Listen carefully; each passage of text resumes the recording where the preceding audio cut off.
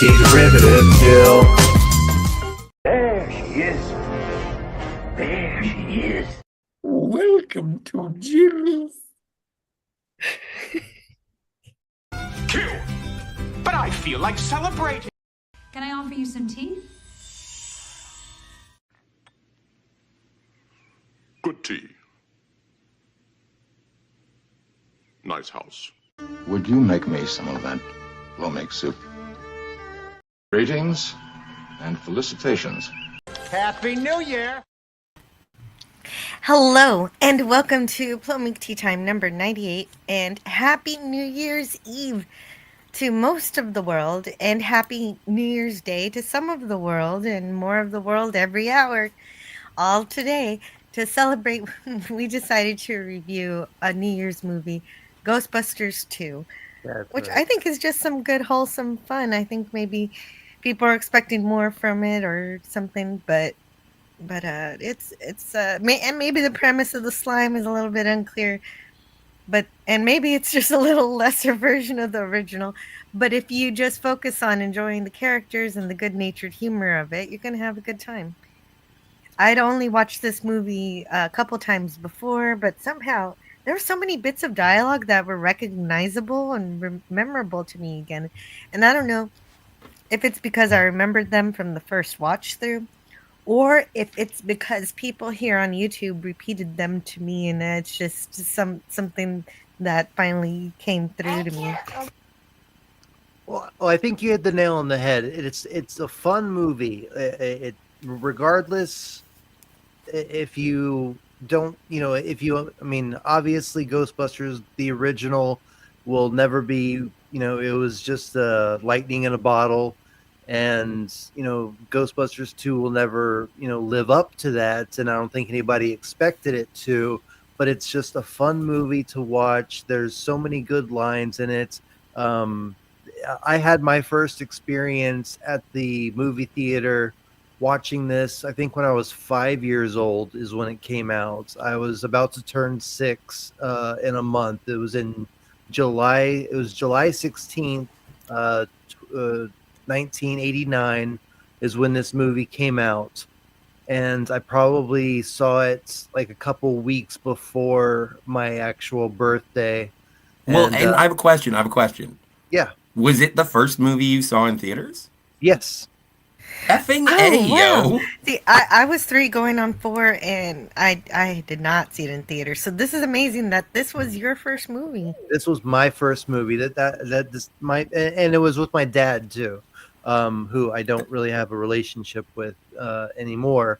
But I remember I went to, we were hanging out with his side of the family, my uncle and aunt, and my grandparents on his side of the family, who are all great people and everything. It's just me and my dad.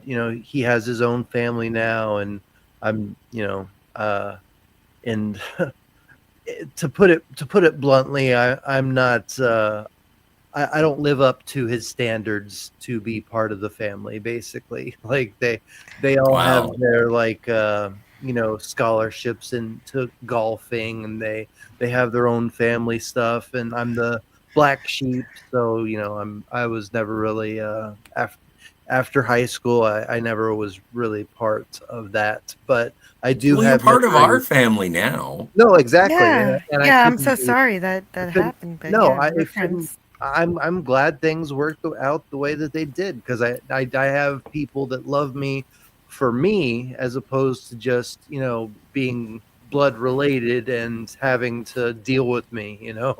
So I think one of the greatest compliments that my father ever gave me is he's like, you know what, I like you because you're my son, but also if you weren't my son, I'd be pretty okay with you too. See, that's an awesome thing to hear. Isn't it nice? It's a nice thing for a dad to say. Yeah, exactly. That's why, I had my grandfather, who was the closest masculine figure that I respected. He never showed his emotions. He never had those type of moments with me, but I could feel that he actually loved me. Well, so my dad was in the police, and he also liked to pirate VHS cassettes. So the first time I saw Ghostbusters 2 was we had our own VCR, but we rented a secondary VCR so that we could tape the movies. And Yeah. this was one of the video cassettes that we taped. And the thing about it is that this was the first widely distributed widescreen VHS. So it was the first one where people were like, what the hell are the black bars? Yeah. You're seeing more of the movie, I promise. Yeah, but the top and the bottom of my TV is black. Yeah. But that's why they had to invent the widescreen TV. And now we're all the better for it. We have so that was my first experience with Ghostbusters too. That's awesome. Yeah. That is really cool. Yes. Yeah. Ghostbusters 2, it will always hold a sentimental place in my heart. Yes. It was just even Franco. though Bill Murray and the guy who played Vigo the Carpathian. Yeah. Yeah. He was in The Die actors are all Hard. really great. Yeah, I but want to before we get into the movie, I want to Okay, say yeah. hi to everybody in the chat. Yes. I want to say hello. Happy Franco Walker says Happy New Year, everybody. Happy New Year to you, Franco. And- Hey. and, I always get ahead of myself. Sorry, Joe. I always get No, so excited about you're- the- you know how to roll, so you're okay. You All right, don't cool. have to worry. Old Man Bird says sometimes shit happens, and who are you And gonna who are call? you gonna call? That's right. And yeah, so it gives you I like the tagline stage perfect for the direction, Old trailer. Man Bird. Hey, That was Stark. Peter Venkman, played by Bill Murray in the film Ghostbusters. Oh, Stark, you're coming up. Cool. See you in a little bit. Sweet. Yeah. Hello to Tony from Stark of Iron, who in the chat says he will be coming up, and I know this thanks to Datazord. Also, FKHC 2005. Ooh. 13 days till your birthday, buddy. Looks like we got a $20 super chat for Jill. Ooh, is it a sticker? Bejibo? No, it's just a chat. No Bejibo. I feel ripped off. I'm Whose kidding. birthday is it going to be? You said it's going to be somebody's birthday? FKHC 2005. Yeah. His birthday is in FKHC 13 days. 2005. Happy birthday! In 13 days. And that also applies to you, Scotty, within that time frame. 11 days. Yeah. Yeah, Yeah. you feel That's why I bad. said within that time frame. Yes. That encompasses all of the days. Yeah. Thank you so much, Um, Eugene, for so- supporting Jill. Yeah, I absolutely need to thank Eugene Bird for the super chat. He's we got thank a you, Old video. Man Bird, for the 1999 super chat, mandatory anti-derivative Jill super chat, because I'm not a member. It's Rock and roll. really not mandatory, although maybe I shouldn't be saying that. Yeah. No. Yeah. Don't. If somebody thinks it's mandatory, don't If call them somebody- out on it. Yeah, exactly. to him. Thank you so much, Eugene Bird. Let's see what should I play? Simple feeling. That's it. That's what There I you should play. go. Thank you. Let's see. Awesome. Cool. Undo that. Let's Well, go back well, up. maybe- I'm still greeting the chat, but yes. Yeah. Maybe in the future, in 2025, I promise you, Eugene Bird, you will see a distinct increase in quality on my channel, and maybe you will you'll see the amount of work that I put into my channel. Hopefully, you'll come by and you'll join us for And some hopefully- radio programs and stuff. Hopefully in 2025 he completely understands what a fraud I am. Franco Walker says, please subscribe and hit the bell, share, hit like, and select live chat. And FKHC 2005 says, get on with it. Well, get on Well, with it. Yeah, come on. but Pick it up. Kronos is here. Premature Hey, Kronos. Merry New Year's, but it's New Year's somewhere. It's New Year's somewhere. Somewhere in the world, in several places in the world. And Down Under Yeah. and some other places. I have a We're little map probably here. 11 minutes into 2025 somewhere on the planet, and it's probably it's- where Carmen San Diego is. Where in the world is Carmen San Diego. Exactly. I love that whole song. But Yeah. yes, it's New Year's. It's New Year's in China. It's New Year's in let's see, Communist New Year's. Do they celebrate? Yeah, it's communist. No, Chinese New Year's a different time. They just think it's Tuesday. Oh, that's right. They just Yeah, it's, that's well, true. they don't think it's New Year, but according to us, it is. It's New Year's on Mars, I'm sure. It's New Year's Eve. I'm in Glendora. I'm the It's New only Year's in living parts person of in Russia. Glendora. What's this country here? That is American Samoa. It's starting in India. No, not Samoa yet. Oh, Hey, cool. Jet Sparks. Thank you, Eugene Bert. Hello. Oh, welcome to the panel, Jet Sparks. Yeah. That's good. It's great to see you. Welcome. The slime Yeah, feeds should on I, negative energy. Should I welcome him with some applause? There we go. Sure. Yeah, because again, that's the only thing I kind of vaguely remember from the movie is that the slime that Vigo like secretes or whatever, or if it's secreting from him. Yeah, it's built off negative energy, and of course, as I said in another part of the chat, New Yorkers, yeah, they are an angry bunch of people. They are really angry, and they're proud of it too. Even the mayor says it's the because I hear God-given right. Yeah. Because I hear from production that they wanted to go to a different country, but then when they figured out that the slime was going to feed off of negative energy, they said, "No, we got to stay in New York." Yeah, because if you went to Norway, Vigo would have just he would have withered and turned to a pile of mush. Because Norwegians, they're pretty happy. Heck, even the prisons are very pleasant to be in. It's like you're living in an apartment in a Norwegian prison. Wait, have you been to a Norwegian prison? No, but I've seen what they look like, and they look pretty nice. They look nice. It's like it's like a dorm room or something. So I'm gonna go do crimes in Norway, allegedly. Apparently, yeah. You're gonna have a nice place. We all do crimes in Norway. Let's get together and have a heist. Oh yeah, and then we can stream from our cells. I want to say hello to Jill Powers, the River Daughter. It's really wonderful to see you here today, as well as Monsters Gundam. Master 8. Masters Gundam. Master 8 Gundam. Senpai Vlogger. S7 Ultimate. Oh my stars, I think we just activated a sleeper agent by saying those words. Maybe. Zavin,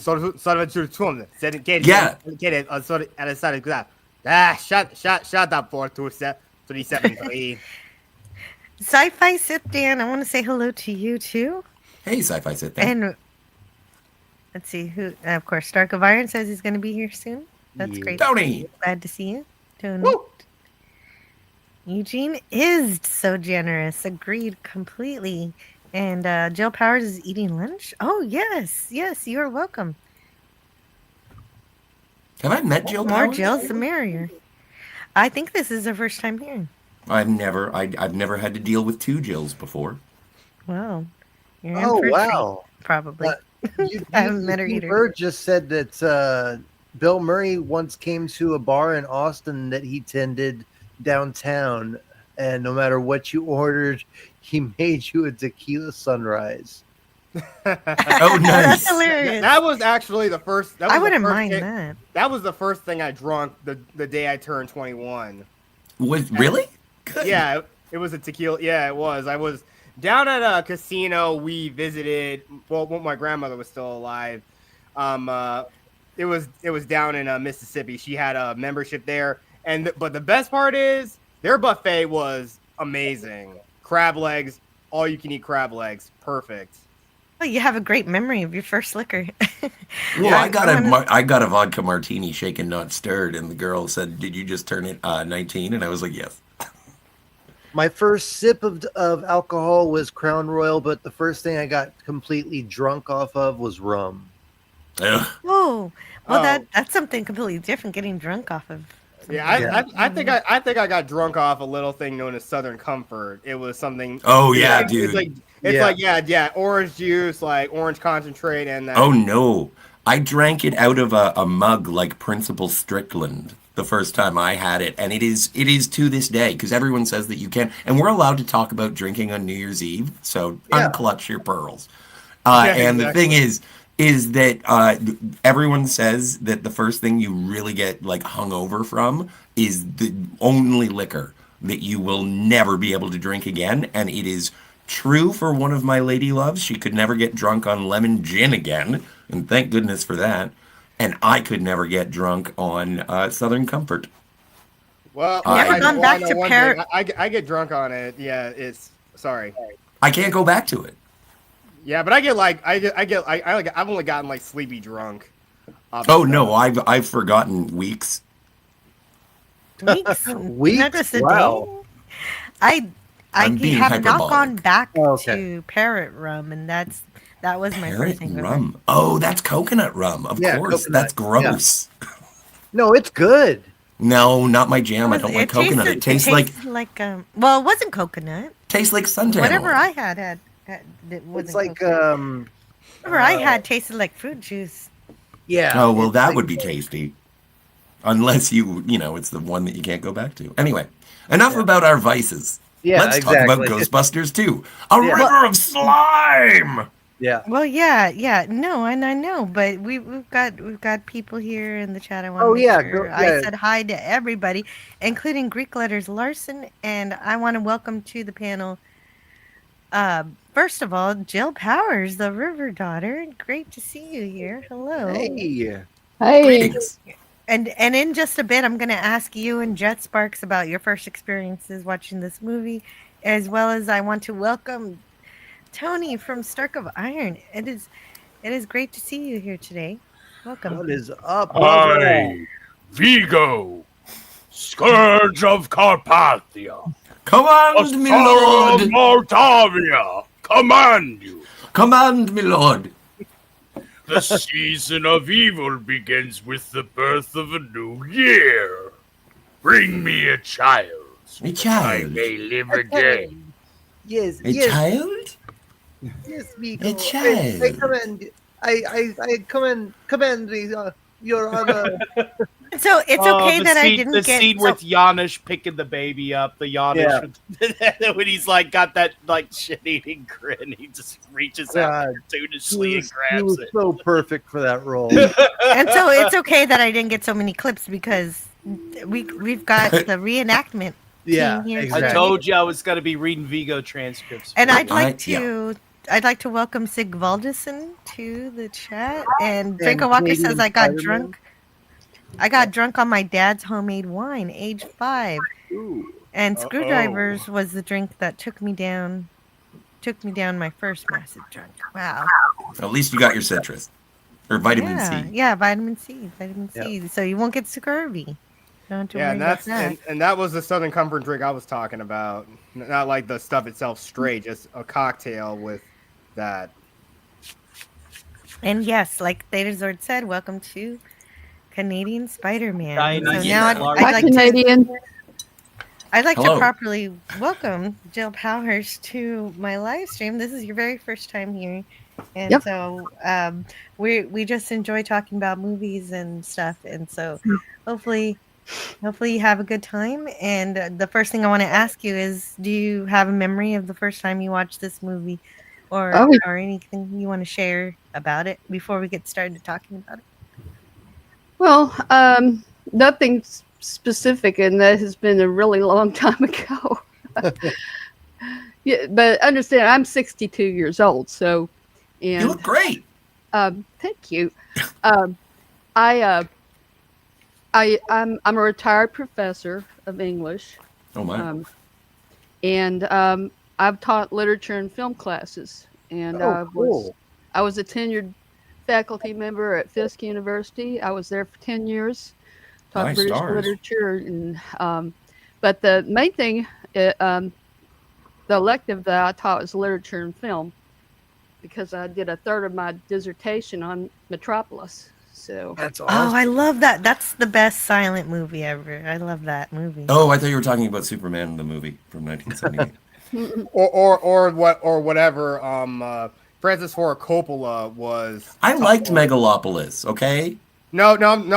What you mean the one? No, I'm not talking about. I'm talking about the Francis Ford Coppola version that came out this year, not the Yeah, original one. Megalopolis. I liked it. yeah, I haven't seen it. I haven't seen that one. But no, I'm actually kind of nervous because I appreciate film myself, and so welcome to the panel. I can't wait to have a conversation about, of all films, you are overqualified to discuss Ghostbusters 2. Here we go. Yeah, for sure. I got the perfect way. I got the perfect way to open up the fact that we have two Jills on one show. So, if you will indulge me for just a few. Jill squared. Let's do it. For the first time ever, broadcasted on live YouTube, television, and radio syndication. The Tale of Two Jills. Which Jill will be able to overpower the other one? Which one is more qualified? Who will defeat who? Math or language? Find out on today's production as we discuss Ghostbusters 2. Oh, be nice. You're making it sound like Truckosaurus. Cut it out. Like, you want to pit Oh, Math you Man kids. Rock'em sock'em. against a film? No. I have to mind my hick accent around the professor here. Oh no. Let's The professor is a hick too. So Hey, sweet. Well, that's good. Okay, so I also want to ask Jet Sparks, what do you remember from your first time watching Ghostbusters 2? That was something vague. I mean, I remember watching it like when I got into my early 20s, and of course this was like over a decade ago. And I mean, I did hear about it, and I know probably it wasn't as good as the original Ghostbusters.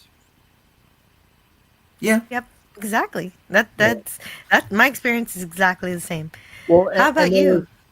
There was Oh, go ahead. issues too where Bill Murray and some of the actors, they weren't happy with the movie and stuff, but we'll get to that later.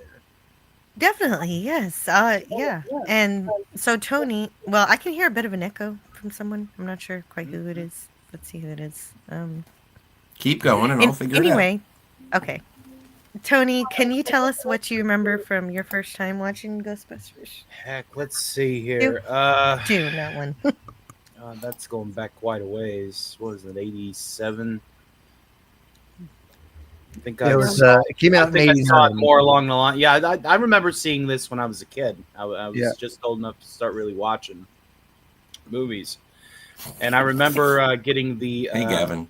the companion guidebook that came with it. Oh, cool. Nice. The black Ghostbusters 2 cups that they were giving out at the theaters and at Oh wow. I don't think it was McDonald's. I think it was Burger King that had this one. I don't remember. That makes sense. okay, it's 1989. 89. Yeah. Huge year for movies. July 1989. Yeah. Yeah, Huge year for it was the year of Batman. It was the year of Lethal Weapon 2. It was Star Trek 5, Fletch Lives, like Indiana Jones and the Last Crusade. Like everything came out in 1989. I remember getting a rotary operated with the styrofoam proton beam. Oh, dude, wicked. Yeah, Cool. because I was like, I want to be a Ghostbuster, and I got that for like my birthday that year. Hey, Gorilla. They had those little plastic ghosts that came with it, and you could like line them up with the trap and knock them in. Yeah. Dude, I remember going to Toys R Us, and this was coming up to Ghostbusters 2, and getting a canned ghost. What Nice. and it glowed in the dark. It was $7 in like 1988. That's like a And $20 it was toy. basically it was like a can that you couldn't open because it said that it was a ghost in a can, and if you open it, you're gonna release a ghost. My parents paid money for this. It's just a can. There's nothing actually in it. It's just a can. Yeah. That's cool though. That was really Yeah, I cool. threw it out a while ago. I didn't even open it. I was afraid to. Yeah. You don't want to summon That's a what movies demon or make, anything. movies make their money on the. Oh, I'm sorry. I said, FKHC 2005 said Star Trek 5. No, that wasn't a good film by 1966 2005 Star Trek standards. I said, yeah, it seemed like genius compared to what they've been putting out. Oh, Oh, agreed yeah. completely. Oh man, that's great. You're a Star Trek fan too. Oh yes, oh yes. But and also- a Rocky Horror fan. A Rocky Oh, yeah. Horror fan? I directed 4 different Rocky Horror casts. I was Oh, my. a riffraff in a Rocky Horror cast. Mhm. Damn it, Janet, I love you. Yeah, that's the thing, is that when I think about the Rocky Horror Picture Show and everybody likes to dress up on Halloweens and go to midnight shows and everything, but the only thing I could really pull off is being a Brad, and how boring is that? Yeah. Pretty darn boring, Mr. It's White. boring. It is so vanilla. No, it's Yeah. not. What's really fun is when they do the whole cast drag. Yeah. That's when it's fun. Of course, that's back when we didn't take that kind of thing seriously. Now we have to. So Well, see, if I go in Did you, drag, I did just you- look did- like a at your figure skater. productions, Jill. Did you have people throwing rice and shaming virgins with the lipstick and the underwear and all that? Oh, stuff? yes. Yeah. hell yeah. Throw rice. Yep. I'm so old that I remember Fame when that. I'm going to live forever. Yep. I'm going I to wanna know make how to sure- fly. Fame.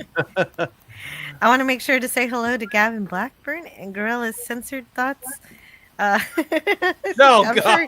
I'm sure you didn't actually do that, Gorilla. And demonetized. That's called elder abuse. I didn't read it. It's okay. Wait.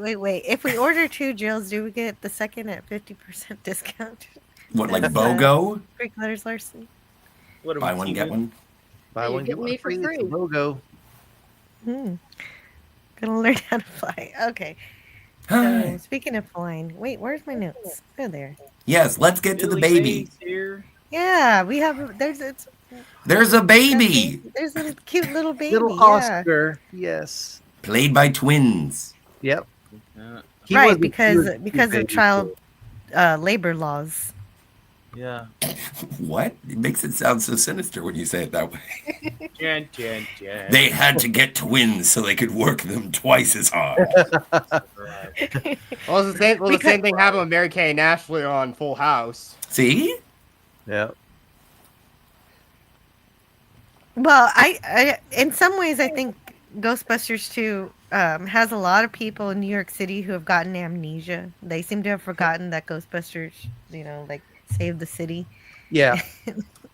Well, And- No, but I think that because it starts out where they're basically like entertainers for kids' birthday parties and stuff. Yeah. Yeah. Because they cleaned up The the entire paranormal city. activity's all gone. Yeah, exactly. So yeah.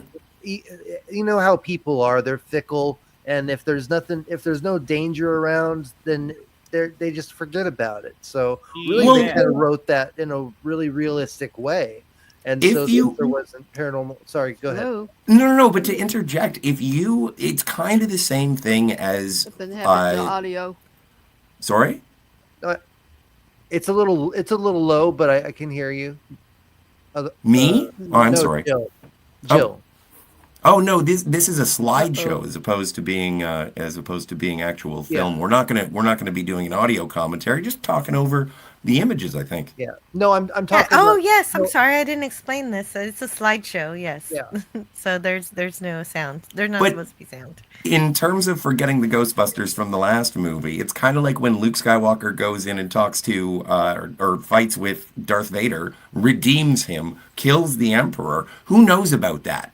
Only those 3 people, and 2 of them are dead. And so it's kind of the same thing. As far as New Yorkers know, they went into Dana Barrett's apartment building and blew it up. I don't know Yeah. about that because they saw the Stay Puft Marshmallow Man. They Sure. were- Yeah, it's they were- just like Oh, you got a point. You got a point. exactly. Yeah, exactly. exactly. You have a point, Yeah, you have a like, point. They People even that saw all the stepped. other He ghosts even running around. stepped on a Those church. are the Dude. Gozerian. Yeah, Yeah. no, you're right. I think that's the biggest thing that's impossible to believe, that so many people could not believe what happened right in front of their eyes. Yeah. And not to be crass, but I do have to reassess and be like, hey, are you from New York? Yeah. Did you live in New York in September at the first year of the century? Huh? I think Did you forget about it? I think it goes to being like a New Yorker and being fickle and being like, if there's no immediate danger, it's just like water under the bridge. It's like, yeah, okay, you saved us, whatever. I got other shit I gotta do, you know. Yeah, what have you? No wonder the slime fed off negative energy. Yeah. What have you done for me lately? Yeah, exactly. It's like, what have you done for me lately? Like, I know you did that before, but we're talking like at least this is like at least 3 to 4 years after that event. It says 5 years. Oh, 5 years later. Okay, so 5 years later. Yeah, so 5 years later, people forget. People don't care anymore. People are getting on with their lives. The only people that are trying to really advertise the Ghostbusters are parents of kids, trying to get them to come to the birthday parties because they were there for that. Yeah, and clearly those kids were asking for He-Man. Yeah, but I wanted He-Man. They wanted He-Man. But He-Man. Yeah, but He-Man's not real, so like they wanted to like bring in like heroes, like real heroes that actually did something for the city, but those kids don't really understand the severity of what the Ghostbusters did to protect their lives. A lot of those kids look like they were like 5 years old. So for all we know, exactly, they weren't around when Stay Puft stepped on a church. Exactly. Yeah, exactly. They just heard stories about it from their parents, or just heard rumors about it. And it might be like the Tooth Fairy to them. Like it might be like, oh yeah, sure, a bunch of ghosts and a big marshmallow man, crushed the city. I You mean the guy that's on the bag of Stay Puft marshmallows? He stepped on a church? Bull. Yeah, exactly. Well, it's funny. You asked me about my experience with this movie, but I can't. I know that I had to have seen it in the theater, but I do remember going to see the first one in the theater. Oh, I wish I would have saw that in theaters. Oh yes, They don't. Quite new. Yeah, those kids don't believe the stuff about everything that happened in New York 5 years ago, but yet they believe in Santa Claus. If you could stop for just a second on this screenshot, you can tell like they took extra detail with the ecto here. Mm-hmm. Look how unkempt it is. It's not got it hasn't been waxed. It's starting to collect that grime. And see, it's because they can't afford to wax the car. See, but this is they're from on such dire straits at the beginning of the film. Yeah, in the beginning of the film, later in the film, you see where they upgraded it. Yeah. So, yeah. Mm-hmm. Yeah, and we only have Winston and Stance here. So after the baby carriage was possessed, after that first scene, we go to we think that they're on the job. They're gonna bust a ghost, but there are 14. Yeah, they're 14 4-foot spirits. Yeah, but they're scarier than ghosts. They're children. There's some of them that are 5 years old. Now some of them are older, but a lot of them look to be like they're probably about 5, 8 6, or 9 for most of them. Oh, those kids are at least 4.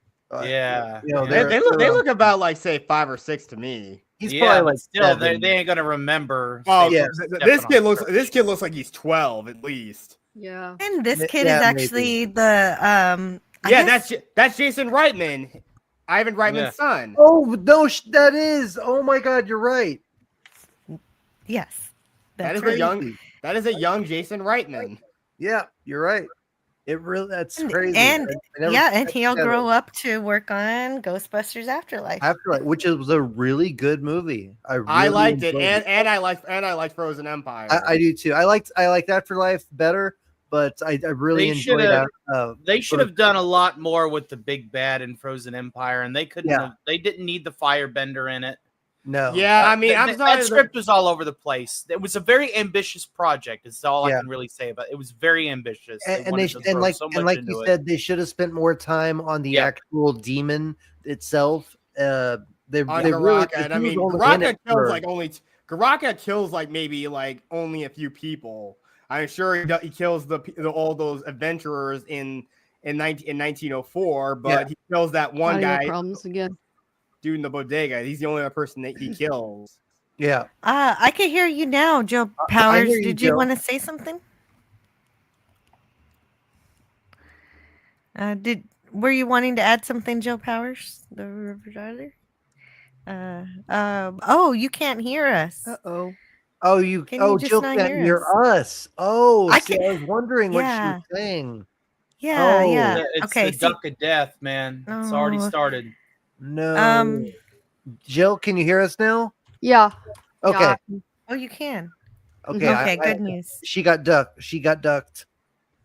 Okay. So you were just having technical problems. It's Hail, probably my Jason. internet. Okay. It's all right. Did you have to say something? Did you want to Okay, say something, Jill Powers? No. Oh, okay. All right. I was just making trying sure. to see what was going on with this. That's it. All right. We're just Yeah. making sure that you didn't have something you wanted to add to it. Yeah. So the movie, of course, makes reference to the original movie, and adding to the lore that they got sued for all the damages that Saving the City incurred. No, But, no, they actually, Bill Murray was actually saying that the city owed them. So yeah, that's true. Well, that's later on where they say they got sued, and then later on Yeah. Bill says, Oh, "Well, yeah, you didn't okay, pay you're- the yeah, you're then right, you you're didn't right. pay the bill." So you've got to combine those scenes together. You're But right. no, that's Yeah. okay. You're giving the full picture, which is proper to do. Yeah. So probably if the city would have paid their bills, then then whatever Yeah. they got sued for would have been nothing. Yeah, exactly. But Ray says, "Yeah, but what a ride!" Yeah. And one hell of a ride it was, man. Ghostbusters 1 was an amazing, that was an adventure for sure. Definitely. And then we move on to the university in the next scene. Oh, my Yeah. slides aren't moving. There is no Dana, only Zool. Only Zool. Are you okay? Are you? Can I make government jokes? Kronos says. Vague ones, as long as you don't name anybody. Yeah. You can say things like the man has no dick. It's fine. Yeah. That's still the funniest line ever. Yeah. Yeah, so Dana meets with Egon to talk about her possessed Oh, carriage. this is such a funny scene. I love this when he's doing these experiments with this family that's coming in for couples counseling, and and he's doing this thing with this other girl in the other room with a puppy dog trying to get reactions out of her, and then at the very end he's just like, let's take away the puppy. And the little girl is also a daughter of the director. Jason Ivan Reitman. Right. Ivan Reitman. Yeah. Yes. Yeah. Wow. So he just had all his kids in this Yeah. movie. Just doing I was this for too. science, yo. Yeah. But I think for they gave Egon a lot of great activities to do in this movie. They made do. him. There's more for Egon. I do. Yeah, like they that. made him a major focal point of this entire movie.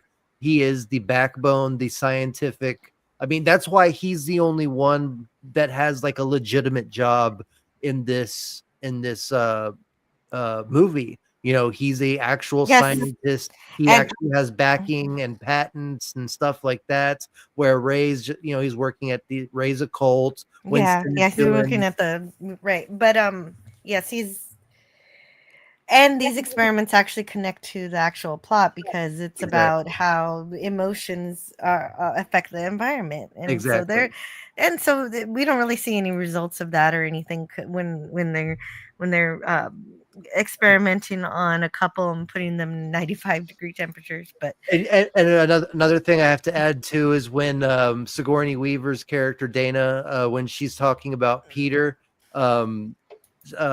he's doing the readings on the girl with the puppy, and as soon as she brings up Peter, he turns around and starts scanning Dana as she's talking about, like, has Peter been talking about me? And he's like, oh, I wonder if maybe this, maybe what I'll get some readings off of her because of her thoughts. Yeah, about everything's an Peter. opportunity. Yeah, exactly. He just takes everything as like a scientific opportunity to test something. It's so brilliant. I don't know. He's done so well in this movie.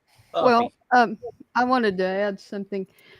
When I was senior undergrad, I worked for our psychology department at UTA, University of Texas at Arlington, and I actually participated in one of those psychological type tests, and it was an interesting process, and I think that's something I kind of like, the continuity between the first movie and the second one in that respect, because they're still doing those kinds of experiments. Anyway, that's all. Yeah. Okay. So this is a good representation of that, despite the fact that it's fantasy. So that's good to hear. Cool. That's really good to know. And then we move on, like you said, to what Peter Venkman is doing after this. Let's see what happens when we take away the. Oh yeah, talking with the pseudo psychics and mediums. Yeah, but he really gives him the floor, and Milton predicts that the world is going to end at the stroke of midnight. You remember in the first movie when Sigourney Weaver's character tells him he was more like a game show host? Yeah. Yeah, exactly. We are. And the set looks just like it's a game show. Yeah, exactly. I think that blazer. I think I've seen that blazer on Chuck Woolery, man. Watching Yeah. the match. And he's talking about like freaking blazer. And he's talking to this psychic, and he's like, "This New Year's, you're not gonna make very much money on your book sales. If maybe you should have pushed it out a couple of years. I mean, you got book deals, you got paperback, not coming out for another year or so." And then the other girl is like, an alien took me to a Holiday Inn room, or a spaceship that they made up to look like a Holiday Inn room. And they told me it's Valentine's Day 2016. And he looks at the camera, he's like, Valentine's Day. Bummer. Well, and it's also it is funny that both in the first movie and this movie, like, I don't know, just a couple of wavy lines and the guy is correct. Yeah. And Venkman dismisses it because hot blonde. And in this one, it's like the world is going to end this New Year's Eve. He is told the truth. And Venkman's like, well, that sucks. No way. Oh man. I'd rather believe the other. Imagine if he was the end of days, then he'd be. Exactly. Gabriel Byrne talks to him. Go back to the last Peter Venkman on the show. Yeah, I love that line at the very end. He's like, and this is Peter Venkman saying, like he's telepathic, like he's like sending a thought to your mind. I love that part. It just adds that little bit of fraud, to him. I mean, it's perfect. I love. He's an excellent salesman, but he does. Yeah. I like how he leads into it when he's like, "What's the deal with hairless cats?" Weird. Weird. I love that. Hairless animals. Weird. Yeah. Weird. Yeah, I might tune into that. But no respected psychics show up on this show because they think he's a fraud, which he admits, yeah, sure, I am. Yeah. And what about the spoons reference? Remember another movie where spoons were featured in vending? The Matrix. Uh-huh. The Matrix. Yes. Of course. That's one of my favorite movies. All you guys gotta remember is there is no spoon. That's true. No spoon. Exactly. It's just an extension of yourself. And but also getting back to the cast, like, I forget this guy's name. He's been in everything. Oh, yeah. The guy who knew the end of the world, Dunn, I think his last name is. He was the dad in the Transformers movies. Yeah. there's a bunch of great character actors, and I mean, it's just filled with great character actors, including Bill Murray's brother is in this. Brian Doyle Murray. He's the Bellevue guy. Yeah. There's Cheech Marin is in this. I got a text message from some weirdo saying, "I can't believe I squeed when I saw Cheech." Yeah. Oh, so it's filled with I'm great. that weirdo. Yes, that is true. And the Titanic just arrived. Yeah. Better late than never. Yeah, exactly. Yes. But we're getting ahead of ourselves. So. Well, no, that's okay. That's okay. But what is this And guy's that's name? The meaning of the... I'll look it up real quick. No, I can do it. I was the one who asked the question. I have to answer it. Okay, you do it then. And Keep going, though. He's I'll catch up. Jack Hardenmeyer is his character name. I don't know his real life name. Well, and he but wasn't he's the the mayor's actual Kurt voice. Fuller? Is it Kurt Fuller? Kurt Fuller sounds right. Let me. But asked. I gotta find out for sure. I can't just go The guy willy who played nilly. Hugo the Carpathian, he was upset that they didn't use his voice. Max von Sydow though is so perfect. Yeah, they really did. It But is he Kurt was- Fuller. He's he was Hardemeyer. upset about that. My God. Sometimes I wonder why I have a brain. Why do I know Kurt Fuller's name? Because he's awesome, Scott. Yeah. Right. But he's a great character actor. He's in a ton of stuff. So when Gavin says Ron Jeremy is in the crowd scene, In Ghostbusters 1, yes. Oh yeah. He's wearing pants though, so don't rent the movie if you're expecting something fun. nope, I sure didn't want to look at that. Moving on. That's a very menacing face. But then again, so is my face. See, I was so surprised because I was watching Turner Classic Movies the other night, and I had never seen Sophie's Choice, and Peter McNichol was in Sophie's Choice. I was so taken aback. I've never seen Sophie's Choice. I've heard about it, but yeah. It's different than what you heard. Not a pick-me-up anyway. No, certainly not. Certainly not. They're just Okay, so they're just wheeling around this painting of Vigo, and Dana's working here, and she's gonna stop working here. She's gonna go back to the orchestra. Yeah. Yes, thankfully. And yeah, right, because Dr. Poa just keeps touching her hair and pretending. Yeah. Oh, well, There was there's fluff. something in you. There Fluff. was something. Just a fluff. Why don't you let me take you out to dinner and we can It's like if Balky from Beverly Hills Cop was creepier. For sure. Yeah, apparently he asks her out every single day. How annoying is that? Yeah. Well, and I do enjoy. He does have my favorite joke in the entire movie is when he's walking past and he's like, "Everything you're doing is wrong. I want you to know that." Yeah, I want you to know that everything you do is wrong. I love it. Wait, you mean the actor who played Balky from Perfect Strangers? Perfect Strangers. Yeah, I forget his name. Yeah, well, the only other thing I know him from is that he was in that Stephen King movie, The Langoliers. The Langoliers, totes, yeah. No, He was also in, Langoliers. What a weird film. It's free on YouTube. We're not sponsored. Of course, I don't be able to get us. Yeah. No, I love Perfect Strangers. Yeah. And of course, Vigo is possessed, but that is just being What's hinted at his here. name? Because he was in Die Hard. Oh, I don't know. You have to tell me. I am. I'm looking it up. That is. Yeah. You're William von Homburg. That sounds. He looks like a William von Homburg. He really does. I will not second guess you. That sounds perfect. Even if it's not right, that sounds exactly like that's what I'm going to Well, call I it. have a IMDb up, so Yeah. Oh, okay. Then you are quick So on I the have- draw, yo. can. But anyway, Dr. Raymond Stantz has a bookstore. Yep, He's got Raise the Raise the Cold Cold Books. There it is. And Egon Padawannabe in the chat. Hello, Padawannabe. Bronson Pinchot was Balky Bartopoulos. that's- And that's- Serge. And the guy from the Langoliers. Serge. Oh, no, it's Serge. Yeah. I love that. To what is it pertaining? This has nothing to do with Ghostbusters 2, guys. Let's get back on track. That's okay. That's okay. It's good to see Padawannabe. It is. Egon's there to tell her about to tell Ray about Dana's story about her baby's carriage running away. They found slime, or have they found slime in the apartment yet? Or no, we haven't gotten there yet. Okay. But I didn't know Sting was in this movie.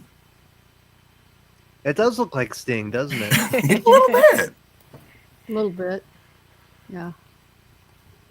Well, Yeah. and the thing is, Bankman rolls in with sex jokes, which makes sense. But then Egon makes a reference to genitals when he says that the students are the college students are interested in his epididymis. Yeah, and later I got another thing to point out about Egon's little horniness. Yeah, there's another little part that I was just like, oh, whoa, crazy. But yeah, And yet, I'm still salty that Janine and him didn't end up together. Yeah, but and really, Egon's too focused on science. Everything's an experiment to him. You know, I think that it was fine that Tully ended up with Janine. I mean, Janine, but with jokes like this, maybe he would have been interested now. Well, the deadpan. His dry mold and fungus. Dry. I think that was the turnoff. Like that was the turnoff point in spores, molds, and fungus. Yeah. Well, dude, I like there, and Egon has one of my favorite and memorable lines in this. Is like, we had what Ray asks Egon is like, didn't you have a slinky? And he's like, we had one slinky, and I straightened it.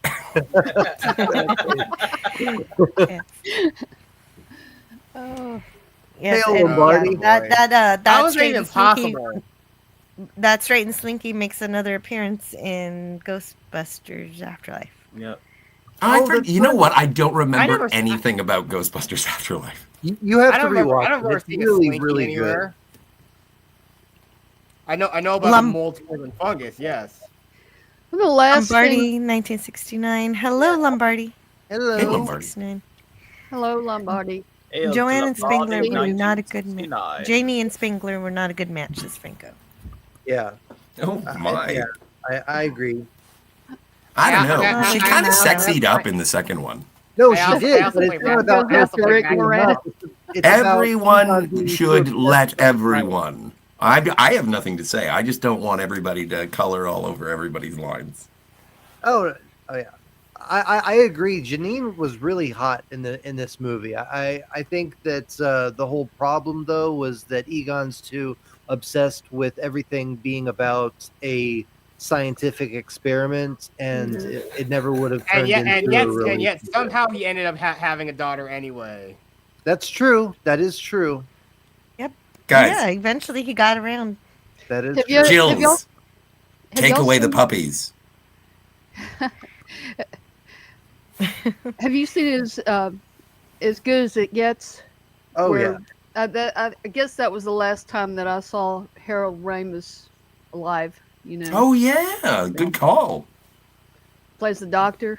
Mm-hmm. Oh, I don't even remember that. Wow, I remember him in what's that one film with the it's the kid that's wanting to be a writer, and he plays the Orange State. Orange County.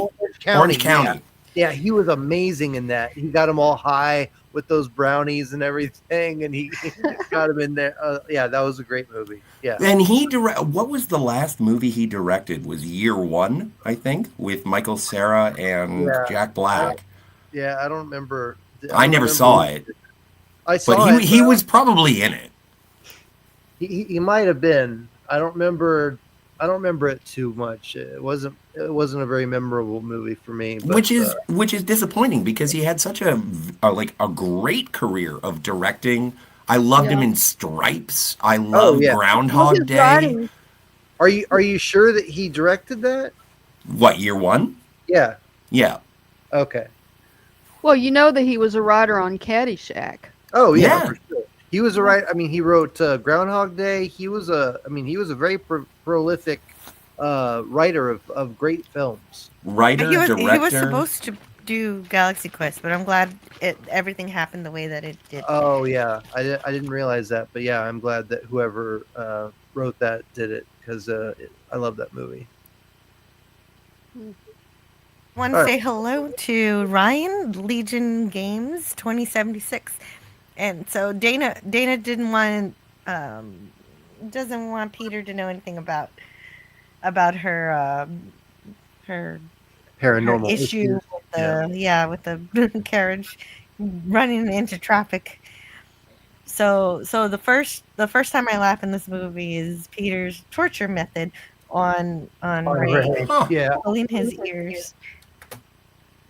Yeah, he always does that. In the first movie, he just has Ray just can't stick up for himself when it comes to Peter. Like, Peter just has that edge over him, and yeah. I love the dynamic, though. Peter uses his charisma and influence on other geeks. Yeah. Yeah, but also Ray is loyal. That's true. That's what I like about Venkman. He's the cool geek. He's the geek that all the other geeks aspire to be. See, that's why my favorite Ghostbusters is Winston. Yeah, Winston's more the Winston's the everyman. Yeah, that's why I like him. Yeah. Well, I could say Winston's the most normal. Yeah, he's the audience. He speaks for the audience mostly. Yeah, he's the guy that's there for the paycheck, and he's experiencing this stuff for the first time. Yeah. Oh, exactly. Yeah. No, when they all ask him if he believes in all this stuff, he said, "If you're going to pay me, yes." Yeah. There's this steady paycheck in it. Yeah, I'll believe whatever you tell me. But Your Honor, these things are real. I have seen stuff that will turn you white. Yeah, exactly. That was a great line. Yeah, for sure. Yeah. So Dana's playing her cello, and Ghostbusters come to examine the baby, and they do the APGAR test, which is a real test, which is something I know about because you get one every time you have a baby. So really? So they examine the baby's breathing, heart rate, muscle tone, reflexes. Oh, tickle response. Ticklish, yeah. Baby's ticklish. Yeah. Baby's ticklish. No, I guess that's part of reflexes. Sure. That's funny. Yeah. I love that part. And then you get a score from 0 to 10. Hopefully you don't get 0 because your baby's probably dead. And then they give the. I'm sorry. What was that? Hey, Franco, you gonna get wasted? Oh, and I love clock somewhere. Like such a cute baby. Such a cute baby. It really is. Where did that term come from? Where people just say it that way? Where did that even come from? Baby. Might have been Austin Powers. You can keep. Hey, it was probably Austin Powers. And the mojo. All I want is to. Yeah, in my bell. And not Oscar. Oscar, I'm not going to eat you. It's fine. The real Austin Powers is my nephew. Really? Mike Myers? Yes, I have a nephew named Austin Powers. Oh, I knew that the legacy of my arch nemesis would live on, Jill Powers. He's your brother. I thought y'all are getting along now that y'all are brothers. It's now time for me to unveil my master scheme. Okay. Well, I always thought you were crazy, but now I can see you're nuts. I thank you. So somewhere in the world, it's Happy New Year. That's right. Oh, great. Yeah, no, that's true, I think. How many hours left for us? 8? No. 12. No. 14. No. 11. 6. Full 12. 11 for me. 11 hours for me, Subject is a male too. Caucasian. He's a 10. endangered species. The male Caucasian is the next endangered species? It might be. Well, at the rate that I'm treating my body, yes. Hey, Franco Walker, Happy New Year, everybody. I wonder if that means that you live in Libya? And so I don't. Whenever I hear the word Libyans, I'm worried Doc Brown's getting mowed down somewhere. Oh no! It was just a geography joke. It wasn't a geopolitical one. Well, maybe you shouldn't promise people a bomb and then just fill it with pinball machine parts. Exactly. That's so funny that he tricked them with that. I don't know how, but they found me. Run for it, Marty. Who do you think? Libyans! Speaking of a movie that I remember going to see, and went in 1985, went to Universal Studios tour where I have a picture of the original DeLorean. Ooh, that's awesome. Oh yeah, I think that same hotel in Mississippi I told you about. It also, I think it had a mock-up of both the DeLorean and the 1960s Batmobile. I have a life preserver, but that's because I think I'm going to drown. In your own. I want to say, Egon says. I mean, Padawannabe says Egon was the brains, Ray was the money, and Peter was the salesman. Winston was the normal one who couldn't believe this shit was real. Making $5 an hour for minimum wage. Hopefully, he's doing more in this movie. But that's what I love about the original concept for the Ghostbusters is that these were basically garbage men. Yeah, exterminators. Yeah. Yes, exterminators. Better word. Yes. Right. Exactly. Welcome to Zacharot. 315. Great to see you here today. I wonder if he is like Kakarot and yes, Vegeta. Thanks for playing. And I knew about the Apgar test, but I didn't know about the Gamma or Prost Infinite Acuity test because it's totally made up. It's named after a comedy writing duo Tom Gamble and Max Prost, even though I don't know who those people are. Sorry, Jill, I just have to step away for a moment. I'll be back shortly. Okay, no problem. We'll just collect the stool sample while you're gone. Yeah. Old Man Bird says Winston has been showing up at cons. He is somebody we can identify with. Yeah, exactly. That was the whole purpose for his character. You mean Ernie Hudson? Ernie Hudson. Yes, Ernie Hudson. Yes, we want to refer to the actual person. Yeah, and not here's the character. the thing. He kind of looks a little odd without his mustache. True. I think I heard that they did that because they wanted to match the cartoon. Really? I never heard that. Crazy. Oh, right. This came out at the same time as the real Ghostbusters. Yeah, that makes sense. I'm surprised they didn't continue onward with Extreme Ghostbusters, though. That was entertaining. I have to say I like once it became Slimer in the real Ghostbusters, it really kind of dropped off. But the original couple seasons was really good. I loved how dark it was. They really went all out with the animation and the voice acting and stuff. But yeah. Anyway, we're here to talk about. Well, that's okay. But also remember this is also a New Year's Eve party, so a few tangents here and there are okay. Okay. So, and Sigvaldson says $3.86 an hour was in 1984 was my wage at a bookstore. Dang, yeah, that's low. Wow. Yeah, that's about right. I need to feel loved. I need to feel desired. Yeah, exactly. You are desperate. You are that desperate. No, he was saying it sarcastically. He was like that was like a point where he was like trying to make fun of like why he screwed up the relationship. He was like, I need to feel loved too. Like I don't know. That's apparently Sigourney Weaver went to a showing to the Arsenio Hall show and said that the violinist was the father that ran out on her. Oh, from the first movie. Yeah. That guy. Okay. Yeah, I remember that. I knew it was that guy. Crazy. I never knew that. That makes sense though. Yeah. Yeah, but I guess they're just trying to fill in the backstory here where they're not together because Peter never asked to. Yeah. Never proposed. Yeah. He was Oh, always And there then- with commitment. And we learned from that Egon never had toys when he was a kid. Yeah. Like Scotty said earlier, he had a slinky, but he straightened it.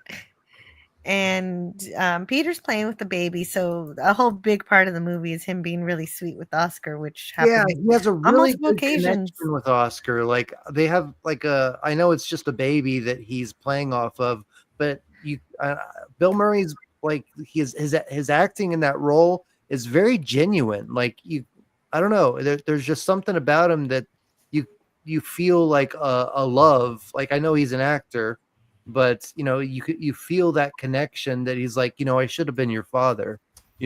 Like I don't know. It was just really sweet. I really enjoyed the connection that he automatically had with Oscar. Yeah. It's cute. Yeah. Yeah, it is adorable. Well, I mean, and the baby is adorable. So when he calls him ugly, it's Yeah. not. Oh, yeah, exactly. Peter proposing. So you wanna? Hey, dudes and dudettes, says the Comic Relief Crusader. Hey, Hello. what's up, Mike? Hello, Happy New Year's Eve. And also, I have to say hello to Sentai Ranger Donnie. I do too. What's up? More Hey, phenomenal. Donnie. He said, I love the first 2 Ghostbusters movies and the recent 2 Ghostbusters movies combined. That's the perfect way to put it. I like the Yep, one that's it very is. interactive that came out for the Xbox 360. That interactive film. Yeah, that's technically the third movie. Yes, it is. Dan So it Aykroyd- was also on the Wii. Yeah. It was really fun on the Wii. Yeah, but still, the one that they tried to make, Ghostbusters Hellbent, that sounds like a heck of a movie that would have been made. Oh yeah. They were trying to make it like where they go to hell and like Manhattan. Yeah. Oh, wow. Yeah, they really tried to make like a really elaborate script, and it really could have been cool if they had the money to pull it off. But Bill Murray, he didn't want to do it. Him and It Harold wasn't Ramis just had Bill kind of Murray. You got to remember, this is Dan Aykroyd's MO. He's like, oh, I really need to make an overcomplicated script. That's the reason why they brought Harold Ramis on in the first place, was to. But they were all ground relying on Bill- Ghostbusters. Yeah, but I mean, relying on Bill Murray. Dan Aykroyd has got a little cuckoo to the point where he's practically a conspiracy theorist. That's true. That is true. Originally, But they knew that Bill Ghostbusters Murray was was supposed to money. be set in the future. It was going to be a space opera and all. Yeah, kinds it of was like they were supposed to be brother. interdimensional guys, yeah. interdimensional cops. Oh, yeah, Yeah. you too. Oh, well, maybe you're speaking to the other Jill. But Jill Powers, did you have something to add? Oh, Or are you just saying hi to Brogu? I was saying hi to Brogu. Hello, everyone. Hello, Jill. But also hello to Jill. Yes. I hope you're having a wonderful day. And I want to wish all of you a happy new year. And yes, it is important to know there are 2 Jills on the panel. And so, yeah, if someone's saying hi to me, they're saying hi to you too. And then, of course, I think this is the other line. Well, one of the other 3 lines. Oh, that yeah. Egon says that is just like, what? Yeah, I'd like to some do gynecological tests on your mother, and then I think Bill Murray's like, who wouldn't? Yeah, but I mean, it's funny. It's a funny line, but thankfully or hopefully, nothing ever comes of that, No. or it happens off screen. I don't know. Idea for a new movie: Ghostbusters meet Hellraiser. The Cenobite. We have such He was- shites to show you. Yeah, If we it got gives we me got a to get John paycheck, I'll Carter believe in for anything you that. say. That was I just think this is a nice there's shot still, of them. and there's still yet another scene with Egon and his sexual. Yes, we have one more big one. Okay, yeah, coming up. exactly. Lack of sex drive. Yeah. Well, no, not lack. Oh, right. Yeah, we'll get to it. It's just it gets weirder. It does. It really does. Yeah, so they're digging a hole in Fifth Avenue, and Why do they? Okay, can somebody tell me why they dig a hole instead of going underground through the subway systems? Or or the way that they do later in the movie. I think it's because they don't know how deep it is. So, like, it could be in the cement. Like, they have to figure out.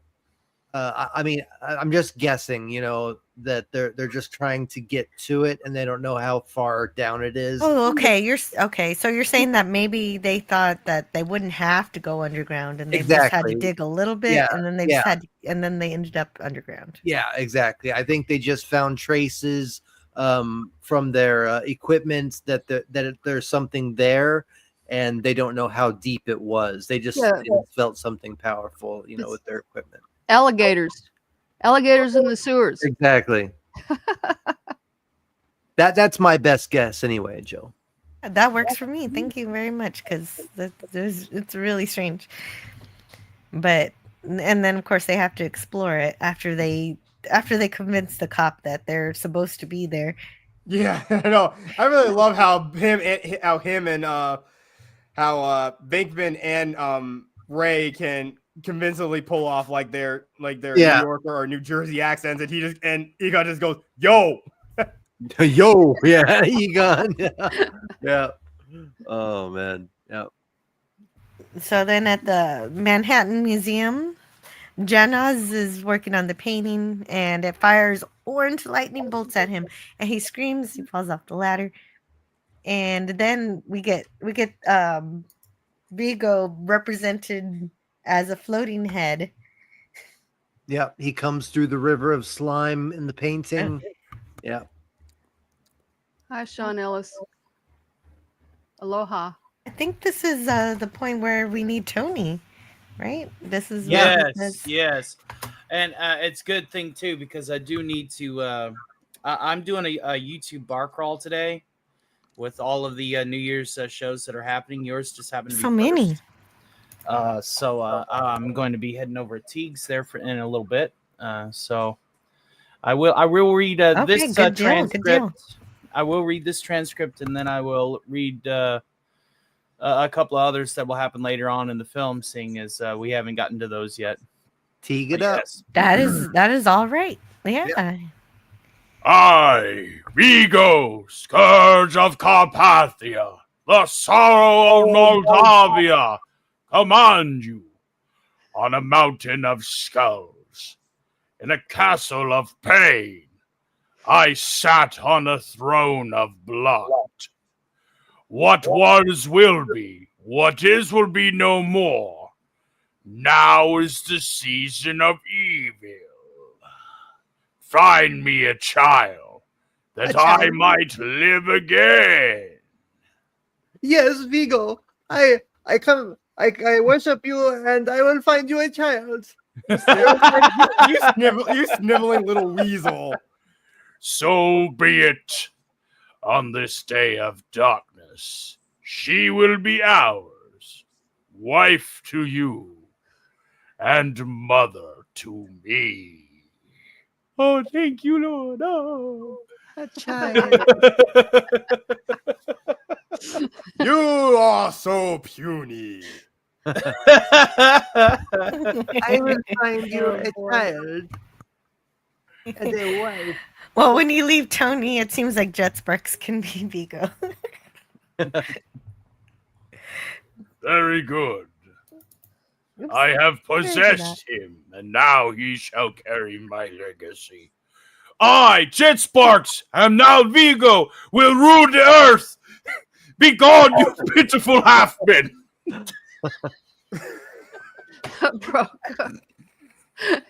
He said he sat on the throne. The teenager in me finds that funny. Oh. Yeah, and so then he immediately goes to Dana's. Yeah. Thank you, Tony. Like in the middle of the night, he just automatically just starts walking over to Dana's, even though it's probably like midnight. Yeah, and it was weird, but also almost lucky for him that there was a blackout, so he could play it off like, I was just worried about you because of the blackout. Sean Ellis says Ghostbusters 2 is a classic. Yeah. And welcome to Sean Ellis. Yeah. As I said before, this is the first movie I ever saw in theaters. Yeah, it's Wow. especially special for you. Originally, Vigo was just going to be talking from the painting, and then they tried to do clay animation and animated cartoon. I'm glad they went with the floating head versus the cartoon. Yeah, they did a great job handling that situation. Yeah, with the what's that effect they use? Is it rear projection they use to try to make it seem like someone's transparent? Okay. Yeah. Yeah, they did an amazing job, and they kind of foreshadow the river of slime down there as a connection to Vigo through that painting. So yeah, I thought that Yeah, was exactly, and that works out really well. Yeah. And so somebody has to go down there. So Ray is the one who's picked to go down there. Ghostbusters 2 says Sean Ellis is a classic that cannot be imitated by a remake. Too bad that more sequels featuring the original cast were not filmed. Seriously. Yeah. That was terrible. Yeah. The Ghostbusters with all the women. That's 2016. Sucked royally. Oh no. Girl no. boss. Yeah, I will. The only person who gladly still defends that video is my sister. Who defends that movie is my sister. Mm-hmm. But how? Because I think she's a big fan of Melissa McCarthy or something. I don't know why. But it's not a good. I mean, regardless, they can be funny on their own, but it's not a good Ghostbusters movie. That's the thing. Exactly. If it was just some random, it was just some like them just doing some sort of more urban horror spelunking thing. It would have been fine. Yeah, but they tried to turn it into the new remake of Ghostbusters, and there's just no way that you can fill the shoes of the original Ghostbusters team and the story. And they tried to do just that. Well, and it had no real connection to them. It's not a passing of the torch. Yeah. Well, and they were confused on that as well, because in the first trailer, they said in the first trailer of Ghostbusters 2016, they said something about 20 years ago, the team saved the world from a paranormal or whatever, and now we have a new they had something like that. So they tried to connect it at first, and then all the fans were like, "Okay, this has nothing to do with the original. They're not saying anything about that." So they took that out completely. And what did you want to add to that, Jill Powers? Well, I was just going to say, I mean, talk about a boneheaded move trying to replace each and every one of these comedians. They weren't funny. Yeah. And the acting was terrible, and and there was no respect paid to that past, as David Zorn was also saying, and that's what we get with Afterlife, at least. Even if Frozen Empire maybe isn't as funny as original Ghostbusters or anything, but it tries to. But that's the whole point, though. I do like about the newer Ghostbusters. It actually it's a tad bit more scarier than the other ones. Yeah, but that's the thing, though. Ghostbusters try to balance both comedy and horror. I don't know. The librarian ghost from the first one was pretty terrifying as a kid, and Vigo was pretty terrifying as a kid as well. Mm-hmm. But I agree that they're trying to do more of a horror aspect. Like the new Gozer, they really went all out trying to make her or it terrifying, and those the terror dogs and Garaka from Frozen Empire. Yes, exactly. Aim for the flat top. Yeah. Padawannabe says the jokes in 2016 are so forced, they don't feel organic. So it's horrible. Like they wrote a bunch of jokes and just put them in a Ghostbusters film, whether they matched up or not. And they might as well have made it a musical with that dance scene. Yeah, exactly. I think Paul Feig Paul Feig reportedly broke down and cried after they filmed the scene. Cried? Wow, it was that bad. Gosh, well, I do want to get back to Ghostbusters 2 at some point. If there was one clip I would have gotten, it's a river of slime. Yeah.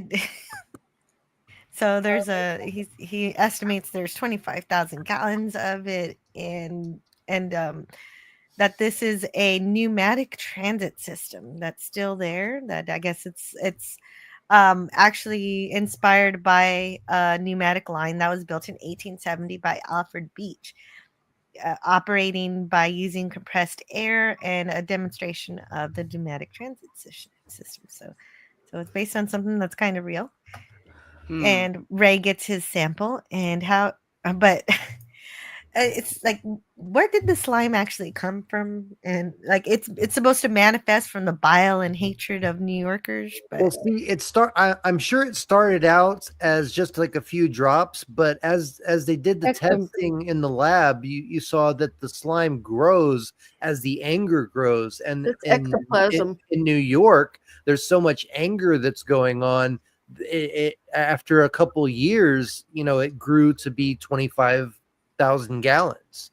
So it probably started as just a few drops from Vigo or, wherever it originated from, but then it grew into that entire river because of all the hatred and anger in New York. Absolutely. That is what I garnered from this. I see no problem with the logic of this river of slime. Yeah. No, not either. It's somebody in the ectoplasm. chat says it's ectoplasm. Oh, you said it was ectoplasm. Ectoplasm. It's a form of ectoplasm, yeah. Somebody blows their nose and you want to keep it. Sorry, Jill. Blows their nose and you want to keep it. Well, it continued to grow and grow. But I want to give Tony from Stark of Iron a chance to say anything to share on this New Year's Eve before he heads out to the next party. Yes. I guess I could put in a small bit of a plug. Sure. Am I coming through loud and clear? Loud and clear. Magnificent. Capital, I say. Capital! 2025 will be the year of growth, exposure, and more.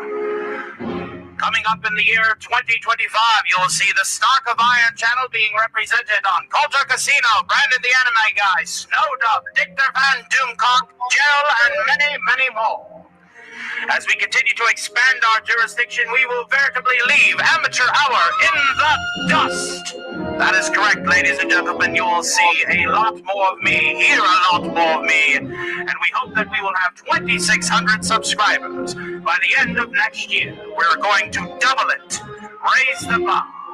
We hope to see you at the after party matinees after the Lordship and the Hollow Earth, as well as discussion panels and gaming streams, and more coming out in the next year. We wish everybody a wonderful and blessed 2025, and we hope to see you very, very soon. Thank you, Jill, for hosting this wonderful panel discussion today, and we hope that Vigo will definitely be turned into one of the Fettuccines. Right. Delightful. This is our year, Tony. Awesome. Thank you, Tony, and have fun. You bet. Love you. See you on the Wastelands, Wastelander. Happy New Year. Happy New Year. And it was a pleasure to finally stream alongside you, Jill Powers. Enjoy the Tale of Two Jills. Yeah. Great and honor. Jet Sparks, I saw you at my show once, but only once. It was good to see you again, my friend. I hope you all have a wonderful, blessed New Year's Eve. I'm going to be literally everywhere tonight. And safe. Besides Sutton. Yes, well, Scotty I saw last night. True. But don't forget, whatever you do today, the thing that you have to do most is touch a glittery ball. Oh, well, I've already done that twice, so. Yeah, dope. Oh, I thought you said balls. Okay. No, But just yeah, one. you Just can one. Subscribe. The goal is Yeah. 2,600 subscribers by this I'm time just an next year. overachiever, Jill Powers, so. So we hope to see you then. God bless everybody. I'll talk soon. Okay. Okay. Super All right. fabulous. Yeah, we'll see you soon. Bye-bye. Be safe. Bye. Tony's fun. Yeah. Yeah. Just like Brogu says, wow, Jill, Tony Stark knows who you are. I'm a subscriber. Yeah. What if Jill needs Slimer? Well, that's the thing, is that they wrote a lot of scenes for Slimer and they cut most of them out. Well, this was also, like, Ghostbusters 2 was riding the popularity of the cartoon, The Real Ghostbusters, and so they did kind of, like, even There's an old Oprah Winfrey show where it had the entire cast, like everybody was there, and Dan Aykroyd says, they kind of schlubbed me up a bit for the sequel because it made more sense, because kids would be coming to Ghostbusters 2 because of the cartoon. Yeah. And you notice in Ghostbusters 2, they have different color flight suits that they use. They have three. They have the original tan khaki color, they have black, and then they have the navy. Yes. So they did that, I think, because of the real Ghostbusters, because each individual Ghostbuster in the real Ghostbusters cartoon each wore a different color. So I think they did that in kind of an homage to kind of connect that with the cartoon. Mm-hmm. And also, I think some of the scenes in the montage later on, some of them are actually just cut scenes from Ghostbusters 1. Yes, I believe that's true. I do want to specify, because I think I know what you're talking about, but I don't think that they were cut scenes from Ghostbusters 1. They were cut scenes because there was a whole subplot when Ray goes to investigate Vigo the Carpathian's painting, and he gets like mind controlled. Yes. Oh. And there was supposed to be a moment, like there is a thing where Ray is driving erratically, and you get a like sort of a funny mugshot from like hamming for the camera from Bill Murray, and he was supposed to be exhibiting him being possessed by Vigo at that moment, but that subplot was cut. And so, yeah. So I say you are on the right path, but it's still Ghostbusters 2 cut stuff. Yeah, because you have to look. There's little things you have to look at in Ghostbusters 1. The ecto traps.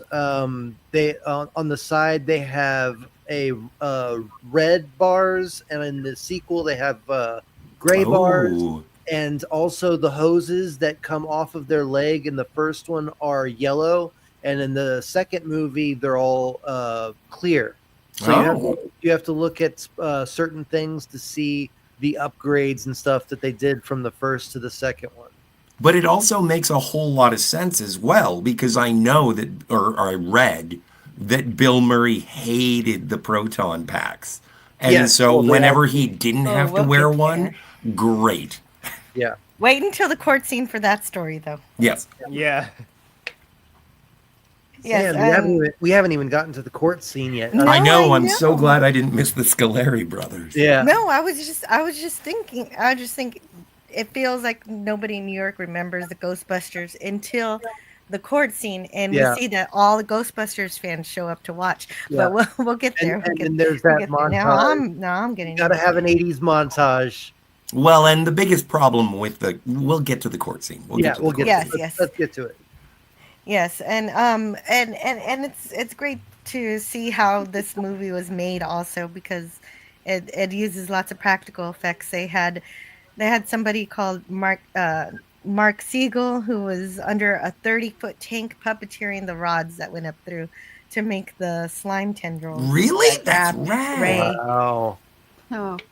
Yeah, so those are puppets.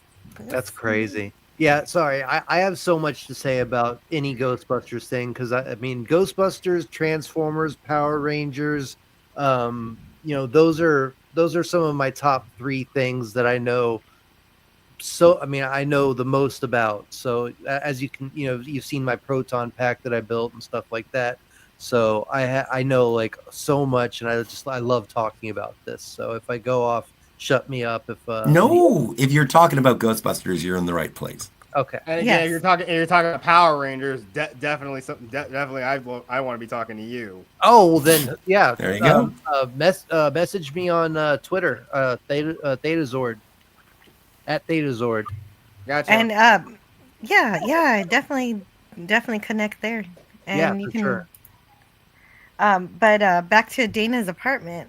Janos comes to kidnap Oscar. Janos. But she doesn't. But Janos. Sorry. Janos. But he doesn't let her. Janos. He doesn't let him in. Anyway, sorry. She doesn't let him in. So he stands in the hallway. And those I eyes, love this that used effect. to scare the shit out of me. This was His flashlight? crazy when I saw it for the first time. I had no idea how they did it. Yeah. Yeah, he's got binocular glowing headlights. eyes. Yeah. And so then we're at the courthouse, which is the exterior, which is the Thurgood Marshall U.S. courthouse in New York City. Yes, Thurgood Marshall, the Thurgood Marshall. the first Black Supreme Court justice. Mm-hmm. I'm not sure. I was going to make a note about Sigourney Weaver. Before she had appeared in Alien, she was in Annie Hall. Oh yeah, yeah. It's just a bit part, but I think it may be her first role. I'm not really sure. I think you're right. I can look it up if you want. Yeah. Okay. I did not know that. So of course we've got the judge saying, before this trial happens, ghosts don't exist. Yeah. Okay. He's already, Don't talk about he's already made his decision. So Yeah. Jill, Yes. Yes, Scotty, our 37th. all the Jills. Yes. This is I'm Harris. going to be Jill too. This is Harris Yulin. Now, Harris Yulin is one of my favorite character actors of all time. But anti-derivative Jill, you may remember him as the Butcher of Galatep from the episode Deep Space Nine Duet. Huh. Hi, DJ. Oh yeah, of course I do. Well, but with different makeup, so I might not actually recognize. Well, yeah, no, he's not a Cardassian in Ghostbusters 2 No, not in because, real life. reasons. Why? Explain yourself, Scotty. Because they're leaving money on the table. Exactly.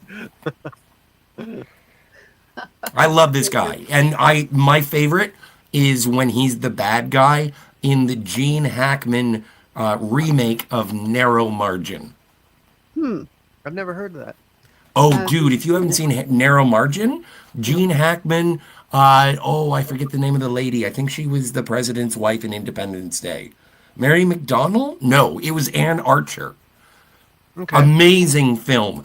Tight film noir in that classic style. Harris Yulin plays the MacGuffin criminal. Huh. Interesting. I've never heard that. I've never heard of that movie before. Yeah. Cool. Check it out. It's rad. Yeah. Very good, very good. DJ Knight says, "Hi, Jill P." So that one is definitely for you, Jill Powers. Hi, DJ. Hey, DJ. Good to see you. And it is really good to be on a panel with you, Jill Powers. It's the first time that got to actually speak with you, so it's great to see you. Oh, thank you. Ditto. Oh, Same. Very, very honored to be here. oh, my pleasure. I'm not having a It good looks time.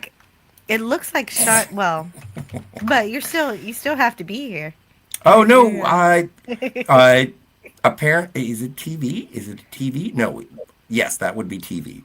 So her first on-screen appearance, Sigourney Weaver, was on a television show called Somerset. Okay. Yeah. And it ran for 1,704 episodes. No way. That show lasted like Wow. 14 years at least. 1970 to 1976 was her first on-screen appearance, according to IMDb. And then that was, so I don't know when, on 1976 apparently. And then, going full film, Annie Hall was Sigourney Weaver's first appearance. That's a lot of episodes. That's like before The Simpsons, that was The King. 1,704. They should have quit 3 earlier.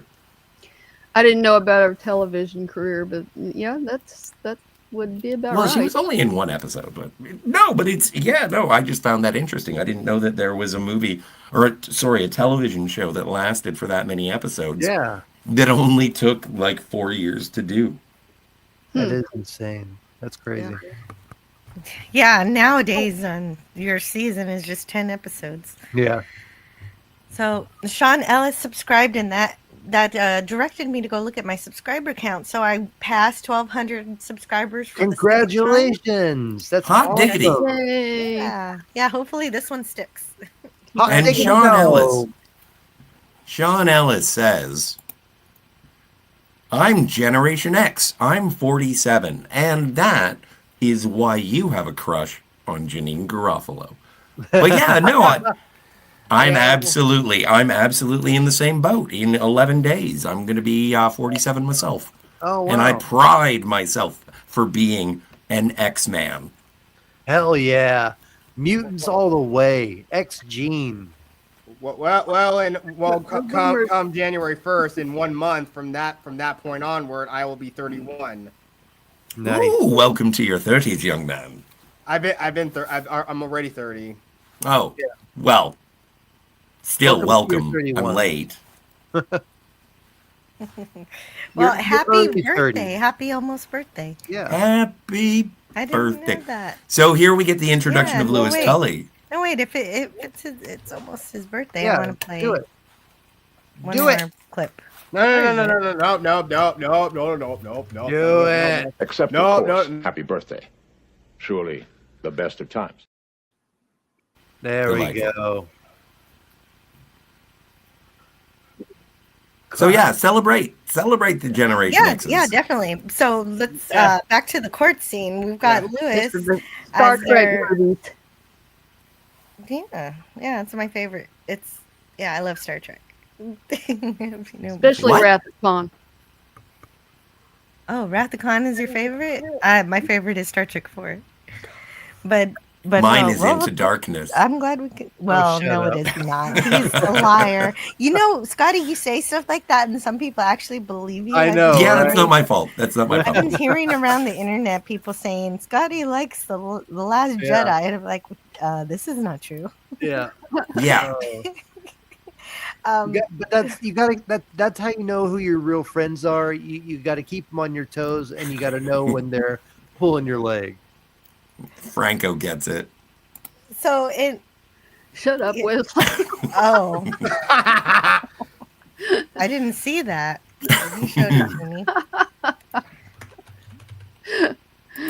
me. Tell him to shut up in real life too. Sir, I know this may finish me as an acting ensign, but shut up, Wesley. Shut up, Wesley. There you go.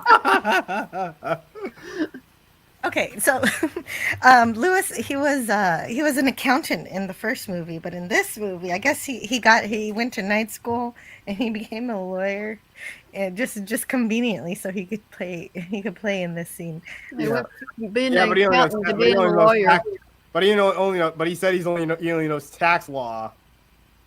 Yeah, like I don't know what it takes to be an accountant in the state of New York, so maybe he does know tax law, and the reason that they're using him as a lawyer is because he was the cheapest option. Yeah, because they're already hiring him. Well, yes. I mean, it makes sense that it makes sense they would hire him to do all their taxes and all their like financial stuff. It makes sense. If you remember at the end of Ghostbusters 1, I mean, when he got turned back into a human from Terror Dog, he was like, "Who's your accountant?" So it was who does your taxes? Yeah, so it was kind of setting up like, "Hey, who does your taxes?" So yeah, I'll start working for y'all. Yeah, so he's been working for them when they were Ghostbusters, and so that's why they're still friends. That makes sense. Well, and also don't forget that like Lewis had a crush on Dana in the first movie. Oh yeah, so for sure. Maybe he's just hanging out, and that's why. Like once we get past this scene, Lewis really has nothing to do, and I think that's part of the reason why we get the Janine Lewis sort of subplot is just so that those characters have something to do, and I'm so happy. Well, because Egon's busy, but he does have a part in the end. I mean, it's not something that actually has any merit. He does. Yeah, no, I know. There's always room for Jello. But people think that he does. So, well, music. They think he's a hero. I mean, exactly. He got to put on the suit at least. He gets to feel like he's a Ghostbuster, and people around him are like, "Yay, you did it!" You know, they're cheering him on, and he's feeling like a big shot. So I would like to point out, although we all love Rick Moranis, absolutely fantastic. Yes. I don't know who would want to punch him in the face, but it happened in New York, which is no, weird. I know. But I want to say that Winston is right there. When the Scoleri brothers show up, like, where does Winston go? He disappears. Maybe he goes out for donuts. Oh, you're Shawarma? right. Yeah, I didn't think about That was that. the weird thing. It's just like how in the first one they always weirdly shot things where it feels like when the whole place when the protection grid blows up. Yeah, he's still wearing the clothes he was wearing for his interview. That's weird. I never thought about that. You're right, though. Yeah, he was already seen in the car driving back across the Queensboro Bridge with with Ray, yeah. Yeah, and talking about the end of days. Yeah, I think the reason why we've been so busy lately is because maybe the dead are rising from the grave. Yeah. Well, Kronos, you are getting it. Spaceballs 2 is in the process of being made, but but they made an animated series, so don't get excited. Yeah, exactly. Don't forget they made History of the World Part 2.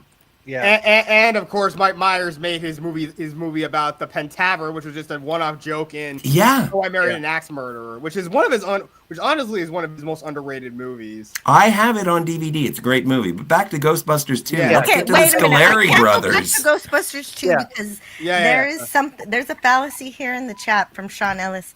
He says Star Trek was my mom's generation with William Shatner. It's too old for me. No. I'm as old as Star Wars. That's not possible. Never too old. It's not possible for you to be too young for Star Trek. I found it later in life when I was in college. You're as old as Star Wars. I'm as old as Back to the Future. So I'm a little bit younger, and I still adore Star Trek from the original. Star Trek transcends time. And the new Star Trek. So I just had to proselytize for Star Trek just for a No, second. you're cool. You're cool. And maybe other Jill would agree with me is that, like, one of my favorite movies in my top 3 movies of all time is Casablanca, and that is legitimately too old for me. But so what I'm saying to whoever said that, what was their name? That was the person who was saying that Star Trek was too old. Sean Ellis. I stopped listening when you said you didn't like Star Trek. Oh no! Well, okay. That particular quote is a quote that Jon Stewart said to J.J. Abrams when he had him on to talk about making the Star Trek movie, and J.J. was like, I really like Star Wars, and oh man, and it's just been a nightmare ever since. I've loved Star Trek for a really long time, since the 1970s in syndication. And, nice. Jill.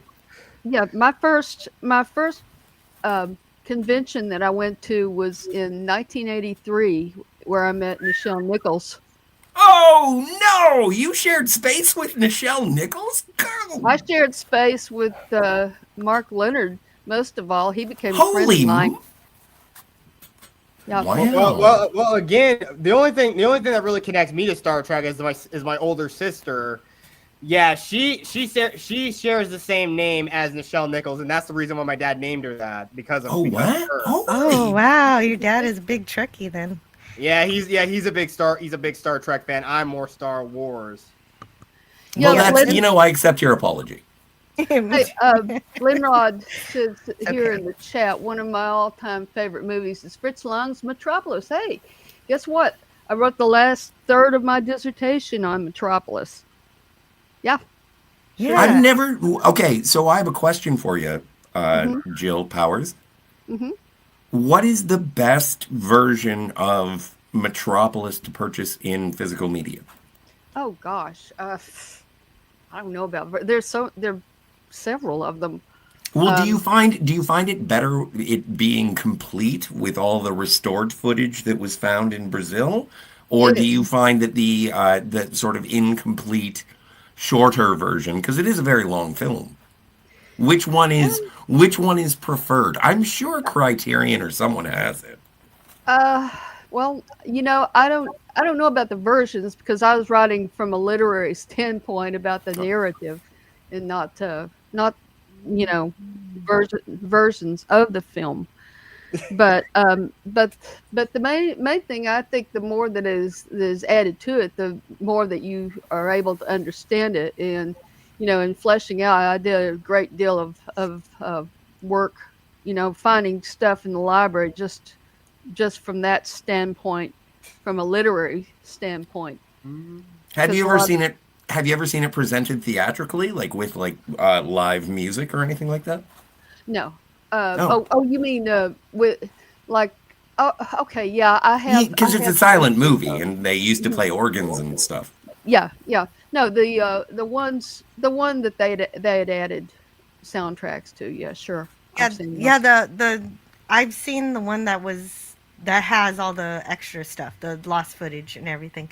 Oh, And you've seen it does it? have some music. It does have some music. Yes, I have.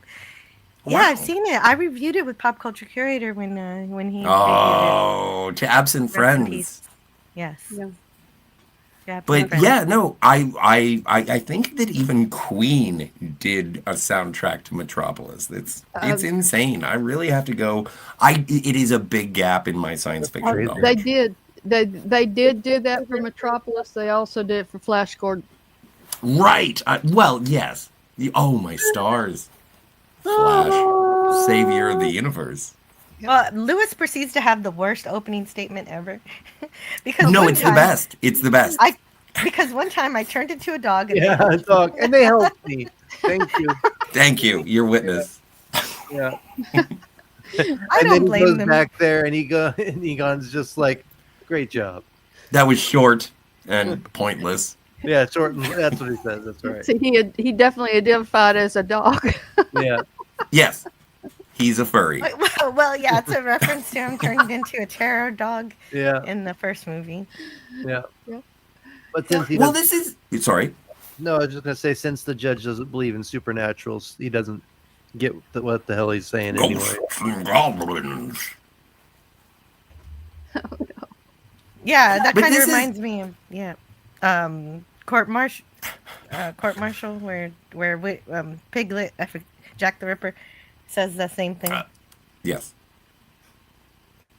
I do like this is one of those sequels that brings everybody back, and I'm grateful that they do. Yeah. Meanwhile, the slime is starting to bubble. And the construction the other worker, the worker that worked with Con Ed, says that whatever's down there, they must have put it there because I've never seen this stuff in my life. Yeah. And It's Odo. yeah. Unknown. Unknown is what Odo means in Cardassian. And another thing we find out in the scene is that the Ghostbusters have been banned from conducting ghostbusting business. Yeah. The way it was in the original film. So that explains something that you're confused about in the first half of the movie, while they're all just doing random things. While they all went separate ways.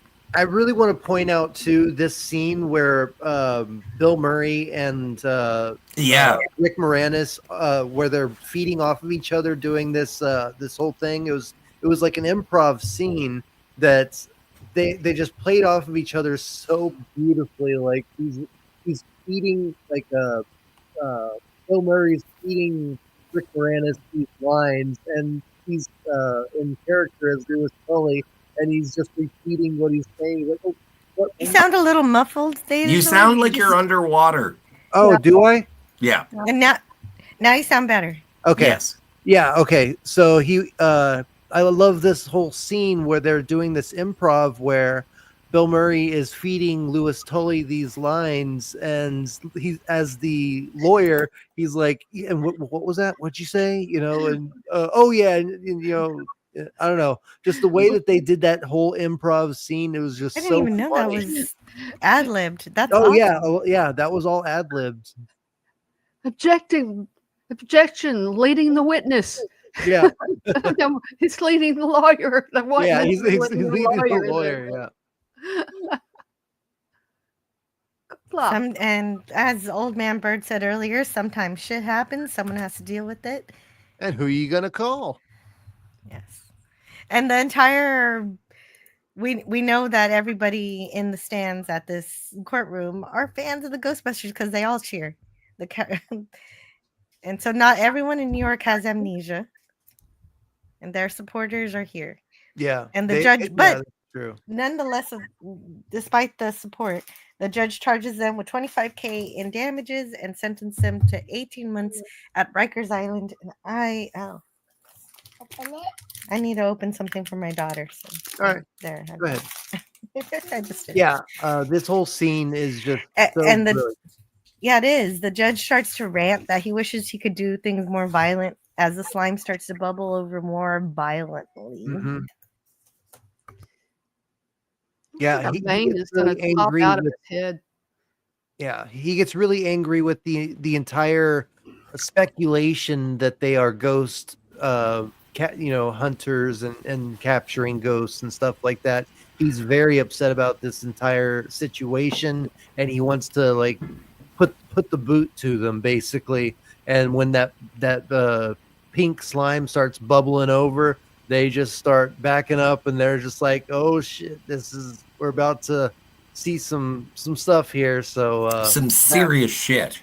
Yeah, exactly. But again, who filed the? Oh yeah. Oh wait, forgot everyone. The state. It was this city, county, state of New York. Yeah. Yeah. Oh, actually, I didn't. Brothers! I'm sorry, guys. I did not successfully open the thing. That's fine. Keep trying. Get scissors. Yeah. I did. I got scissors. That's what happened. Okay. So what are we talking about? The explosion in the courtroom? Okay. Yes, that's right. Okay, the reason why I'm here, the reason why I'm at the explosion in the courtroom is because to explain that the slime jar had the bottom of it cut out so that they could put a tube in it to push the slime up, and then the crew filled an air piston with additional slime. So then the air feed created the bubbles, and then there were motors below the table to shake the jar. You're ruining magic. Yeah. That's what we're here for. It's cool though. Sausage is made. Okay, fine. Keep going. I know. That's it. That's enough. I think it's. Oh, I thought it was ghosts. For the same reason that I had a ghost in a can. I thought it was ghosts. These are. Oh, I'm sorry. My mistake. These are actual ghosts that happened this is a documentary, Scotty. So this is a documentary. I thought so. This is live footage. Yes, exactly. And the Scolari brothers leap out of the slime. Yeah. And they're really well done ghosts. The way that they shaped them, they gave them their own identities. They're not twins. They have one big one, they have one skinny one. I love the way that they do the ghosts in the first movie and second movie. I think in Afterlife and Frozen Empire they get a little more a little more like Slimer-ish. They don't have individuality and stuff. I think in the first two movies and in the video game for that matter, I think they do a really good job making each individual ghost its own character. So yeah. Franco, you delightful naive monkey boy. This was not CGI. This would have been rotoscoped, or not rotoscoped, but it would have been green screen projected, those were layered and puppeteered. Yeah. And puppeteered. This was I adore CGI, but this was new. This was not CGI. What do you think this is? Escape from New York? Yeah, they did an amazing job. And I did have a bit of a problem wondering if this slime just happened to have these two ghosts in it, but then I realized that probably these ghosts were just haunting the courthouse in general, and the slime awoke them. Well, don't forget, the slime is a conduit of the supernatural. Ectoplasm has always been as such. And so having a vial of it in the courtroom, and then the Scolari brothers were like, oh, we can F with the Butcher of Galatep. And so they got there. They got there. You know how? Ghosts. Yeah, I think that it has a lot to do with the judge, though. I think the judge was being haunted by these ghosts, and the slime gave them the energy to present themselves as corporeal phantasms and to non-repeating phantasms. Thank you very much. I like to address the Tobin spirit guide. My bad. My bad. And the names for the ghosts are based on the real life Scolari brothers who robbed Harold Ramis's father, Nate Ramis's store. The ghosts themselves were based loosely on the fact that my father was a storekeeper, says Ramis, who was once robbed and assaulted by the Scolari brothers. I never knew that. That's sad. Huh. So the Scolaris were actually real. Yeah, that's crazy. I didn't know that.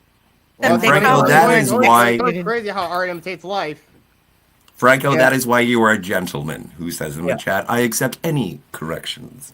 Yes. I wish I could be as gracious. Sometimes I don't, just because I'm a dick. No. Oh, the brothers. Well, okay. So how instead of CGI, the two actors had to pretend that they were sitting in midair, and the crew stayed underneath to push their feet up so their legs bent properly, so they look like they're in these electric chairs. And let's see what else it says here about it.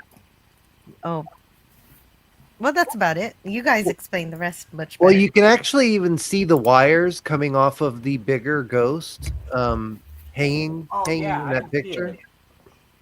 Mm-hmm. So right, the marionettes. Yeah, so you can actually see the harness that is in the was hanging from that one. Oh yeah, thank you, UK Danger Man. It's so great to see you here. Hey Jill, just wanted to wish you all a happy New Year. Happy New Year. Happy New Year to you Happy too. New Year. Happy New Year. Oh, we're coming up on a new year somewhere in the world. Yeah, in 3 minutes. Wow, I'll I play can't believe it. it's already been an hour. Wow. Yeah, and I'll play that video again, and we're only at the courtroom scene. Oh my God. Yeah, I know. Well, time flies when you're talking about Ghostbusters with me, so. So now, That's right, Major. I slaughtered them like animals, and not just the men, but the women. And the... Wrong movie. Yeah, Wrong are movie. you doing an Anakin Skywalker with like a with the Butcher of Galatep. I forget the name of the gull. I forget the name of the character he played. If someone is smarter than me. Larry Brothers. Friends of yours? I tried them for beer, gave them the chair. it's like. And you don't want us exposing ourselves. Oh, I love this. I love this marionation.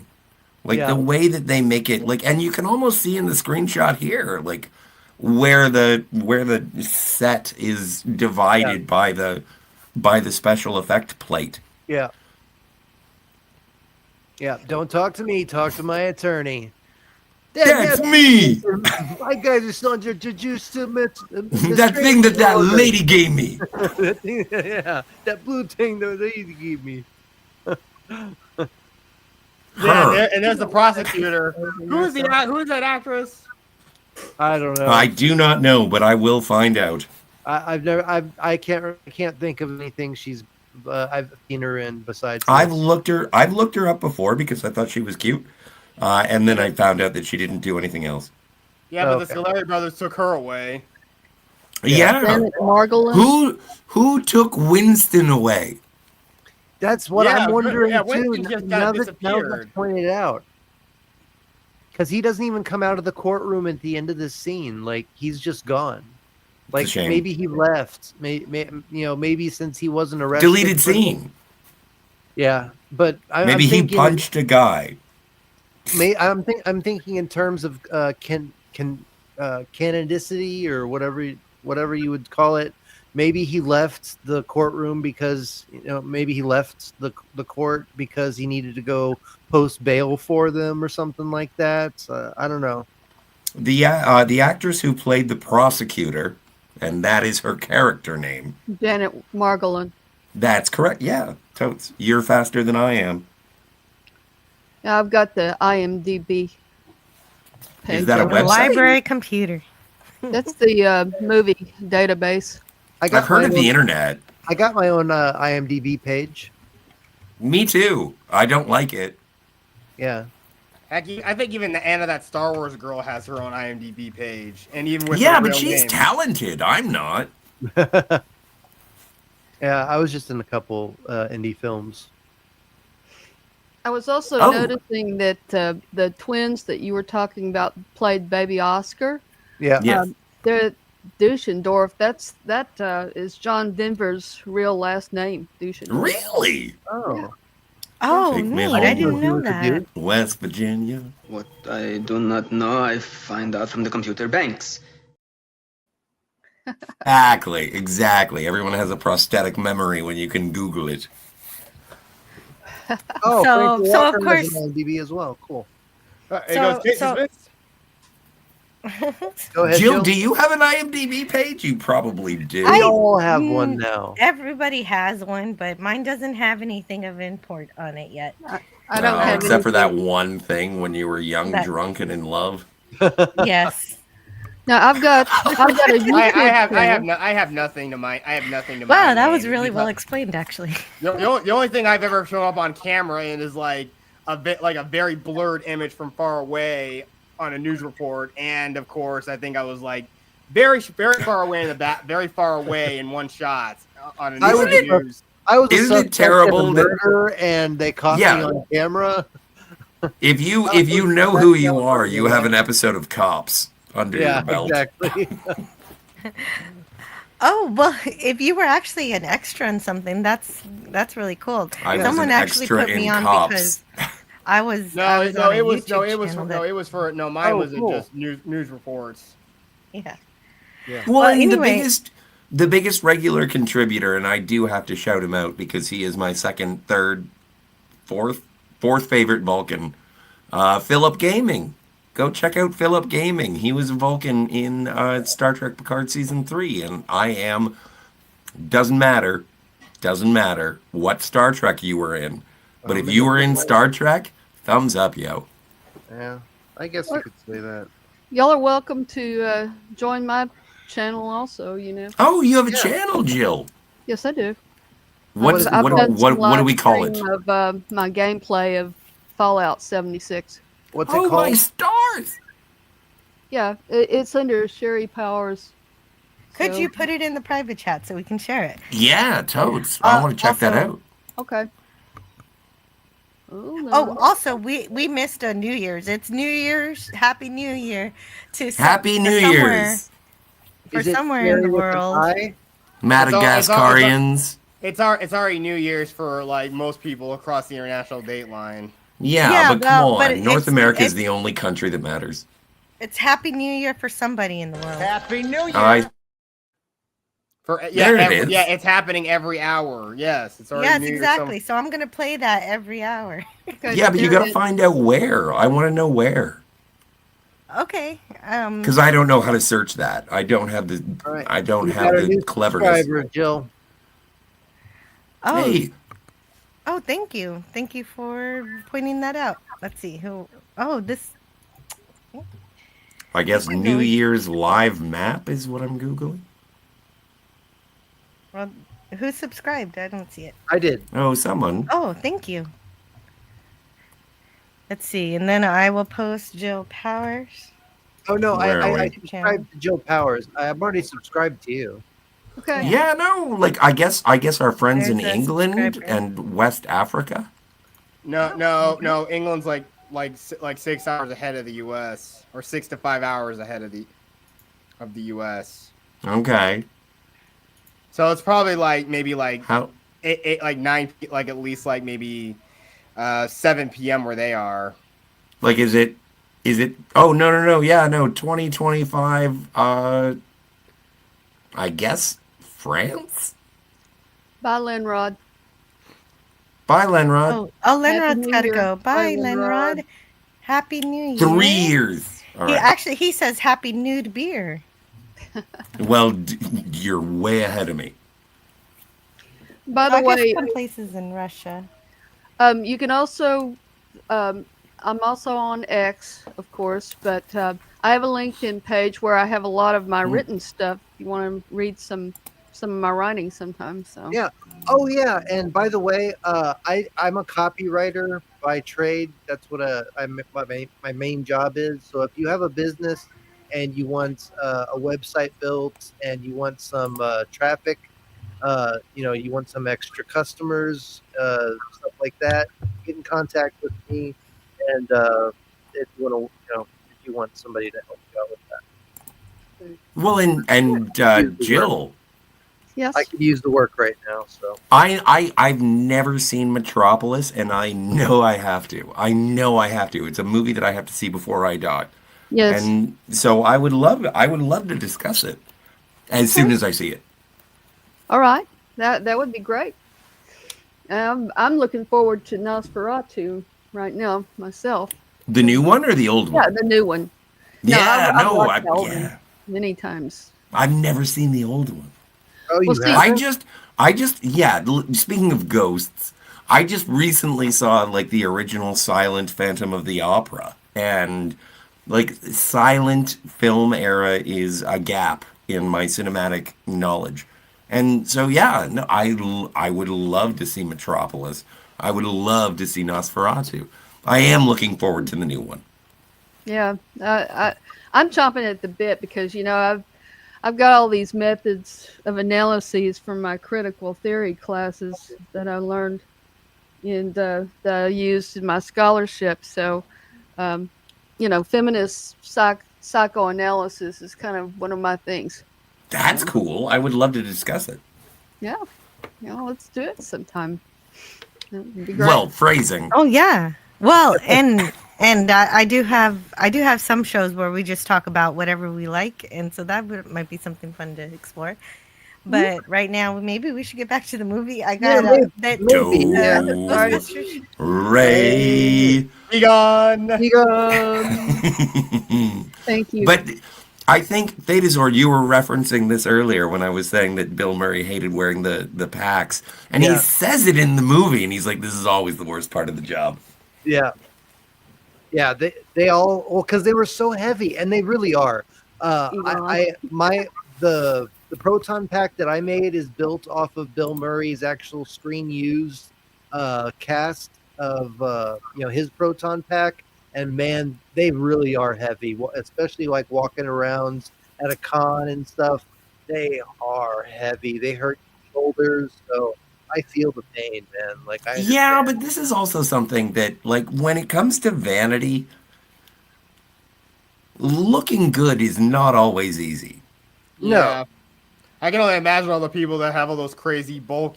Some of the people have some of the crazy elaborate cosplays. Yeah, like the Hulkbuster suit, or someone cosplaying as Bumblebee. What if you're RoboCop? What if you want to be Cloud from Final Fantasy VII and you have to carry around that stupid ass sword? I would love that. Oh, I think Anthony Padilla knows that, but that was for like a video game for real skit. He knows that for real. Can you imagine being sword. Guile? Yeah, but let's get back to this. Yes. Yeah, so, no, but it is still on that topic. During the filming of the court scene, there was a fight between Bill Murray and prop master Bill McSeams about the weight of the proton pack. And Murray slapped him, and there was kicking and punching. What? And, wow. Yeah, I thought Class you knew act. the story. It's like, first. No, I just heard he hated it. I didn't know he abused someone physically because of it. Yeah. Oh, him and Chevy Chase used to get into it big time. Oh yeah, Bill Murray is a very. That's kind of like the Joker and the Riddler fighting. Yeah. And this person was much bigger than Bill Murray, so he came Murray came running after him with a large wooden chair, and Murray had McSeams fired. So it was yeah, that was a bit of a drama that happened. Yeah, but it gave us this movie, which is not as good as the first one, so I'm glad they toiled. Tiger Stripes is here. Yeah, hello. Tiger Stripes says, "Wow, Murray was fighting with everyone during the shoot. Well, physically for this one too. Right, he did not like wearing the 50-pound pack. It's not 50 pounds. It's like more like 20, 25. But yeah, it is heavy.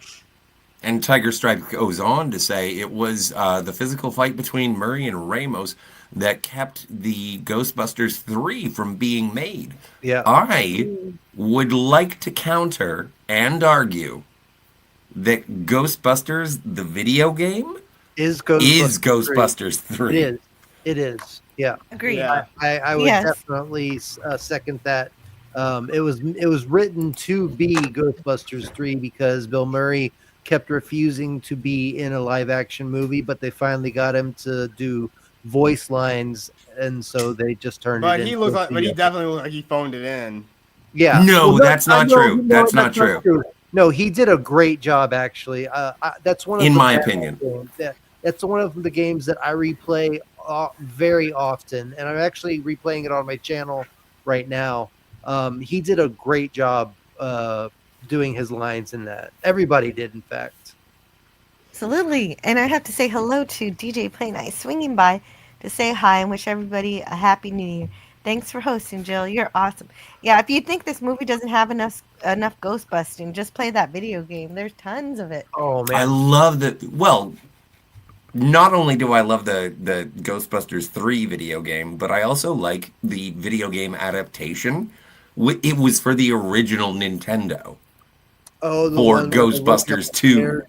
It's part of the GIF. It's part of the GIF in the top right corner. Yeah. Yes, I did put the GIF for the original game up there. Yeah. It was the first one I saw that was nice and colorful, and it had the Ghostbusters logo. So yeah. Also, I really like that no one ever talks about crossing the streams in this movie. Yeah, it's they all know. They all know. It's just a fact. Love it. Also, I want those shoes. Also, I want to say thanks for subscribing to Anzod. You're welcome. Anzod, welcome. Dear before Anzod. Yeah. I used all my alt accounts to subscribe. Well, in Tiger, even if you're not a gamer, they do have playthroughs that will show the story of Ghostbusters, the video game. And it's one of those things, it's the same reverence that I give to Star Trek 25th Anniversary or Star Trek Judgment Rights, is because it has the voice of the entire original cast. Hey, don't go back to that. Go back to the trap. The close up on the trap. On the actual right there. You see the silver bars on the sides. Mm-hmm. That's how you can tell the difference between a Ghostbusters 2 trap and a Ghostbusters 1 trap. Ghostbusters 1, those were red. So they were like a bright, glossy red color. And in part 2, they modified it to be silver. So that's a little unsubscribed. Very nice. Well, luckily YouTube doesn't tell me when someone unsubscribes, so I don't have to get notifications on that. No, but it's like my dad's a huge World War II movie aficionado, as old men are. And when he watches them, he gets a little uppity and he's like, "Oh, that uniform's not correct, or that tank doesn't look right." And but he also gets in arguments with people on the internet who he thinks he's superior to. Anyway, this is a self-diagnostic, obviously. Well, no, but I like people who pay attention to production stuff. And but he says if the story is good, then counting bolts is a waste of time. But if the story sucks and you're counting bolts, all right, you do you. I just think it's a fun fact. I agree. It is. Oh, totes. Yeah, no, I'm not mad. Okay, don't be mad at me, Scotty. I'm not. We're happy that you know those details. Those are fun to learn. Mars Monkey Max. Yeah.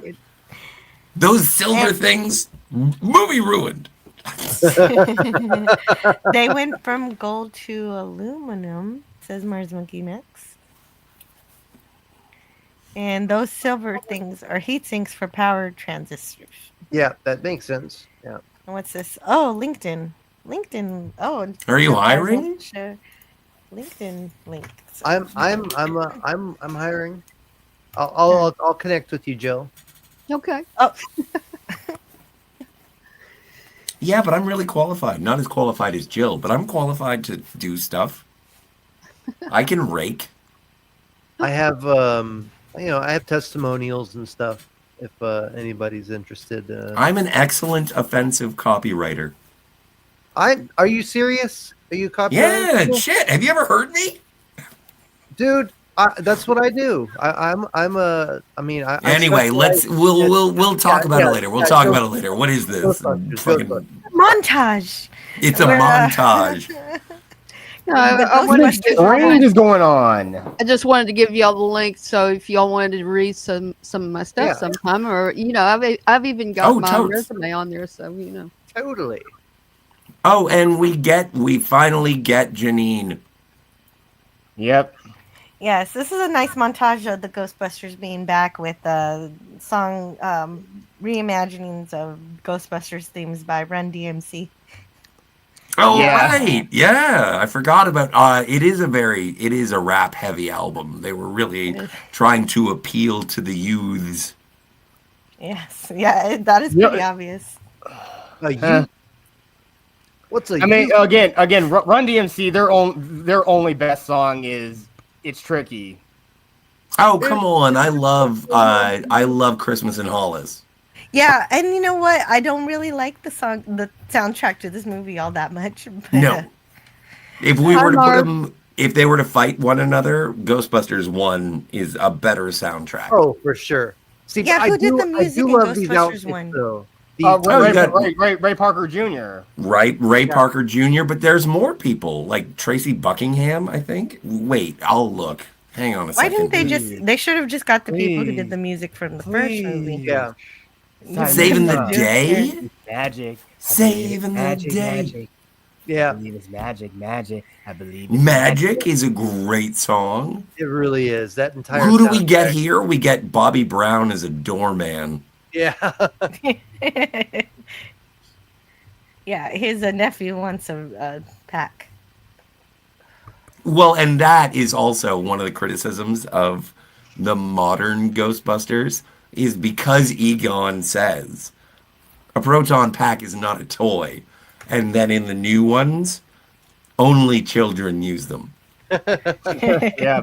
And they use remote control toys to drive the trap around. Yeah, they got an RC trap and then Frozen Empire they got a drone trap. Yeah. I'm glad no one's brought up Kate McKinnon yet. What? Yeah, I'm glad that Why? we haven't either. Who? Well, because it's a weird. Yeah, she plays a really weird. I love Kate McKinnon. Like, I think Kate McKinnon is very talented and funny, and I adore her. Yeah, but not in that role. Okay. Well, not in that movie. I don't think that movie had a reason to exist. That movie is the definition of I didn't ask for it. 2016 Ghostbusters. She's the weird Egon type character. She was adorable and great. Her. Oh, Yeah. okay, got you. What was that? You mean Egon's granddaughter? No. No. That's Grace McKenna. She's amazing. Yeah, she's amazing. We're talking about the 2000. We're talking about the Melissa McCarthy. Yeah. Oh no. Ghostbusters film. Yeah. Oh, we don't need to talk about that. Let's I just wanted to reference it so we could all hit it like a piñata. Okay. We did that already earlier. Yeah, the candy's everywhere. You weren't here. Pick up the I wasn't candy here. and let's get on with Ghostbusters. Yeah, let's keep going. I'm bored. Let's go. I'm bored. You're bored because you keep talking, and I can't. Yeah, that makes sense. I'll stop. It's a Ghostbuster. It's a Ghostbusters commercial, and so they're watching the. There's a. Go ahead, Joe. Yeah. So they're the montage is continuing. There's a mild echo in the background, but that's okay. And so they're driving around, and I don't know. It's just they're still doing a montage. Yeah, I love this. They're wearing some new uniforms there in that scene. I love the new uniforms. I think they look really We finally good. see Slimer. Yeah, like a close up. He's eating Tully's lunch, and he's not too happy about that. And then they're collecting more of the slime to experiment with, and that leads into another commercial where you can get a thermal mug and a balloon for the kids. And one balloon that you'll pop and you'll never use it. Yeah, again. the whole mug should have been filled with balloons. Yeah, I agree. So I guess it's you worthless piece of slime. Okay, so this scene, so we finally get past the montage that yes, the Ghostbusters are back. The whole point of that scene is just to say they're back to work. They're doing they're collecting ghosts all over town again. Yeah, and especially because of this, especially since the slime is bringing them all back up. Yeah, and so then we do experiments on the slime itself. So they're yelling at it and they're getting it to react. You worthless piece of slime, you ignorant, disgusting blob. Yeah. And Egon says, you're nothing but an unstable short chain molecule. Which is great. And that is the lowest insult you could ever from Egon. Yeah, that's pretty low. Yeah, it's and somewhere at the bottom of the ocean, Sheldon J. Plankton is seething right now. You have a weak electrochemical bond. Yeah. And this is it. This is it. This is where we get to it. You're not sleeping with it, are you, Ray? And then they look over to Egon and he's just giving a look like, oh, don't look at me. It's always the quiet ones. You have. It's always the quiet ones. So he's having a little bit of intercourse. Yeah, like why? What is going on? Like, was he doing it for science? I think it was for science, but he obviously got a little. He got into it. Mm-hmm. And then we make a toaster dance to Lifting Me Higher, so that's fun. Yep. And Dan was being okay, so what happened here, this whole entire scene took several takes to film because the actors just kept making each other laugh, and they blew a lot of takes just talking about something just really funny that had nothing to do with the scene, like how we're spending a lot of time not talking about the movie today. That's exactly what was happening during this scene. But they were having such a good time laughing that nobody cared that they wasted time. Yeah, that's cool. I love hearing stories like that. Me too. So that's why I threw that one in. Like watching Saturday Night Live when you see that them actually like having fun and making each other laugh and stuff like that, as opposed to now when it's just so serious and boring. Oh no, I have to say goodbye to Jill Powers, the River Daughter. It was such an honor to meet you. She says internet cut out and I was going to have to get going anyway, but I had a blast talking to y'all. Have a wonderful and safe New Year's. Anti-derivative Jill, Jet Sparks 373, Scotty R37, and Theta Zord. Yes, happy New Year's, Jill Powers. Yeah, it was great. It was great speaking with you, Jill Powers. Really fun. Mm-hmm. Oh, you know what? Yeah, and thank you for stopping by. You're welcome anytime you think you got something to add to the conversation. It was an honor for her too. Thanks for having me. Yeah, it was fun. And DJ Knight is doing his fan fiction here. I had to recover from the terror dog incident, and maybe I did some thinking about moving to New Jersey. He's speaking for Dana Barrett. We'll definitely do. And DJ Knight is telling Jill Powers that he has subscribed to her. Yes.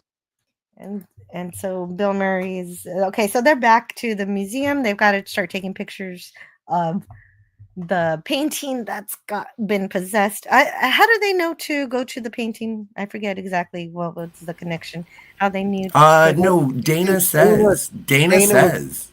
Dana was saying that the painting looks at her, like it was smiling. Oh, that's at right. her. Yes. So yeah. Okay, and all Dana has to say is there was something weird going on. And they trust her, so So they go check it out. Okay. This is one of my favorite handshakes of all time on film.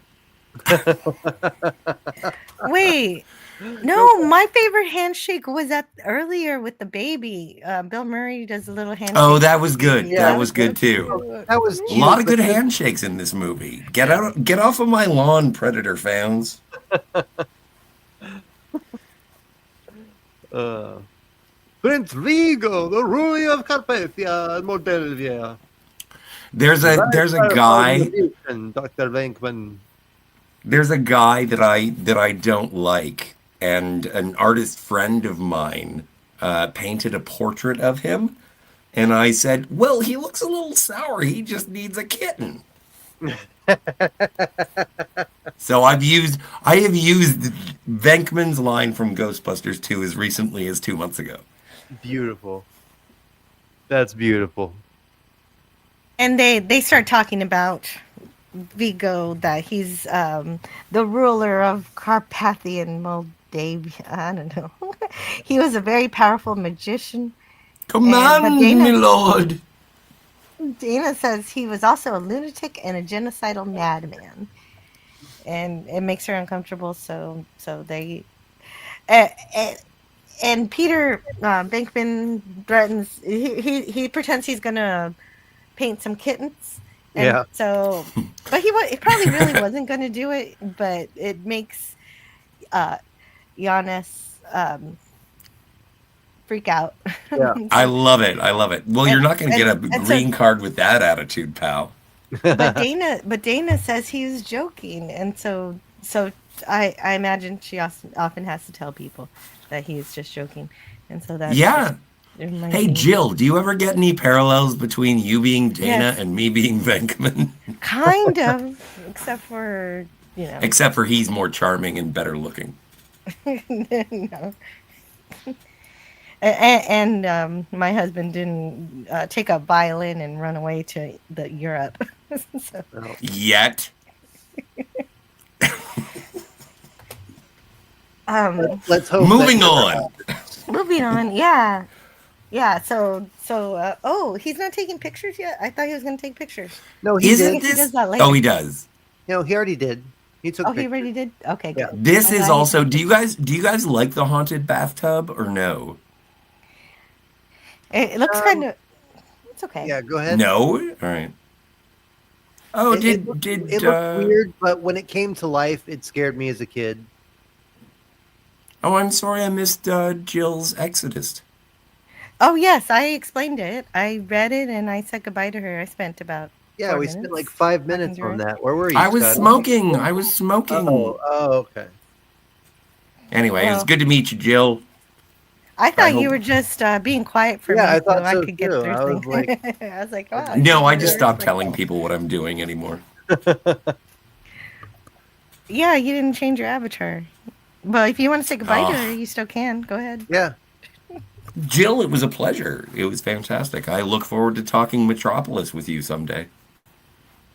I am subscribed to your YouTube channel, and hopefully we can communicate on X. Yeah. Yes, she's trying to give her baby a bath, but unfortunately she's not able to do that because the bath tries to attack her with the pink. It's a pink slime. That freaked me out right there. That reminded me of Poltergeist. Yeah. Yeah. So she was also freaked out. So she screams and runs to Peter Venkman's apartment, and she's given room and board here until things go. I knew a guy who was given this by Diamond Joe Namath. Yeah, exactly. Yeah, that was funny. Yeah, that's really sweet. But that kid, they need to get some diapers because that kid is gonna. Oh yeah. But the fact that he doesn't care is great. Yeah, it shows that he actually has feelings for that kid. Yeah, he has some empathy. And classic comics. Hey, Johnny, where the hell are you from anyway? The Upper West Side? Oh, right. That's a line in the movie. And I guess he's misunderstanding his question because he's wondering where he comes from, like his place of origin, not where he lives. Yeah. Yeah, no, I know. He's a Czechoslovakian bride, obviously. It didn't work out, apparently. No, they got divorced because he, penchant for Bride? children. What? No, don't write Well, that. no, in the movie, Janos is tasked with that's collecting right. a child. I'm not saying Peter McNichol himself is some sort of deviant. No, okay. I didn't get the joke, so I misconstrued it. Well, I had to explain it, which made it funnier, so everything works out. Yeah, it did. It made it funnier. I liked it. All right. But he was also possessed a bit, so. Yeah. He was possessed. He was possessed by a god. Yeah. So then Ghost. we get this lovely computer screen explaining man. the past of Vigo the Carpathian, who lived from 1505 to 1610. 16th century Carpathia was in a constant state of spiritual turmoil due principally to the despotic rule of Prince Vigo von Homburg Duschendorf. Tyrant, sorcerer, and psychotic autocrat. Yeah. Thank you. Hey, that's rad. Yeah. Yeah, no, I saved reading this for the first time for the live stream. Vigo was a douche from the beginning. Mm-hmm. Yes, he's not just that way because he became a ghost. It was a plan. This is plan all along. And so they're gonna go check the museum. They're gonna check Dana's apartment. So now they're gonna do their science investigations on the slime. Well, and also going back to why does the slime start? Like, what is the logic behind it? Maybe it's because the painting is obviously haunted, possessed. Oh yeah. And so maybe the arrival of the painting in New York is what cultivates all the negative energy. Well, that's what I was saying earlier. Is that you got to it first? You're right. There's a line in the movie when they're going into the art restoration place where Dana's working, and they're talking about I forgot what they were saying, but basically they were talking about the painting and how it could be the connection between the slime and how it could have been building up the slime over the years through the anger of the New Yorkers and stuff like that. Yeah, but there's so much of it. If it just came from the painting, I don't know if I buy it. Well, it's like a lightning rod. It's a lightning rod and a concentration in terms of the paranormal activity, and so it does cultivate it, and that is part of what what's his name? Dusseldorf. Yeah, anyway. Dusseldorf.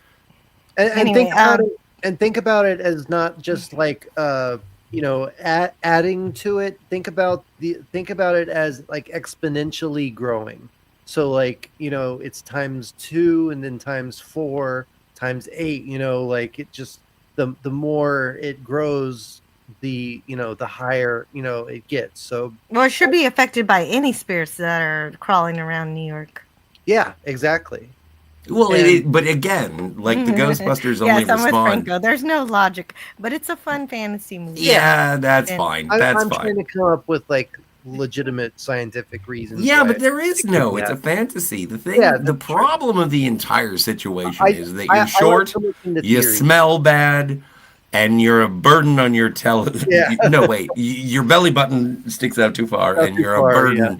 You're a terrible burden on your mother. Well, and the joke is that Dana said she needs to put down Oscar. Yeah.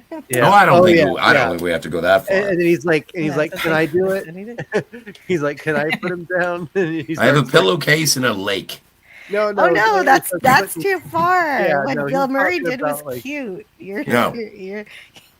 He's talking about like making fun of him, like putting him down.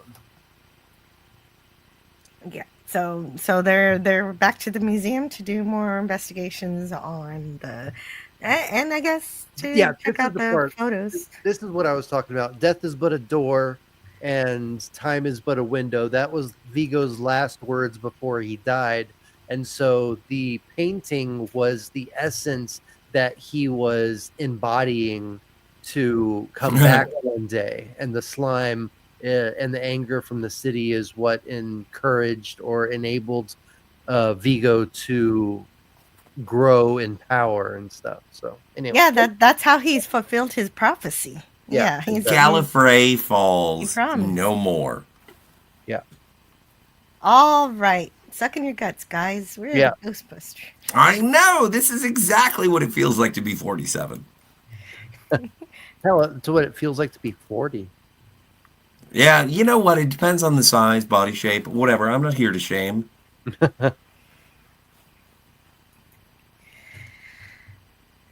Oh, I was wrong earlier. I guess this is when he's taking pictures of him. Sorry about that. Usually, I figured the pictures happen eventually, but I got mixed up. Yeah. Am I the only one who wants Venkman's jacket? Oh, wait, hang on a second. Actually, now that you mention it, I want Dana's towel. Towel? I was like, oh, how many pictures of her in towel should I get? A lot. The answer is all of them. We should just play a scene. Like, look, I am going to objectify Sigourney Weaver because I think that she is a statuesque, gorgeous woman. Yeah. And oh my stars, I believe this is the climax of the film. That is hot. So that is very hot. Yeah. Like, Sigourney Weaver is amazing. And I enjoy it when she shows up in comedies. Even genre comedies. Like when she's in Paul, when she's in Working Girl. She was, and in Galaxy Quest, she was so smoking. Gorillas in the Mist. I admire her as a performer, but also she's gorgeous as all get out. Yeah. A signature beauty. And she cleaned the apartment, and and she cleans, gentlemen. She does it all. No, Peter didn't even know he had a hamper. Yeah. And, I have a hamper. and he tries to explain that there are different sub levels. And there are for men. There are different levels of dirty laundry. Just hang it outside the window for 20 minutes, and it's fine. Good. That's gross. Franco Walker in the chat says Alien, and I would like to say I'm not a fan. I've never seen it. I think I was on 3 live streams just this year talking about Alien, and I'll go on 3 more. Oh, you're a silly boy, Scotty. Yeah, totes. Yeah, that's why I keep him around. Yeah, I understand. Janine, oh, and he got Janine to babysit so they can go on a date. And it's obvious he's going to get it. He's just super charming in this movie and sweet. Yeah, and it's obvious she wants it too. Like, she's trying, she's hurt from the past relationship, but she wants, she can't help the attraction. Like, my emotional well-being is being, like, swayed one way or another. Because on one hand, you're showing me pictures of Sigourney Weaver in a towel, and then you drop a baby. And I'm like, oh no. I shouldn't be having such impure thoughts. Yeah. It's to throw a little water on your head. A little. Yeah, just a little cold water. Here's a very attractive woman. And here's a baby. Yeah. Here's another very attractive woman. Yeah, Janine is very cute. Pretty lady sandwich. See, she's Toad. What did you say? Who? Jill. Oh, I don't know. She said something about an attractive lady sandwich. And I had never really considered. I would love a lovely lady sandwich. Now, you know what? I think we should back away from this carefully. Yeah, okay. Yeah, no, I don't know what I even meant by that. I'm the one who comes up with all the sex jokes. Not anymore, you not. I can't. I think Jill's got a gun. But I do know Annie Potts is amazing. Like she's I not. make them, I make I money. don't. I like with this. I think this is the most overt reference to the real Ghostbusters animated show. For sure. Yeah. And That's I'm right. all She's- here for yeah. it. Yeah. Yeah, that's right. She resembles more of the animated series. She has the hair. She has the glasses, the earrings. Yeah. Shit. They went all out. I think Like it's cute she that was Lewis- she was a pissed off diner waitress in the first Yeah. movie. What do you and want? in this one, she's like a fashionista. Yeah. Yeah, she does lighten up in this movie a lot, and I think it's really cute that Lewis almost gets run over because he got a date. Yeah. Well, So that's what happens. It's yeah. cute. Then we go to the photo lab in the red room with Ray and Egon to look at the pictures that Peter took. And so Yeah, then these we are have creepy. I love multi these. planar colouring emanations. Yeah. It's fun. Techno babble, ghost gooble d. I like the Ghostbusters Technobabble. So do I. So do And I. they're It's a lot like processing. Star Trek Technobabble. I love it. Well, I love the way they do I it. don't know. Star Trek Technobabble's better, but Well, and also I like seeing Egon and Ray wearing the classic let's not jumpsuits. compare Technobabble. Let's just say we agree that Technobabble is awesome regardless where it comes from. As long as it makes sense and makes you believe it, yeah. Yeah. Vigo locks the door because he's gonna set them on fire. all the pictures Eat on their fire. souls. One of the photos. Well, he wanted to, but no, he. But There's a luckily, river of Egon slime. slept with the slime. Yeah, but Yeah, there's exactly. one- So the slime was like, let's let him off. We had Let's a good let him time off. together. He There's took one me to photo dinner. He dipped his Egon into Yeah.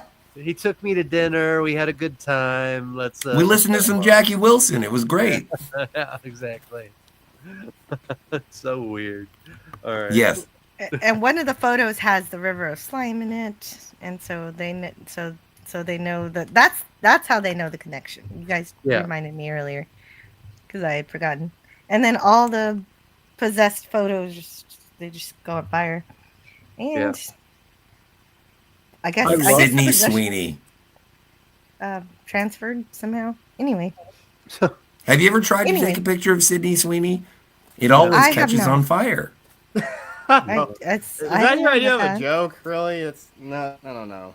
Okay. He's not You know what? impressed I by throw Sydney things at the wall and Sometimes they stick. Sometimes they don't. It's all right. I can be wrong. I can be wrong. It's the important thing is that you try.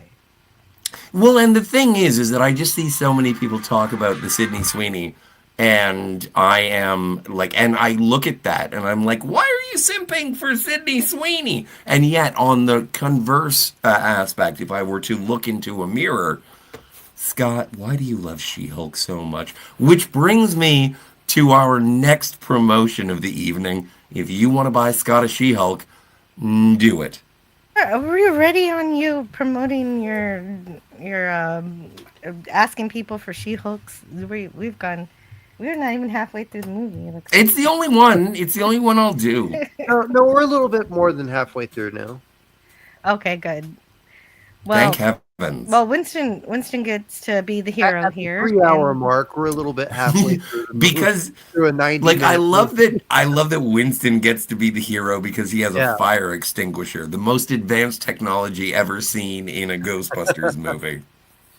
Yeah, he broke down the door. Well, it just shows that they had to have a scene where he was, he saved him, because everybody else has their own scene. Well, he had to have something because he disappeared in the courtroom.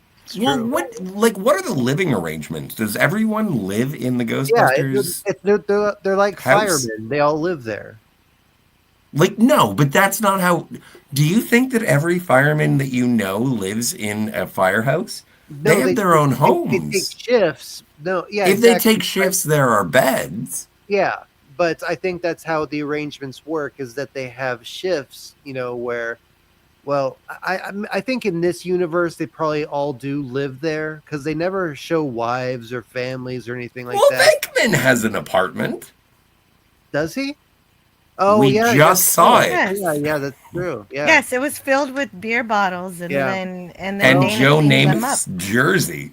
Well, maybe you're right then. Maybe only because Ray was the one in the first movie who put up his family's mortgage on their house. Everyone's doing 3 mortgages this day. So I think maybe Ray lives there, and maybe he's always on call. That makes sense. So maybe that's the situation. That makes sense. Yeah. Yeah, Franco Walker, 50 Shades of Grey fan. Franco Walker says to go to Johnson is hot. True story.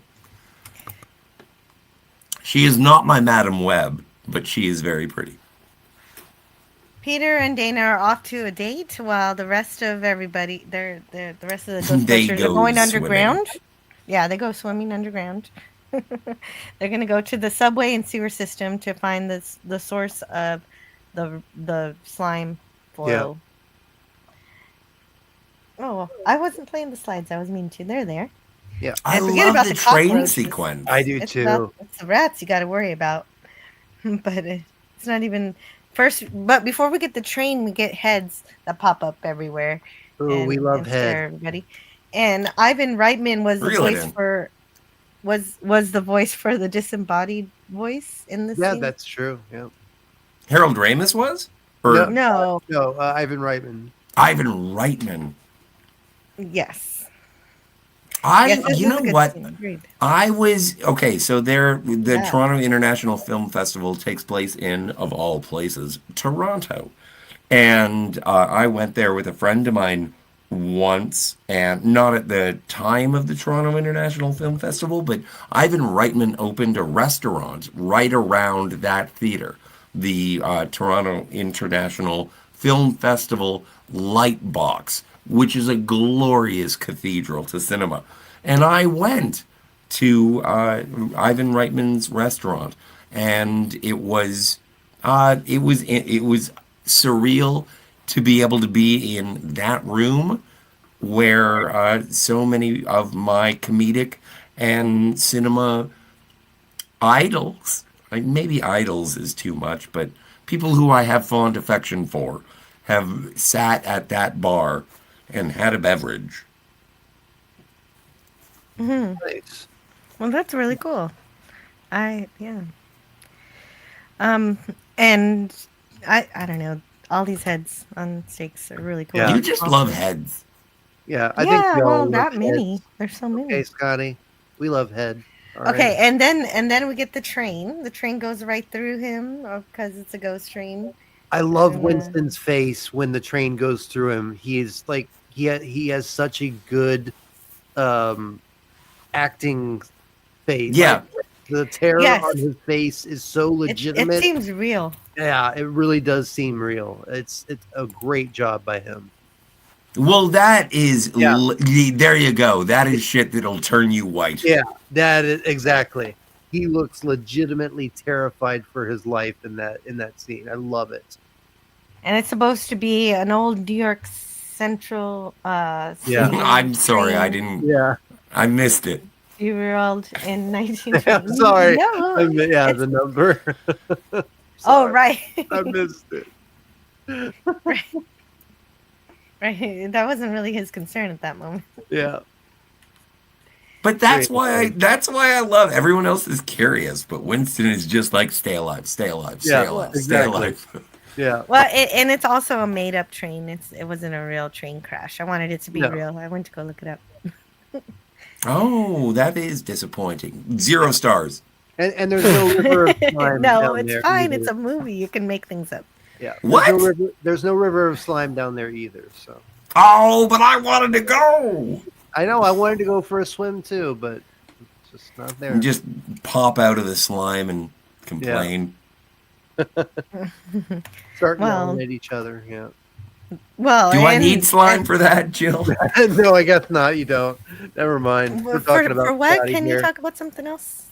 For Can you repeat once, that? let's go. What were you saying? I wasn't listening. Nothing. It's fine. It's usual. It's fine. Okay. Well, they decided to take measurements with the tool strapped to the waist of Winston, and It's I'm like wondering why. It's like because you don't want to get that close. Because remember, we had the No, I know hands that you we're want to do trying it to from a grab. distance, but to strap it like a belt around you, why can't they hold it out? Like a tricorder? Yeah. You don't like tricorders? Well, The holding tricorders are fine. I'm just holding it saying. around your waist gives you some like more pull. I mean, not that they thought that they were going to get pulled in or anything, but I don't know. Why not? Well- This thing has been popping out trying to steal babies. Yeah, but I'm saying in your hands they would One baby. You they try would've and lost steal their one baby, and all of a sudden you're a bad guy. But yeah. Anyway, I love the techno. I love the collection device. I like that it has a telescopic arm. Yeah. I like that it has some sort of like the little globe that closes. Yeah, I was love like, all I the I equipment. want one of those, and I have no idea how I would use it. All the equipment in this movie, you can tell that they've upgraded they've done research and they've upgraded their equipment, and I love that they have that. Not only the EKG meter, but they have they have the radioactive radio. What's the? I forget what it's called. Yeah, but they have one of those, which Yep. is a really cool looking device. I still need one of those. But they have a lot of cool new equipment in this. Obviously, the slime blower we'll see in the end and stuff. So, yeah, a lot of cool stuff. And they talk about going to get their packs, but they never do during the scene. Yeah. Well, no, they but it's one of the things like, do we need our packs? Should we get the packs? Yeah, they would. What about the them in packs? river. Winston's like, hey. But it's like a cowboy walking into a saloon without his gun, and it's like, should we get guns? Yes. Yeah, Should we but get Yes. guns? Why didn't they have them? It's so weird. I don't think that the packs would have done anything to the river of slime, though. No, I don't think so. Not it to would the just be slime. Yeah. But there were Is the slime poltergeists flammable? there, though. No, I don't think the slime's flammable. That's good. Can you put it in coffee? Yeah, for sure. Okay. I think Okay. that would taste great. I'll send you some. Well, no, it looks like cherries. Well, even though the packs probably won't do anything to the slime, they were still encountering ghosts. Well, so it might be helpful to have it. Well, doesn't it make sense for a lot of ghosts to be above the the water level or the slime level? Like they should all be like swirling around, being ghostly. I think because it's like salmon swimming, you know, Up the or Kilimanjaro? What Yeah, are I we think- talking about? I think. Well, I'm thinking like the ghosts are flowing towards where you'll see, you know, Vigo! flowing towards the art museum, and that's where they're all accumulating. And Vigo is basically sucking in all of the psychokinetic energy and stuff. So any ghosts that would have been brought to life from this, I think that Vigo is using the River of Slime to enhance his power so that he can transfer his soul into the body of Oscar. Hey, yes, Kim. and that is the main goal. But Yeah. I like this movie. It's fun, but gosh, I'm just this part I don't like because I was instantly worried and wondering how they were going to use this raising of stakes of getting, you know, Winston dragged into the river and they jumped in after him. I was expecting some kind of rescue scene. Well, they or did something to Yeah, to they go did. on. I mean, they jump in after them, but there isn't really any kind of struggle or. Well, Oh. They just all they do is pop out of the manhole. There is no rescue scene. But What it's are you not doing? about the struggle. together or not at all. Don't be a fool. But it's not about the struggle. It's about where they end up, where they find out that it's all leading towards the art museum where Vigo is. Yeah, that makes sense. Yeah, Yeah, it's fine. It's fine. It's just I was expecting a bit more. No, I get you. I get you. It's so funny because I was watching, I did, and look for it coming in the new year. Hey, I was Kimberly. on with Cinema Gulp, and we were talking about Fletch Lives, and Yeah. I said that Fletch Lives is the Ghostbusters 2 of the Fletch movies, which I think is accurate. I think it is. And the thing is that this may not be a better movie. It may not be as good as the other ones, but I still like hanging out with the characters. Oh yeah, you're always gonna have. So when it comes to the logic, if you need an abacus, please purchase one. Yeah. Also, I wonder if they're drinking Chablis. No idea. It may be a Beaujolais. It could be a Pinot Noir. It might be. Or Pinot I am a sommelier by trade. Merlot. It could be. I'm not drinking fucking Merlot. Now we're just naming wines. Let's get back to Ghostbusters 2. Yeah, that makes sense. That makes sense. I actually have to go to the restroom, wash my hands, powder my nose. Okay. Oh, I was away for just a second.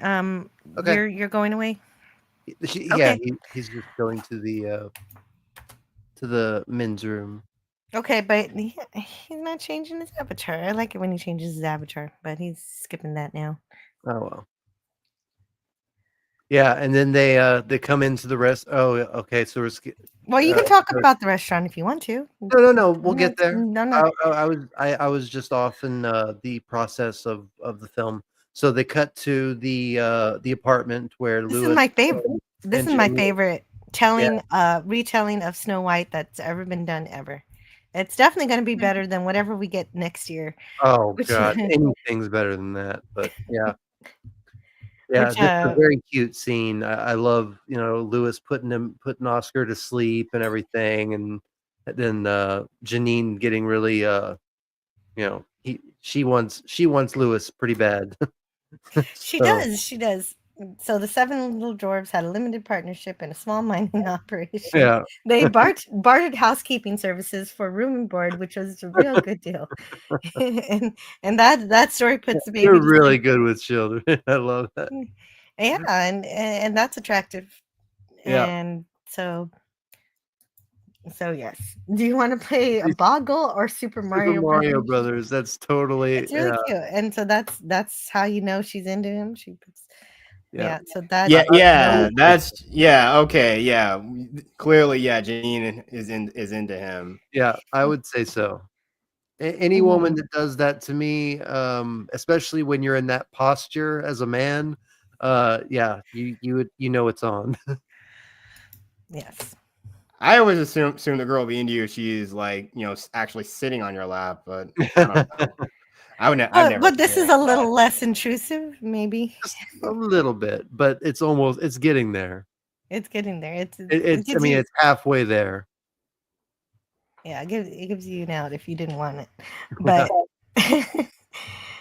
but they come out from the river of slime. They make it out, but they start acting like they want to kill each other because the slime is evil, concentrated evil. Yeah.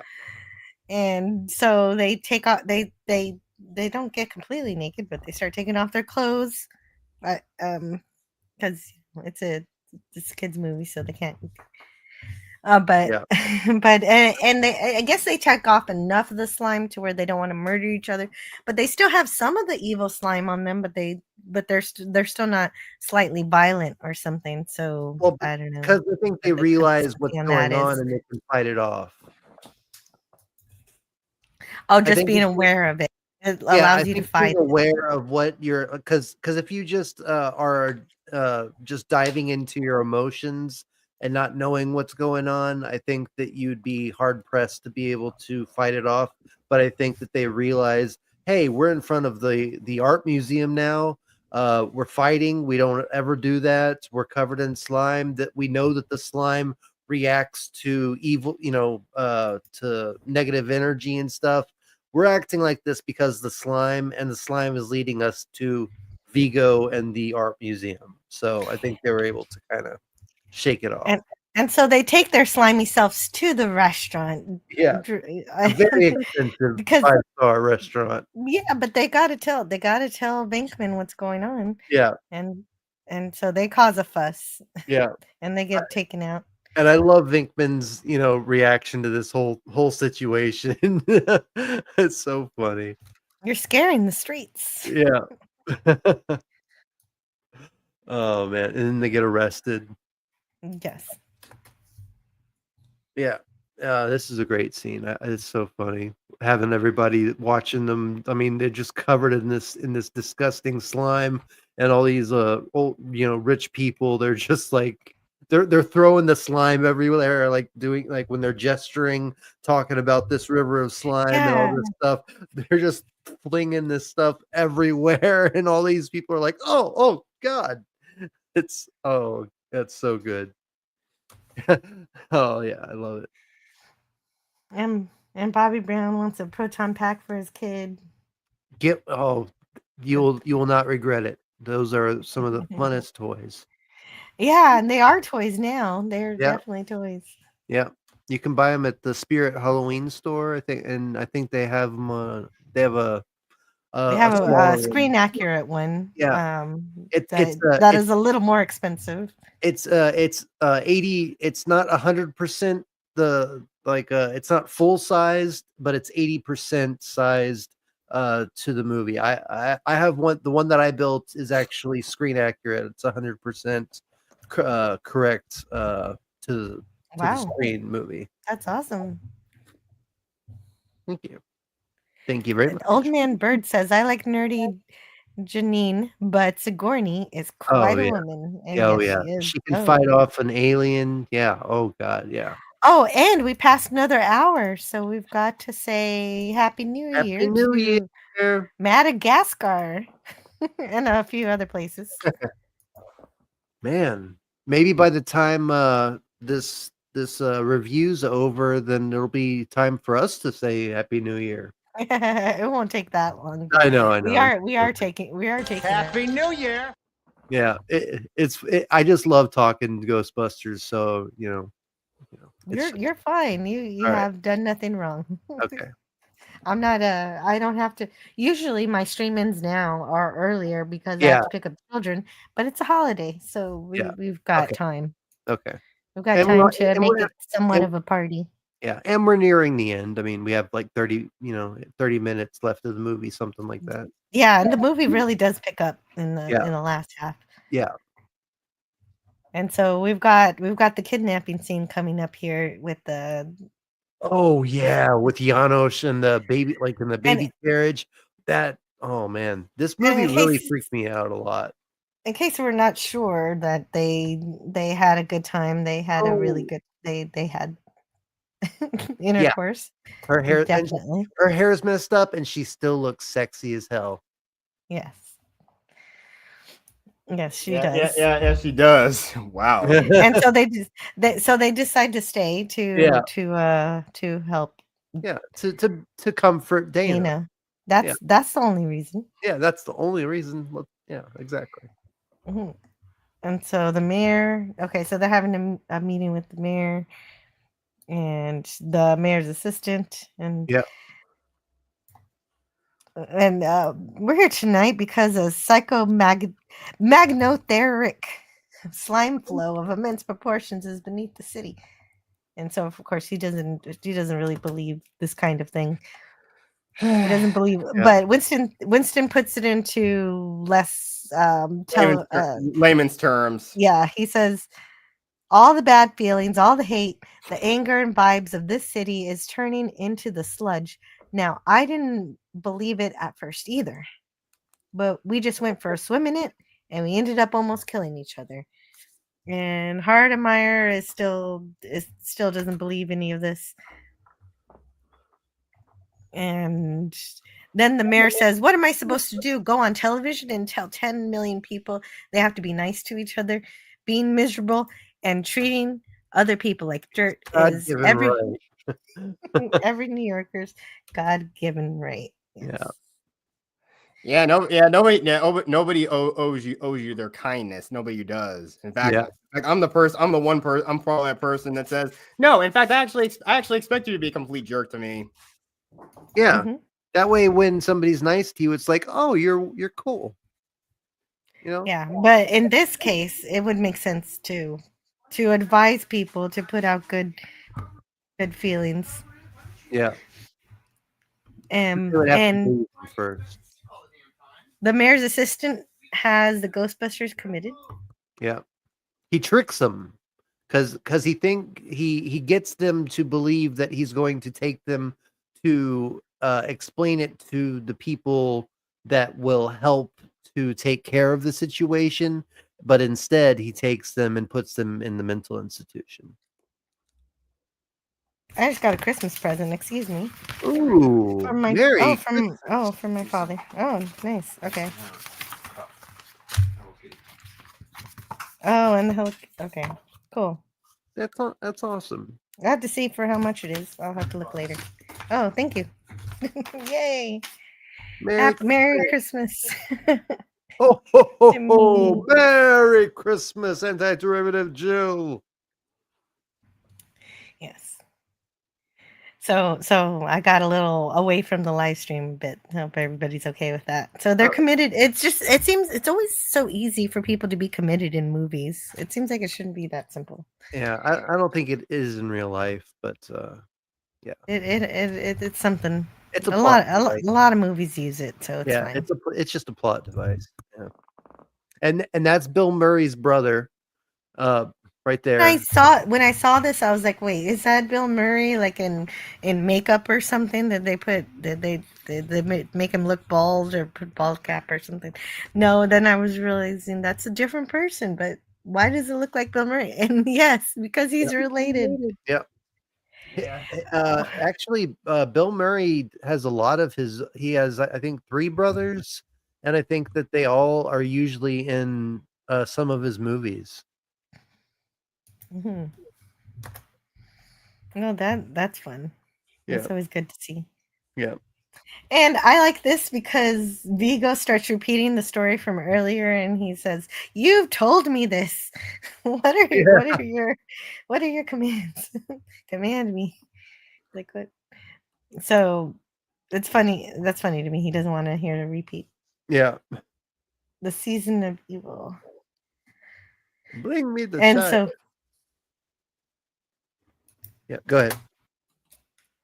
Yeah, and so then he asks if he could have Dana also, and he agrees with this. And earlier we had Tony recite these lines. Yeah. Do a dub over here. Yeah. Could I have that woman? So be it. So he's going to be the father of Vigo. Basically, was the father of Oscar as possessed by Vigo. Oh, old Eugene reincarnated, I guess. Oh, he did a super sticker. Hey, that's wonderful. Yeah, thank you so much, Eugene Bird, Old Man Bird, for the $4.99 super sticker. Thank you for the super sticker. Yeah, thank you so much, man. Support this channel. Everybody leave a like and share this program to everybody that you know will love it, which is everybody in this entire world. Everybody ever will enjoy a Ghostbusters 2 live stream party. Yeah. Hello, computer. Hello. I love that. I have come here to chew bubblegum and kick ass. And I'm all out of bubblegum. So then we move on back to the Bankman's apartment, and they're watching a movie. Lewis and Janine are watching a movie, and he's they're watching. Actually, the movie is The Lady from Shanghai, a 1947 film directed by Orson Welles, and his estranged wife, Rita Hayworth. So she apparently went on to marry someone else. And now the Ghostbusters are locked up in the psychiatric ward. Now, and only now does Hanos succeed in kidnapping the baby. Yep. But unguarded. Yeah. But yeah. How does the baby get out? I guess. Well, I know the baby can't climb through the window. No, I think that the ghost of Janos as the baby carriage pusher or whatever unlocks the door and basically like gets him to climb through. And so are these Oscar's first steps? I guess so. Yeah. Right. We've never seen him step before. I certainly haven't. I know my baby didn't start stepping. I was it 9 months or 10 months? Probably 10 months was when. I don't know why, but I got in my head that LFMAO song that every day I'm hustling. I see that baby dancing. I don't know why. Anyway, baby dancing. Well, it makes sense. Your mind would go there. Why not? Yeah, why not? And so, of course. So this part doesn't make any sense when Janos shows up because he's not dead, so he's not a ghost. So how did he steal the baby? Yeah, that's what I wanted to ask. Because it's a projection. It's not actually Janos. It's a projection of the minions of Vigo. Yeah, it's really Vigo using Janos's figure because probably Oscar knows of. Oscar has seen Janos, and it's trying to this is all just theoretical in my head. Yeah, no, it doesn't make any sense, but I like where you're going. So Oscar has probably met Janos before, and so Vigo sends a projection of Janos in a baby stroller to kind of lure Oscar out and make him feel a little more comfortable, seeing somebody that he knows to capture him. Also, so then if why you does look he over, put him in drag? Yeah. Well, because he's Mary Poppins, and also I would like to say that over his shoulder is 9/11. Okay, all right. But that happens in every movie about New York of a time before that time. Yeah. And it's unavoidable. Well, it was an inside job, and I blame Vigo. I do. I'll go with that. I'll blame Vigo for 9/11. Of all the people you want to blame, that's a good strategy. Ruler of Carpathia. Yeah. He would be the one to do it. So there were actually other ideas for this scene. They were also going to try a two-headed dragon, creatures from a hellish world, a phantom taxi cab, a giant pigeon. Yeah. Oh, a stork? I never heard if you got a pigeon. stork, that would be pretty cool.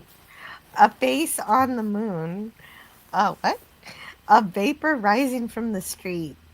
Billboard figures. Gargoyles coming to life. And the best one I think they should have done was a horrible Santa Claus. I never heard half of those. I heard about the dragon. I heard the mist. And I forgot the second one that you said, but I think the dragon was the one that they were going with, but they didn't have the money to do it, and so they just used the Janos figure. It was Anonymous in the chat says Vigo gave Janos sorry, choking on the breath. Colony, he's dying. Help him. We can edit this out. No, help him. What can I do for you, Jim? I said, give me the brandy.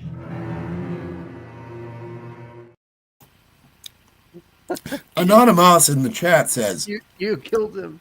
Vigo gave Janos supernatural powers and he projected himself. Duh. Yeah. Sorry about the coughing. Also, are you okay? Can we get that out? I will. Well, if we do, we'll lose all the chat. And I just want to know if you're okay. Are you? You're Oh no, I died 7 minutes ago. You died? Yeah. I'm a ghost. You're back to life now. Well, yeah, but now you have to trap me. 2 in the box, ready to go. You be fast and we be slow. That's cute. Then that's what I mean is that everybody seems to remember all the lines in these movies. Yeah. Oh so God, I killed Scotty. Yeah, exactly. I laughed. Yeah, I saw that. Yeah, but and and the baby twins wore these leather diaper things to do all the effects of this scene, and they were actually really cooperative during that. So. That's nice of them. Every baby that I have ever met who put on leather diapers, very cooperative. I didn't want to finish that sentence. I didn't want you to finish that sentence. It's funny enough. Like I've never done it, but all of them were cooperative. Yeah, 0 of them. Yeah. None of them. Franco Walker, we're talking about babies in leather diapers. That's right. It happened in this movie. Apparently. No, it's not. But speaking of which, let's get to the Janine Melnitz and the Louis Tully sexy scene. There's Brian Doyle Murray. We already passed the sexy scene. Oh, did I miss the seduction? Okay. Yeah, you were gone. You missed the seduction. You missed the afterglow. Yeah. But I'm here for Brian Doyle Murray in the insane asylum. That seems more appropriate. Yeah. Yeah.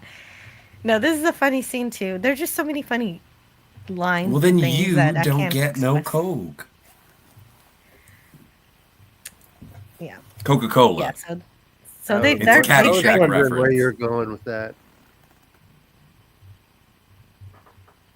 No, Brian Doyle Murray. He's the man who held the Punxsutawney Phil. Yeah. Mm-hmm. Yeah, he's in a lot of Bill Murray films. Yeah, because Bill Murray just brings his brothers and sisters to all his movies. Yeah, he does. He really does.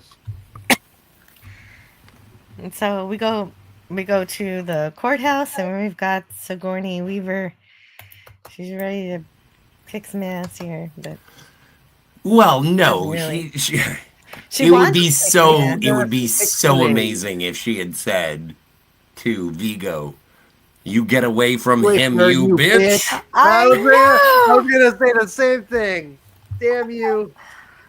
Oh no, it's a good idea. It's a good idea. We both came up with it. Oh yeah, okay. I know. I came up with it too while I was watching this movie. Oh, good. See, it's a communal idea. It's great. It should have happened.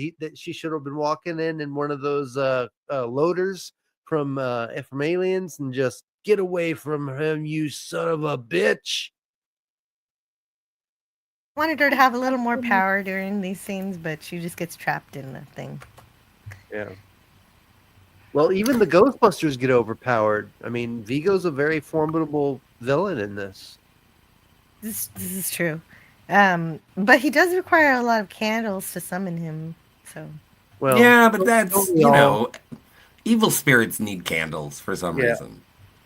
Hell, even I need candles if I'm, if you want to seduce me, you're going to have to light up some candles. Yeah, I've got like 2 candles burning right now. I do too, actually.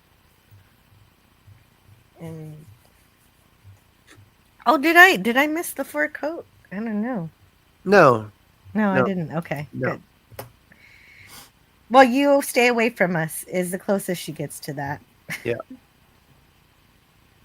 Yeah, and then she realizes what's going on, and she refuses. Of course, she refuses. That sounds ludicrous. Yeah. Franco, that is the name of my first album, Candles and a Baby. But then she's tossed and she's trapped in those doors. Candles and a baby in leather diapers. Well, no, because I don't want the explicit warning. I want the album to be sold to all ages. Okay. Yeah. Okay. All right. I don't know why you said it, Old Man Bird, but yes, Karen Allen is the answer to any question. How are you today, Karen Allen? This is getting weird. This is weird. Well, it's Ghostbusters You're 2. weird. Of course it's getting weird. Special New Year's midnight show. Yeah, you Cannibal Girls with Eugene Levy and Andrea Martin. What a shout out to SCTV alumni! Actually, supposed to be in a scene in this movie. They, I don't know if they actually filmed it or if they just cut it out, but he was supposed to be in this movie. Wow. Well, ghosts are chasing people away, and then for some reason the dead animals on this lady's fur coat are reincarnated. Yeah. Yes. Well, revived. Yeah. Sort of. Or at least their spirits are, and they and then they run off. I love the way that the jacket runs off. Yes. Yes, so that's fun. Like that, yeah, exactly. Comes alive and runs away. And then the Victory Arch has a big spirit going through Ray it. Harryhausen. That is Ray Harryhausen, ladies and gentlemen. Yes. And just general terrorization of the entire general populace. So, Jill, now that we're here, if you go back one, I know we're all upset about the Titanic. But can you explain... I am actually upset about the Titanic. Well, it's fine. The door was big enough for two of them, so I don't really care. It was proven on Mythbusters. Can you explain your love for Cheech Marin? Well, I do like him. I got excited when I saw him in this movie. I don't know if I love him, but it's like, hey, I know an actor that I know, and so I got really excited because I don't know a lot of actors. And so he's your Kurt Fuller. I watched Up in Smoke, when I was younger, and I've never seen it. And I'm really? a stone. I engage in the recreational botanicals, and I've never seen Up in Smoke. It's hilarious. Is it, or is it just what I do daily? It is what you do daily, but I mean, you like Fear and Loathing? Watch I it. love Fear and Loathing, but I've never Fear done. Loathing Las Vegas is amazing. All right. I'm not saying it's exactly like that, but it's like, come on, it's a celebration. Okay. Yeah. So, We'll have to cover it. Says, Anti-derivative Jill, which Ghostbuster do you identify with? Egon, of course. Question. I love Egon. I'd like to hear that too. Your answer. I'm not as cool Egon, as Egon, yeah, but makes sense. I like him. Anonymous says, I saw Up in Smoke when I was a child. I had bad parents. Well, were you like Baby Herman, just huffing on a blunt? Well, maybe it's just a bad choice in allowing him to watch the movie, not necessarily. My problem with the Titanic is that the slime is underneath New York City, but the wreckage of the Titanic is like, how did the slime get to the wreckage? Well, Yeah, okay. I don't know. I don't know why you're confused by this. The lightning rod is the painting which culminated the ectoplasm that is in an abandoned subway tunnel, and that is drawing all of the psychokinetic energy to New York City, and that will be an attraction to all the people who were trying to get to New York on the Titanic. Amen. Like, it makes sense. It makes sense. Suppose, but it is kind of far away. It's when I look at I thought that it was strange that they picked something that was so far away from New York. But I guess your explanation is acceptable. But after looking at some trivia, I thought some of the earlier ideas seemed to make a little more sense to me. They were thinking of the idea, because of all of the psychic activity under the city, all of the dead, the dead that are already there in New York City would start manifesting. Or the Hindenburg would have definitely made a lot more sense. Hindenburg was supposed to be in there. I think that they just didn't have enough time, that it was time constraints and money. I think that you're probably right in the sense that all of the dead were being raised at this time, because I think Vigo had accumulated enough energy to where you see that huge monster ghost in the park, Yeah. and the Titanic. So I think at this point enough energy had been accumulated to where all of the ghosts from around the world were probably being drawn to this one area. But Yeah, Well, where's exactly. And Vigo from? He's so from so that Carpathia. yeah. and so there was also going to be a scene with the gravestones shooting off like rockets. That would have been cool. That sounds cool. Yeah, I like the ideas here that could have happened. Yeah. This was neat. They recreated the Titanic here, a little different from the real one, and it's good. Yeah. It's a cool idea, though. I like that Mm-hmm. they used actual history to. Well, and that punchline is great from Yeah. Cheech. Well, Exactly. better late than never. Yeah. And so now we get into the rote continuation of the exact ending of the last movie. We And have that's to have Ben Stein. I didn't never real. I forgot that he was in this. That's crazy. Who? Ben Stein. Oh, Ben Stein. I wish I could have won his money. I do too. Oh yeah, he had a game show. But Yeah. yes, you're right. That this movie is basically the first movie done again, but it doesn't bother me too much. It's the mayor fires the assistant because he put the Ghostbusters in the. Wait, where was Ben Stein in the movie again? And he was just one of the people. Oh, he just showed up and handed papers. It's not a big deal. Right here. Oh, okay, I see. I don't know if it's actually See, him, but it's it looks Ben like Stein. It kind of looks like him. No, he looks like him. Clear eyes. Sarah Silverman is there. So is Jimmy Kimmel. Yeah, exactly. Awesome. And the Juggies. And yeah, no, that's different. That's the Man Show. Oh yeah, sorry. It's near where it sank, kinda. Well, I guess it's close enough. Yeah, it's close enough. Yeah.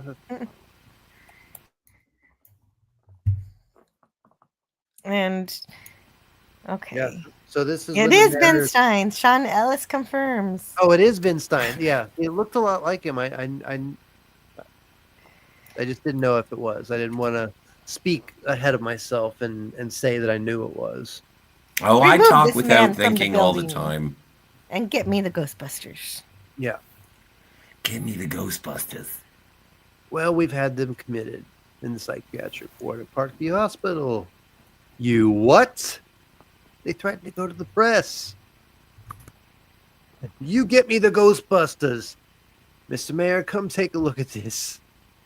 Oh, sheesh. That looks exactly, Jet Sparks, that looks exactly the same as the portal opening up above Central Park West. Yeah, it does. It might be the same effect completely.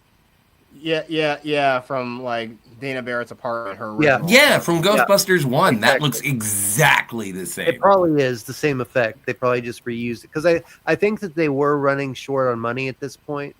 So they had to really stretch it out as much as possible. Yes. But every single time, I mean, this is like the thing before you had like the big beam in the sky for a lot of these movies that came out up to now. Yeah, but it's good to see the boys back in the beige. Yeah. But they get back in the navy blue here in a minute. Yes. What, they change again? Okay. Yeah. Yes, there are many costume changes. It You know looks like what? a giant Yeah, Jello mold. I hate Jello. Ah, come on. There's always room for Jello. Considering when we found out what's in it, yeah, I'm not gonna take my chances with Horse feet. And don't forget like crushed bug parts too. Yeah, but I love hot dogs. Shut up. Stop ruining my party. Yeah. And and I didn't mean it. I didn't. You don't have to Dana- shut up, Jet Sparks. I was just being Dana a jerk. gets out of Dana gets out of the little trap by pretending that she's gonna cooperate. Yeah. She's trying to save Oscar. Yeah, right. And then they show up and realize that they couldn't shoot their neutrino ones.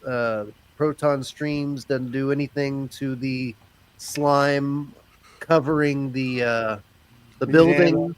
Yeah, the And museum. So they realize they have to do something else. They have to fight it with goodness. That's the thing that I really, really appreciate about this moment is that they show up and they're like, "We'll just start shooting our guns. It'll be fine." Yeah. And then it's like, well, then how do we fix it?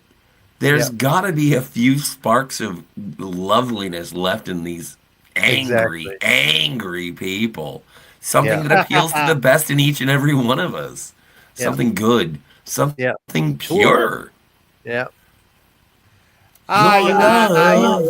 Yes, the Statue of Liberty, light and liberty, and igniting the world. Yeah. Yeah. And I'm Canadian, and I believe in it. Hell yeah. And so then they get their slime blowers, and they start loading that shit up with as much. All right, calm down. This is a family show. No, but there's kind of an allusion to that. I mean, it does make life sort of like it brings the Statue of Liberty to life. It's not. So you're saying that the slime blowers are full of. Not really. I can't even say it. I can't. It's too early in the day. I can't say it. It's positively charged ecto slime. All the positively charged ecto slime that I have. Yes. And then I love how they use an old Nintendo joystick controller. It's rad. I still have that. You have that. It is called very specifically. It's the NES Advantage controller. Yes. Hot damn. I'm glad they didn't use a power glove. Oh yeah. Me too. They would have been in such trouble. I love the power glove. It's so bad. It's so bad. It sucks. Yeah. The Wizard. That's one of my favorite movies too. I love that. I'm a big fan of Rilo Kiley, and so the movie starred Jenny Lewis, and I do enjoy seeing her collection of work. Although I should shut up because it's kind of like saying that you thought that Kirsten Dunst was hot in Interview with the Vampire. Hey, my best friend as a kid looked exactly like her, and I had such a big crush on her. How old is she now? Is she hot? Is she single? Yeah, well, she's 41. I don't know. I haven't talked to her. I'm 47. Come on, maybe we can make this happen. I need a green card. Hey, maybe I need to make it happen. All right. Okay. No, fair enough. You saw her first. Exactly. Fair enough. Brittany, if you're listening, call me. Brittany is not listening. By the way, Brittany, please like and subscribe. So don't forget to tell your mom, Brittany. The scene of the statue's torch exploding in a fireball was a case of serendipity. On the first take, a piece of the rig flew up into the frame, and it was a mistake. But Ivan Reitman liked it, and he cut it in. Nice. It is, it was basically an accident. That's the best kind of accident. Canadian Spider-Man Spidey saw. Love the Statue of Liberty. Only saw it from a distance. I got to see the Statue of Liberty. I got to walk into it, and I went exactly where the Ghostbusters are. I went all the way up to the crown. Wait, I didn't I've get never to been to New control it York with the new Nintendo controller though. If I go to New York, there's one guy who will kill me. Well, then you better not go. I know, right? Or if you go, I'll go with you and protect you. Oh, come on. I'm not. You want to die? I mean, No, I can take care of myself. I I'm appreciate the I'll offer, back Odd you up. Job. I'll back you up. Like I'll watch your back. All right. They don't just use a Nintendo controller for this. They also use a Sony Walkman to play. Yes. Well, to play "Your Love Has Lifted Me Higher" to get the Statue of Liberty to move. But By Jackie Wilson. Yeah, Move but that's what earlier. activates the positive slime. The controller is what they use to actually get the statue moving. Yes, it was just like how they got the toaster to move earlier, exactly. but this is like if they made a remote control for the toaster to control it. That's exactly right. Is that like the toaster that Egon fucked? Well, I think that he just I think he had sex with the slime itself. Well, but how did you do it? Like in a cup? In that jar. I think he probably He just stick his dick in a jar. Okay. Yeah. Moving on. That's a A graphic way of talking about something that actually was described. That's where we end the show right there, everybody. There we go. Roll credits. Good night, everyone. Happy New Year. Is that when he fucked a toaster? Anyway, The end. let's Bye, go. Everybody. You Get just out of here. repeated the joke. America is supposed to be the land of tolerance. Peace. But there is See, no, Jet Sparks there is has no it. tolerance. Jet Sparks knows what's going on. There's no peace. There is no tolerance. Well, especially, no, I can't say the toaster joke again. I already did it twice. Yeah. Exactly. Yeah. Thank you. And you can see how proud Janine is to zip up. I'm so relieved. Yeah. She's dating a Ghostbuster now. You know what I Right. wear? He's got I wear that- glasses, and I don't know what it's like to kiss a girl with glasses. Do they get in the Well, he way? does. No, they don't get in the way. Okay. I love girls with glasses. I love never- girls with glasses as well, Well, but same I've thing never, here. like, I've never kissed a girl while I was wearing glasses and she was wearing glasses. Like, I was wondering if the, ordinance gets. So none of your conflicting. girlfriends have ever worn sunglasses? Oh, maybe. That's a good point. But was I wearing sunglasses at the time? Anyway, long story.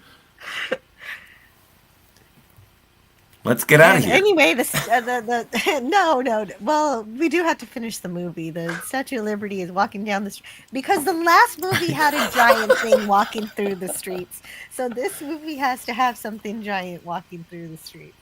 This is the best. This is the entire reason that I was excited when you said this was going to be the New Year's Eve movie review, is because I was hoping, beyond hope, that you would say, so anyway, the Statue of Liberty is walking down the street.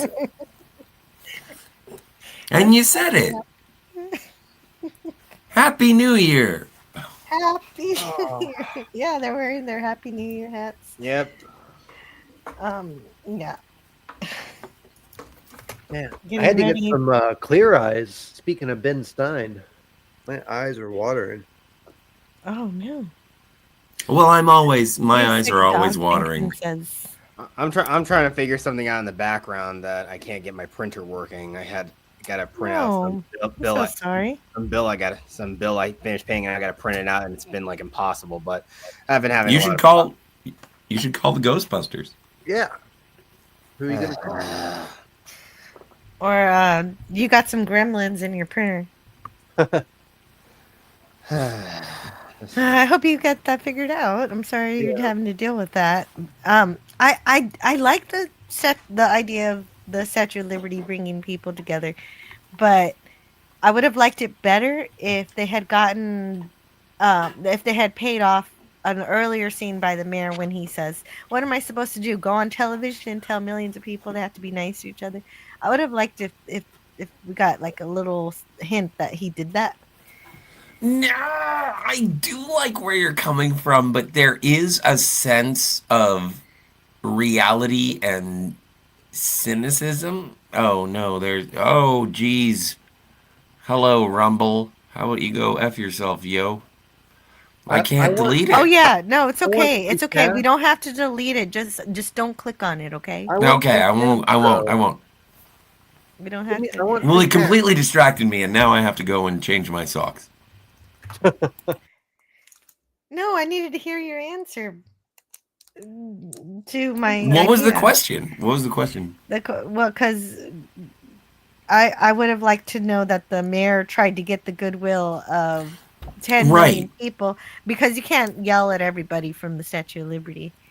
Well, but the thing is that there is a certain level of believability, even in Ghostbusters 2, where it's like this is a very, it's a giant problem, but it is only being dealt with by a small group of people.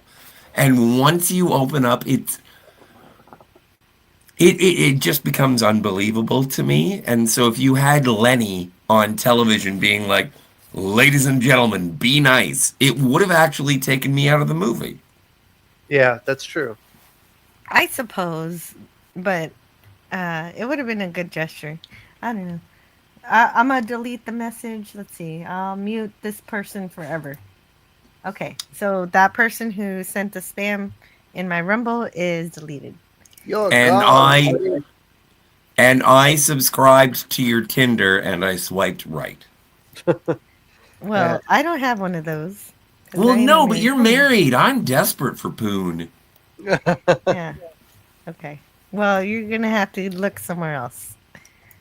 Probably. It's not like we matched. I get a sense of desperation through my screen. From me? That makes sense. Yes. Yeah. From me. And so they thwart Vigo's plan to Where's Jacob? Inhabit the baby. Where's Jacob? Yeah, Jacob from Twilight. Doesn't he love babies? Oh. Okay. Please don't talk about that. Let's not go there. Yeah. Why is that an offside topic? Jacob from Twilight loves babies. That's not Ghostbusters. Because it's awful, and it's not Ghostbusters. And it's not Ghostbusters. We're not allowed to talk about not Ghostbusters. Yeah. I mean, we're already at almost 4 hours on a 90-minute movie. That reminds me. I have to have a cigarette. I'll be back. We're almost there too. Yeah. Because Slimer's okay. So they actually have somebody in a costume, a Statue of Liberty costume, so they can do the motion of smashing through. Yeah. The museum through the slime. Yeah. All the positivity kind of gave way, and they could smash that window in the kind of, what is it, repel in. Yeah. Oh, and wait, play the thing. Play the thingy. Also, right.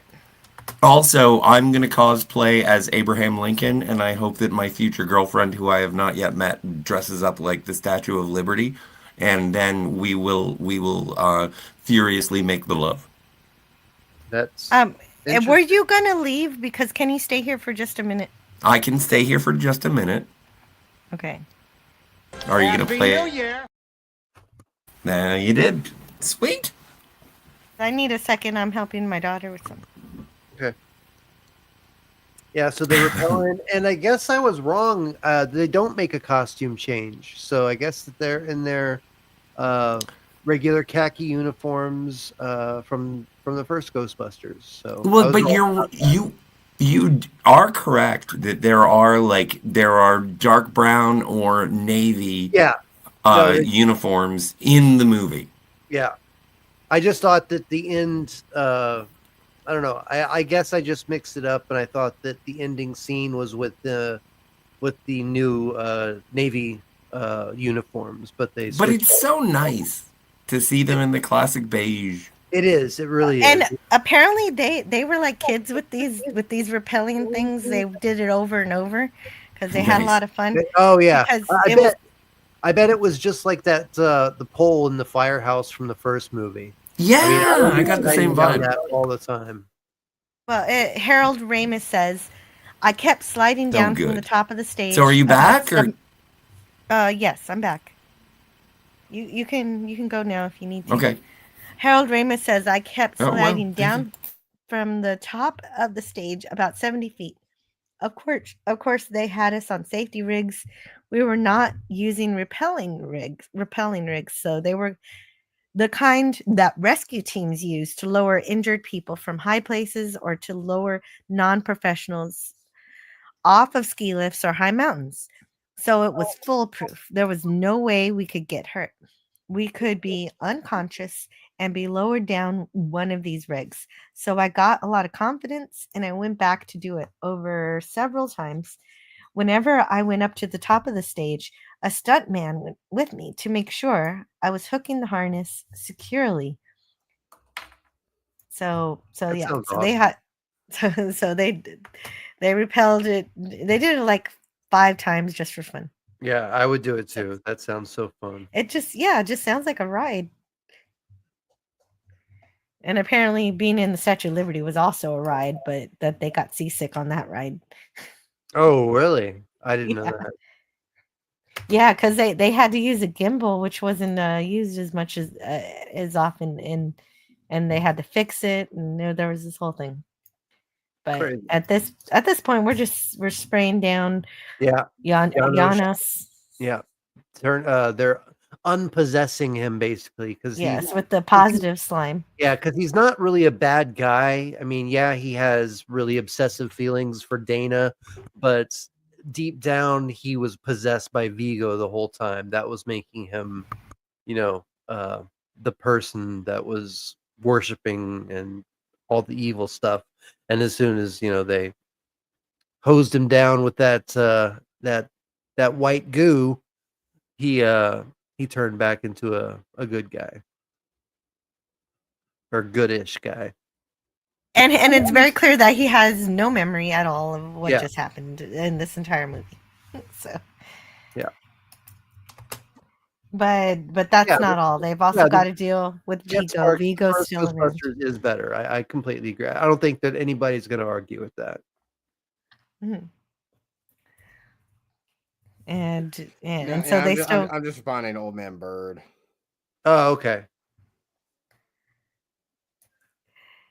Yes. Well, I was going to ask you that question at the end because I wanted to get through the whole movie, and that's a big question to ask. So, but you could. Okay. I'll read it. I'll read it after. Okay. I did like that question too. I'll get to it at some point. After I wanted to defeat Vigo since we're so close to finish. Yeah, we're so close to the end. And then afterwards we can just relax. Oh no. Hey, Daddy.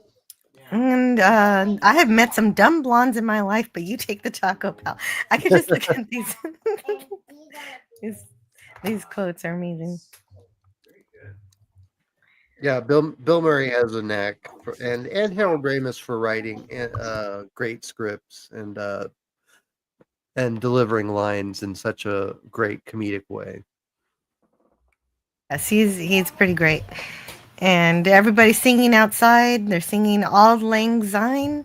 Yeah. And they're bringing good humor and good joy to defeat Vigo in a way that the Ghostbusters couldn't have done without them. They would not have defeated him without the goodwill of the people outside the building. Yeah, I think that's a huge. See, that's what I really love too, and not to get sidetracked, but on my channel, I really like involving the chat and engagement and stuff, and I think that's a really big thing in this movie. It's really the people outside that allowed the Ghostbusters to be the heroes, like because everybody's the hero here, like everybody that's came together and brought their joy and their love for each other and stuff, and their pride for their country, and with the Statue of Liberty and stuff, it wouldn't have worked. They wouldn't have saved the world without them. So yeah, so it was definitely a team effort for everybody. Yeah. And then they shoot him with slime. They do the same thing. And they even get more excited when they don't even realize what's going on, but they're singing and bringing this joy. And then when Louis Tully shoots the neutrino wand, the beam, and then it breaks the shell, they think that he did it, and so they're even more pumped up because it's like, yes, we're winning. This is, so I don't know. It helped to bring everybody together even more. Yes, definitely. Well, that was nice for Louis. For Louis, he thought he was helping. Yeah. And in a way, he really did, because he showed everybody that was watching this happen from the outside, showed that his, what he did might have actually done something, even though it didn't. It was really the people. Yeah, the cheering also helped the slime be positively charged. It's your love. It's lifting me higher. It is. Than I've ever been lifted before. It reminds me of the episode Day of the Dove from Star Trek, if you've ever totes. Enemies becoming friends, slapping each other on the back and saying, I love you guys. And connecting to defeat an evil and not, wait, go back one. Go back one. I want not I love you, this. So I want everyone on the panel Why am I say dripping this. with goo? Why am I dripping with goo? Why am I dripping with goo? Jet Sparks? Why am I dripping with goo? Why am I dripping with goo? Why am I dripping with goo? Why am I dripping with goo? You sound like Ziggy. Why am I dripping with goo? Why? Oh, Peter says, you've been a bad monkey. See, that's a lot. You know what? I remember getting in trouble. Who? You? Yes. And I was like, I said something about monkeys. Oh yeah, show us the picture. Let's see it. Oh yeah, no, this is one of the best paintings of all time. I know. Yes, depicting all of them as heavenly saints. Yeah. Well, not only that, but they're all cut. They lift. Oh, yeah. Like Ernie Hudson looks like Carl Weathers. Well, they're heroes. They got to paint them like heroes. Harold Ramis? No, there's no way Harold Ramis's arms are that big. They're not painted like heroes. They're painted more like they're saints. Yes. Yeah. Agreed. But still, they're cut. Yeah.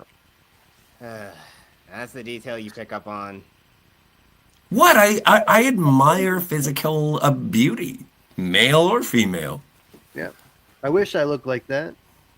Me too. Come on, I gotta sit up. I gotta do some push-ups. And there's supposed to be a scene. There's a scene where Ray is possessed, but he couldn't be there, so somebody else was there. And I did think that scene looks kind of weird. It is. So now I know why. Well, and like I mentioned, it was supposed to be interspersed throughout the film that there were going to be repercussions of Ray being sort of possessed-ish, and it was a subplot that was dropped.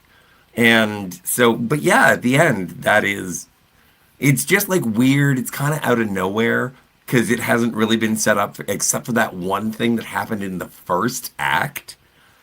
And it's like, oh, right, I forgot about that. Anyway, Ray's evil. As fun as this movie is, that's something this movie isn't very good on, is setups and payoffs. It doesn't really do that too well. And that could actually be a thing.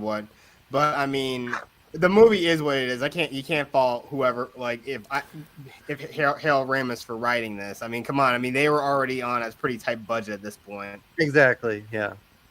Well, and again, like they were probably set up for a release date as well. We had to do this as quickly as possible, kind of thing. I know that the reason that people say that Bill Murray didn't enjoy Ghostbusters 2 as much is because he read a script, and then when he showed up, it was a completely different script. Yeah, they tricked him. Yeah, exactly.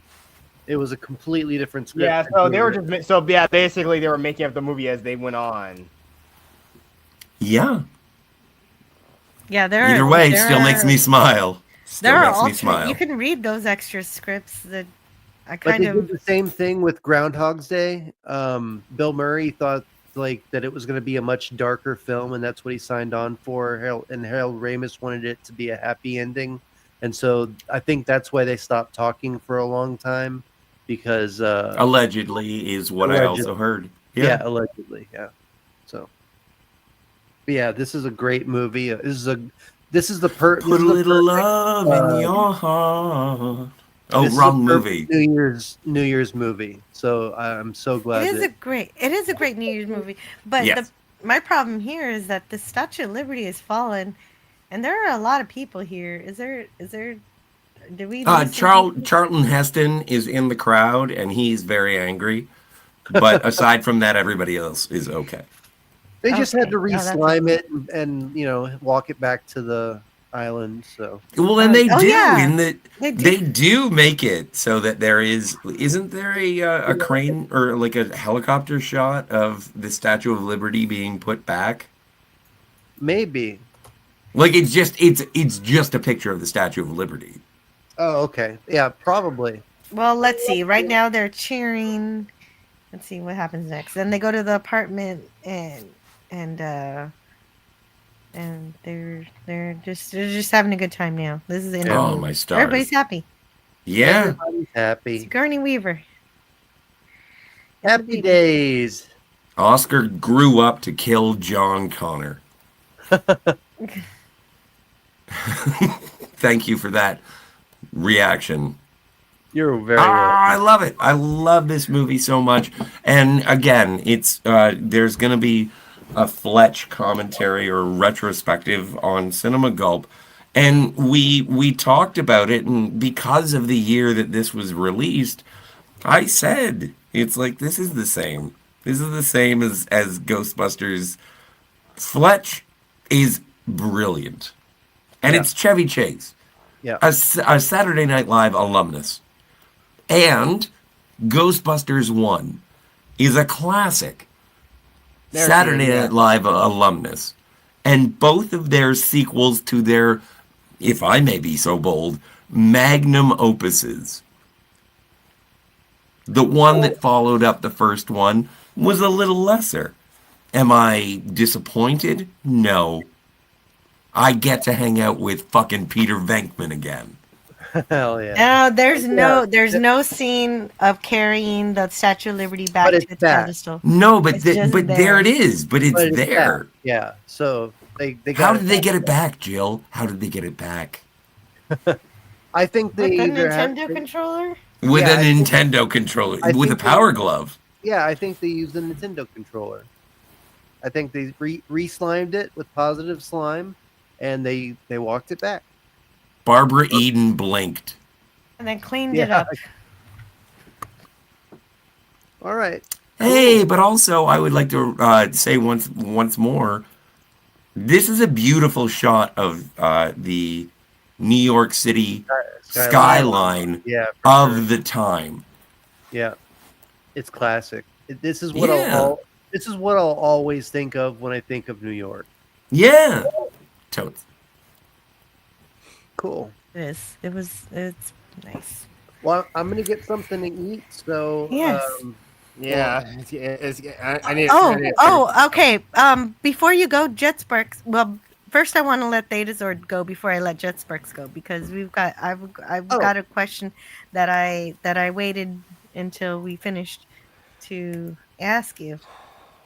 And Thetasord, if you've got to go, what? Do you want to plug your stuff? I would love to. I'm going to be on Cinema Gulp on the 9th. He invited me graciously to his one of his live streams talking about the best and worst movies of the year. So you're gonna be there? That's great. I'll be on that stream every Sunday. I do radio Sunday radio streams of suspense with Vincent Price or The Shadow, old time radio in a Mystery Science Theater 3000 kind of way, where we kind of riff on it, make fun of it, but we also kind of get scared if it's a good one, So just hit or miss and see what's up on that. I'm going to be doing a lot of gaming streams with Tony. Some Ninja Turtles. I'm going to be finishing Ghostbusters, ironically. The Teenage Mutant Ninja Turtles? Teenage Mutant Ninja Turtles, Shredder's Revenge, and then Mighty Morphin Power Rangers, Rita's Rewind. I'm also going to finish Silent Hill 2, the remake. I got a lot of stuff in the works. I also have a... Have you ever played The Longest Journey? No, I have not. Oh, it's really good. It's a really good point and click adventure game. I don't know if those are your favorites. I love point and click games. Oh, you do? Then you should check it out. Yeah, I'll check it out. And then the last thing that I have is, well, I have two last things. I'm putting together, like I said, I'm doing a like when I do my variety shows, I'm going to have interactive chat. So like as a Power Ranger channel, I'm going to have like Lord Zed send down a monster, and it's up to the chat to turn into their own superheroes, and we're going to do kind of a D&D style type of thing, and you never know when it's coming. Lord Zed will send down a monster, and then it's up to the chat to roll their attacks. If you donate a certain amount, you get like a +1 advantage, +3 advantage, +5 advantage, and if you donate a certain amount, it's just a natural 20. Datazord, did you know that I am a magician when it comes to dice? Because every time I roll 2 6-sided dice, I always roll a 6 and a 4. I don't know what it is. Well, we need 20s. So yeah, I know, but I only get 6 and 4s. Like I'm always 10. Well, we're gonna need to roll higher than that. I'm like Bo Derek. Well, I'd love for you to show up, and we did a dry run, and it went really well. There's 2 endings. The one where you save the Earth, and one where the Earth is destroyed. So we actually went Lewisburg. And Otisburg. Can I interrupt this plug? I'll let you finish. Just to say Happy New Year to Finland and everyone else. Hey, my grandmother was Finnish. Hey, Happy New Year. Hot diggity to Finland. Continue. Happy New Year, Finland. Happy New Year, Finland. And also, if Norway's coming up next, I want to give a shout out to an old guy I used to play, an old person from Norway. I used to play he was from he's from Denmark, who I used to play on PSN with a long time ago. His gamer tag was SO. That's how we all called him. But Happy New Year to you, SO. Well, and speaking of Norway, we should give a shout out to Terje Tiberius Mork. Almost a new year for him. Happy New Year, Tiberius Mork. I forgot the last thing I was going to say, but thank heavens. Sorry about that. Check me out. Sundays I stream. I'll be putting out theory videos. I just put out a Transformers. What if Energon was the reason that we evolved as human beings? That sounds cool. It's kind of a parody type of video, fun but scientific as well. So just check me out. I have a lot of theories in the future that I'm going to be putting out. And thank you for having me, Jill. I love you so much. Love you, Scotty. You're welcome. Nice to meet you, Jet. And check me out on X as well, at Datazord. Yes, definitely check him out. Cheers. Yeah. And Thank you so much. I can't wait to see you again. Yep, for sure. Did Jet go already too? No, not yet. He's still hanging out. All right. I'll see y'all soon. See you, Datazord. Thank you. How long do you have, Jet Sparks? Because we're just. What? I'm about to wrap up and leave too. I mean, man. Okay, then I just wanted to ask this. When I saw this I knew I wanted to ask it, but I wanted to finish the movie first. You're an author. Is this story perfect, or would you have changed something in the editing and writing? I really don't know. I don't have that much of a connection to Ghostbusters 2. I mean, I will simply say with this movie, the movie is what it is. But I mean, if people like it, that's good. If people didn't really like it all that much, okay. But I mean, I'm a person who I will criticize the writing. But I mean, like you said, like setup and payoff, it's not done very well. But overall, I mean, the movie's just the way it is what I would simply say.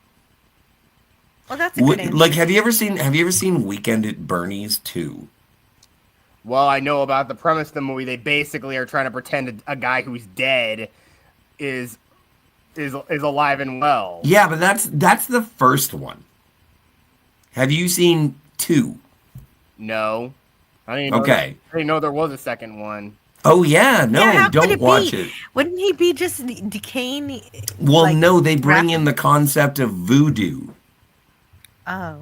Like, basically, like, I think that this is a movie that is underwhelming, but it's also everybody who was there in the first place.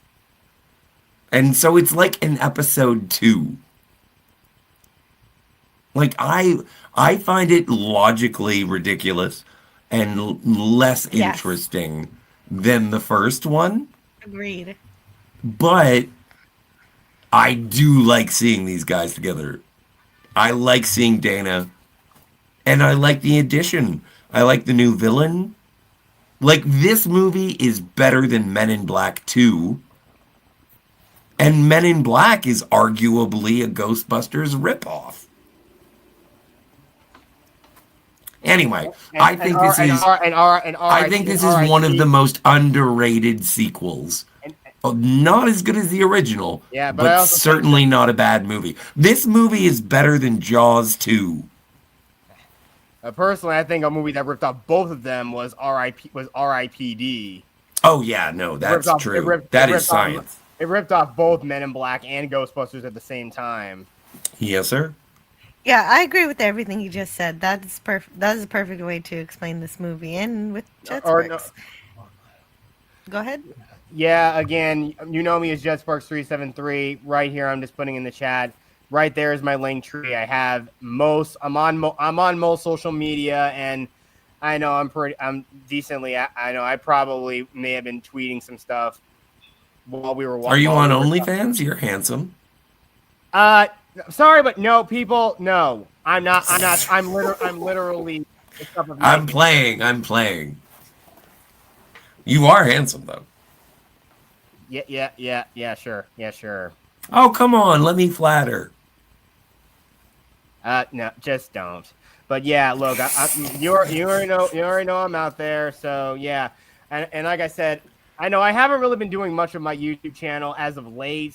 And I've only been on like occasional streams, but the last few months have been pretty hectic. I've been trying to I'm just happy I managed to go home to Tennessee and visit my family for the holidays. And I got a lot, and there's probably a lot to do. But also the main thing I'm going to be doing is try to focus on doing my craft, and that is writing. Come into 2025. In fact, this is actually the year where one of my stories that I created, I first thought up when I was 14 years old. This is the year. Come 2025 is the year it's originally supposed to take place in. Oh yeah. And your books. Oh, that's right. Yeah. So things are coming together for that. Yeah, I hope they are. Me too. And I hope you have a good time with your family. I just did. No, yeah, I just did. I got. Oh, you already did that. Oh, you came back from that. Sorry, I missed that part. Yeah. And is that everything you wanted to share before you had to go? Yeah. That's about it. But thanks for having me on, Jill. You're welcome. Good always see you, Scotty.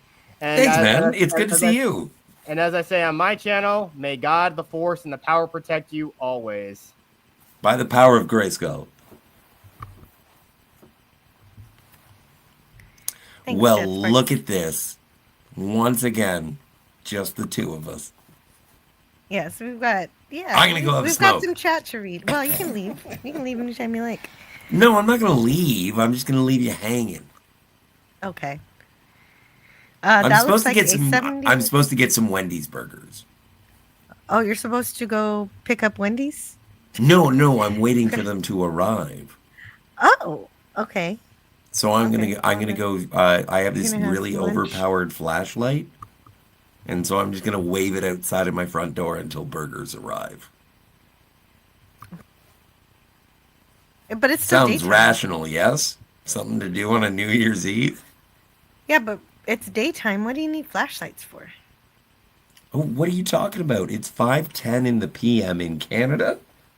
Oh. It is. Oh, it's It dark is for you. nighttime. Happy That's New right, Year, I forgot you're Finland. later. I'm in the Happy New Year. same genre. So yeah, no, I'm gonna go wave around a flashlight, but I'll be back in approximately, I'm gonna say 6 minutes. Okay? Okay. Yeah, I have a lot of chat to talk to, so I'll be okay. They're cool too. Okay. They're nice people. Oh, You should talk yeah. to them. I should. They're not bad. Shauna Ellis says the Statue of Liberty becomes the real American hero. Even better than Hulk? Hogan. Wow. And yes, it definitely does. It becomes well, it is animated to become the hero, just like like you can't have a toaster save the save the world. So they had to use something that people could unite around and be positive for, and that worked out. Shawnella says The Wizard was a great movie. The Power Glove was useless. Yes, yeah, that was a cool movie of the Nintendo competition. I still haven't seen it. I mean to see it. Canadian Spider-Man also loves the Statue of Liberty, and Franco Walker wants everyone to remember to please subscribe, hit the bell, share, hit like, and select live chat. And I want to thank everybody today for helping me reach 1,200 subscribers. That's all I wanted for the new year, and you guys made it come true. So uh, so so I'm really happy about that. And Canadian Spider-Man says, from the mainland, I forget if the view from the Empire State Building lets you see it. Probably. And Old Man Bird hasn't seen the Statue of Liberty torch, but I have seen the Canadian Spider-Man bonfire from a distance. Yes, you do. That's the only way to see Canadian Spider-Man's bonfires from a distance in 2 dimensions on our computer screens. But at least it looks 3-dimensional. But even though we can't be actually near his fire to feel the heat, we can sure hear the crackle. And he's really good at making sure we can hear the fire, which is really, really, really, really pleasant. It adds a certain touch to his live streams that you don't have with other people who do not have bonfires. But oh, that's the other thing about the Statue of Liberty. I did get to go up to the crown, but there was also an option to go all the way up to the torch, but that wasn't open that day. So I didn't get to go up to the torch. Did you just call him Odd Job? Scotty, you're a funny man. Yes, he is a funny guy. And let's see what else. I'll message you a diagram. Oh, there's going to be a diagram that Spidey's going to send. Sean Ellis says Venkman asked Egon and Ray if anybody is sleeping with the slime. He looks away awkwardly. Yeah, I can't believe like what lengths Egon will go through for science. That is a little far. Mars Monkey Max says it's a good thing you both weren't wearing braces and got stuck together. I had braces when I was a kid, but I never kissed anybody who also had braces. That's a completely different question from asking what it's like to kiss with glasses on. That's easy. But braces, that sounds terrifying. Old Man Bird says everybody 45 and older wears glasses. Yeah, well, unless you get LASIK surgery. It costs about $5,000 and it'll keep you from having to wear glasses. Although I'm not one of those people who has done this particular thing, although I am told I should. Contacts are useful in the summer. Oh, no.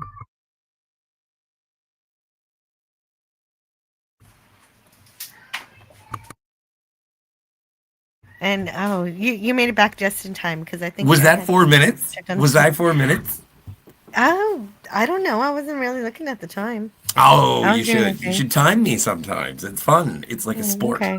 Well, tell me next time, and I'll put on a timer for you. Well, you have business. I'll entertain the peoples. Yeah. Someone else is taking care of that business. Oh, really? You mean there's another parent? Where is the mother? There's also a father. What? She gets 2 parents. That's better than Bruce Wayne. Yeah. Because he's an orphan. Yeah, poor Batman. Poor Bruce. And Jet Sparks was earlier. I'm reading all the chat I missed because Yeah. I can't even keep up. You're doing such a great job. Jet Sparks told Old Man Bird, "I'm writing my own stuff. The movie is what it is," and that was the same answer he gave us live on air. The first Ghostbusters is better. I agree. Yeah. Ben Frail says, "Oh, hey, and hello to Ben Frail and Happy New Year." Hey, Ben. It was a shame they didn't work out a guest appearance by Ninja Turtles. Somebody did respond to this chat. I remember that now. Okay. Hey, man. Well, no, but New York is such a character in this movie, as it is in the first movie, as it is in Teenage Mutant Ninja Turtles. Yeah, definitely. But that could have been funny. And hey, man, I love you. I love you too, Ray and Janusz love scene. Yeah, well, that's because Ray is so full of the positive slime that it's just too much, and he's overwhelmed with. Like earlier, they showed them being overwhelmed with hate and almost wanting to kill each other. Why am I coming with exact opposite? This is the exact opposite. They're filled with love and harmony. Yes, and that. It is kind of a beautiful ending. Is that they do defeat Vigo with love. Yes. They Care Bear stared. They Care Bear stared. Yeah, basically, technically. No question there. Day of the Dove. Reitman changed the whole thing because he didn't think it was going to hit. Well, he improvised. Well, I liked it. I like it too. A shame that they couldn't get Bill Murray on board before Harold died. We could have had 5 of these hilarious adventures. Yes, having them around earlier while we had all of them alive would have been something special. The closest thing we get is, like we said earlier, the video game on the Xbox 360 and the Wii. Yeah, but I kind of put it in the same category as seeing Robert Downey Jr. as Iron Man. And while in his tenure of Iron Man, he only made 1 movie, and it was The Judge, and he was phenomenal. And then, like, what? Oh, wait, I think he was also in Chef, the Jon Favreau directed food truck movie, which also is amazing. But it's like, I haven't seen it. I'm glad that Bill Murray didn't just, and he had his paycheck era, no arguments. But I love that Bill Murray was never really pinned down to one role for franchise satisfaction. Well, yeah, I mean he shows up in all sorts of kinds of movies. Well, like if he had done Ghostbusters 12, he never would have been in Lost in Translation or the Royal Tenenbaums or Rushmore or like there are or there's your. You sounded like an animal. Yes, I did because I am. You sound like a seal. I just want fish. Sentai Ranger Donnie about 7 minutes ago had to go. Happy New Year, Sentai Ranger Donnie. More You phenomenal. have a great night. I'm having a great night because I accidentally sent my wine to my mother and I have to go pick it up after the stream. Oh, what? Wow. Well. It was an accident. But that'll be an adventure. And Herc 130's here. Hey, Herc 130. Flyboy. And Mars Monkey Max enjoyed Afterlife, but Frozen Empire was kind of meh. Still haven't seen Frozen Empire. Yeah, it was kind of. Yeah, I enjoyed Afterlife. Afterlife was a good bookend, a good sending off for Harold Ramis for his character of Egon. But Frozen Empire, they tried. It was good-hearted. They didn't do anything bad to Ghostbusters, but they just kind of. It was just a little flat. Well, you know, but the it was mom. still good-ish. Yeah. You know the mom in Afterlife and Frozen Empire? Yes. She was in a season. She was like the protagonist of a season of Fargo. And she was incredible. Couldn't believe how much I fell in love with her as a character.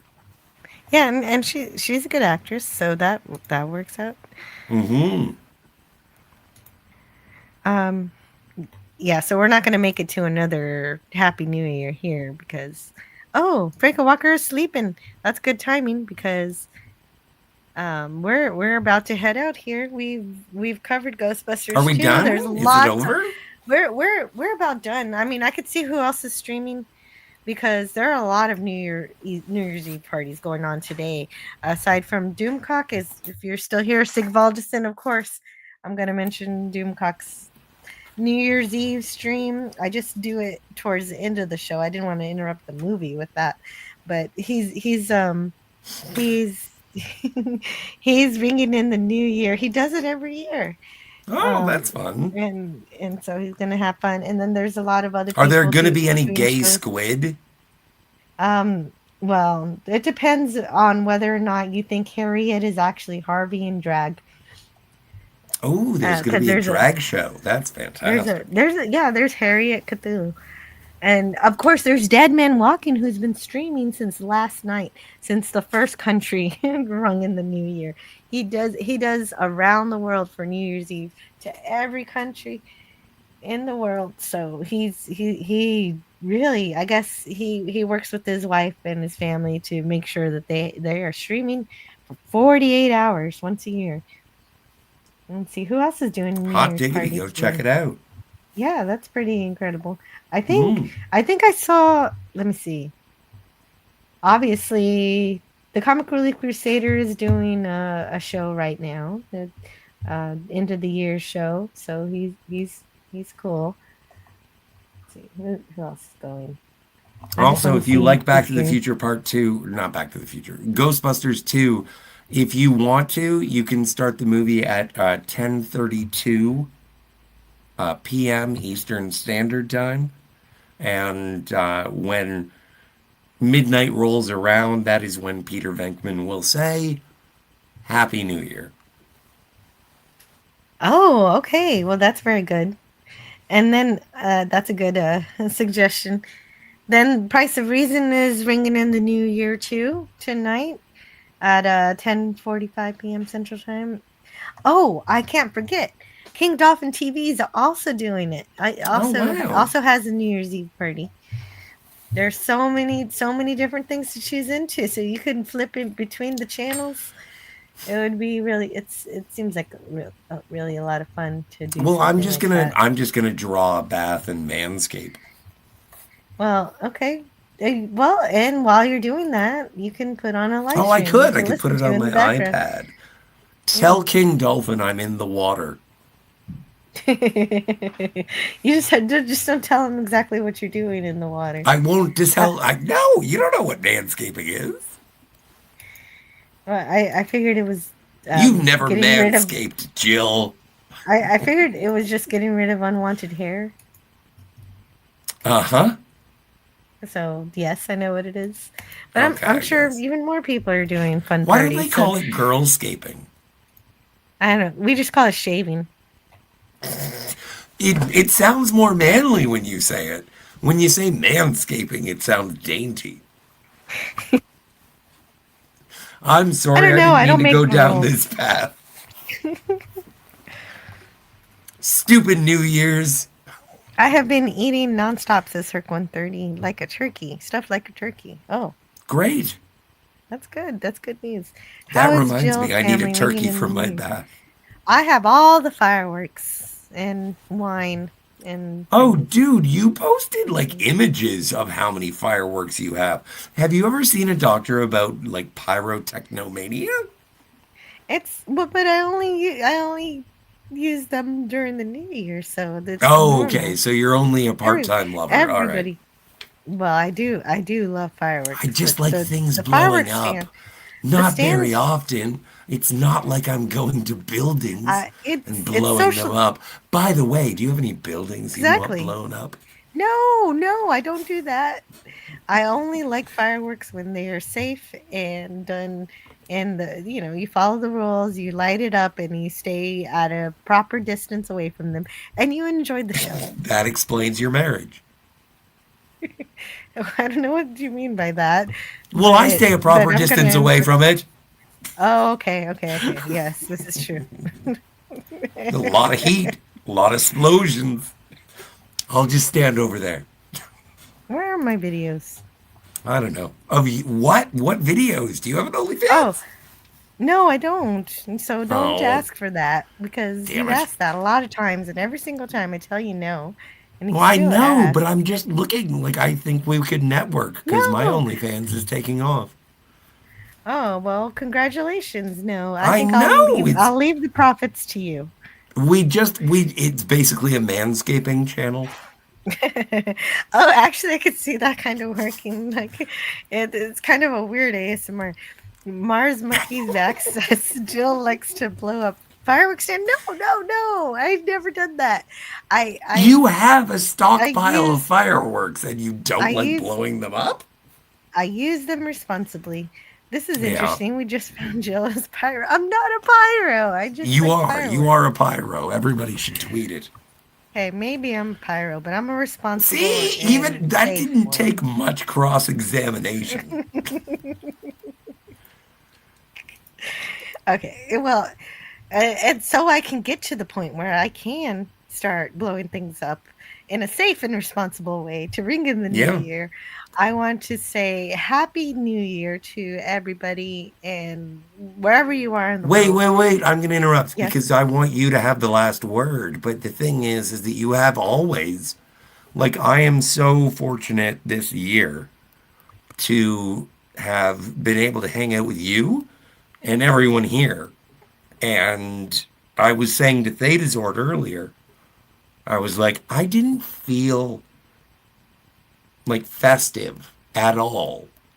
And the only time I felt festive this year was when I opened up the Captain America shield and Christmas hit me in the chest. Mm-hmm.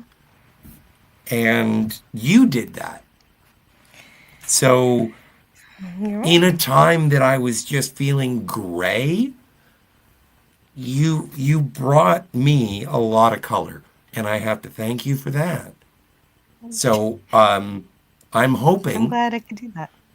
I know it hasn't been a great year for everyone, but knowing you over this past year, and when you promised me that you would never die, I think that I look forward to 2025. I promise I will never die.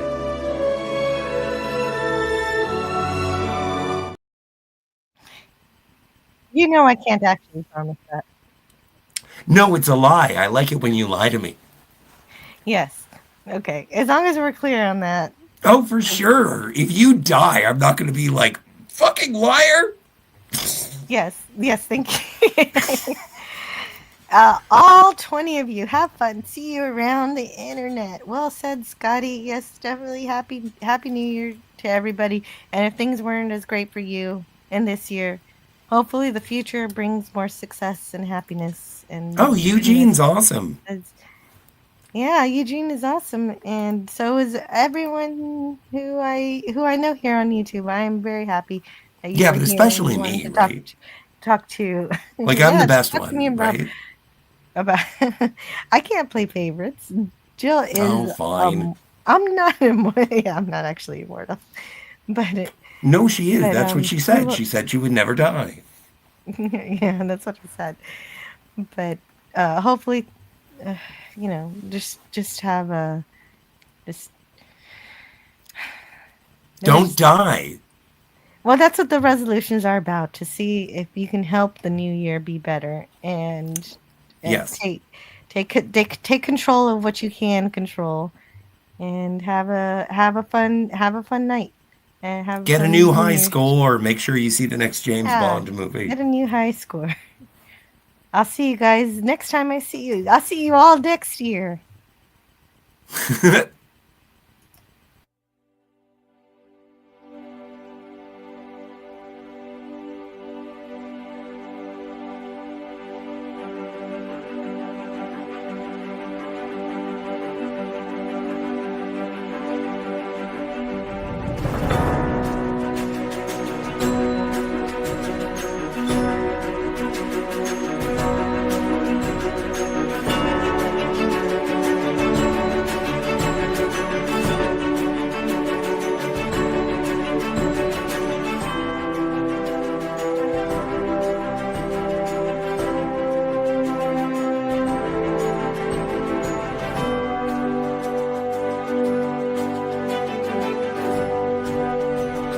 Learn all that is learnable. And the ways our differences combine to create meaning and beauty. It has always been easier to destroy than to create. May we together become greater than the sum of both of us. Well, now you have something new to think about. Carry on. Happy New Year!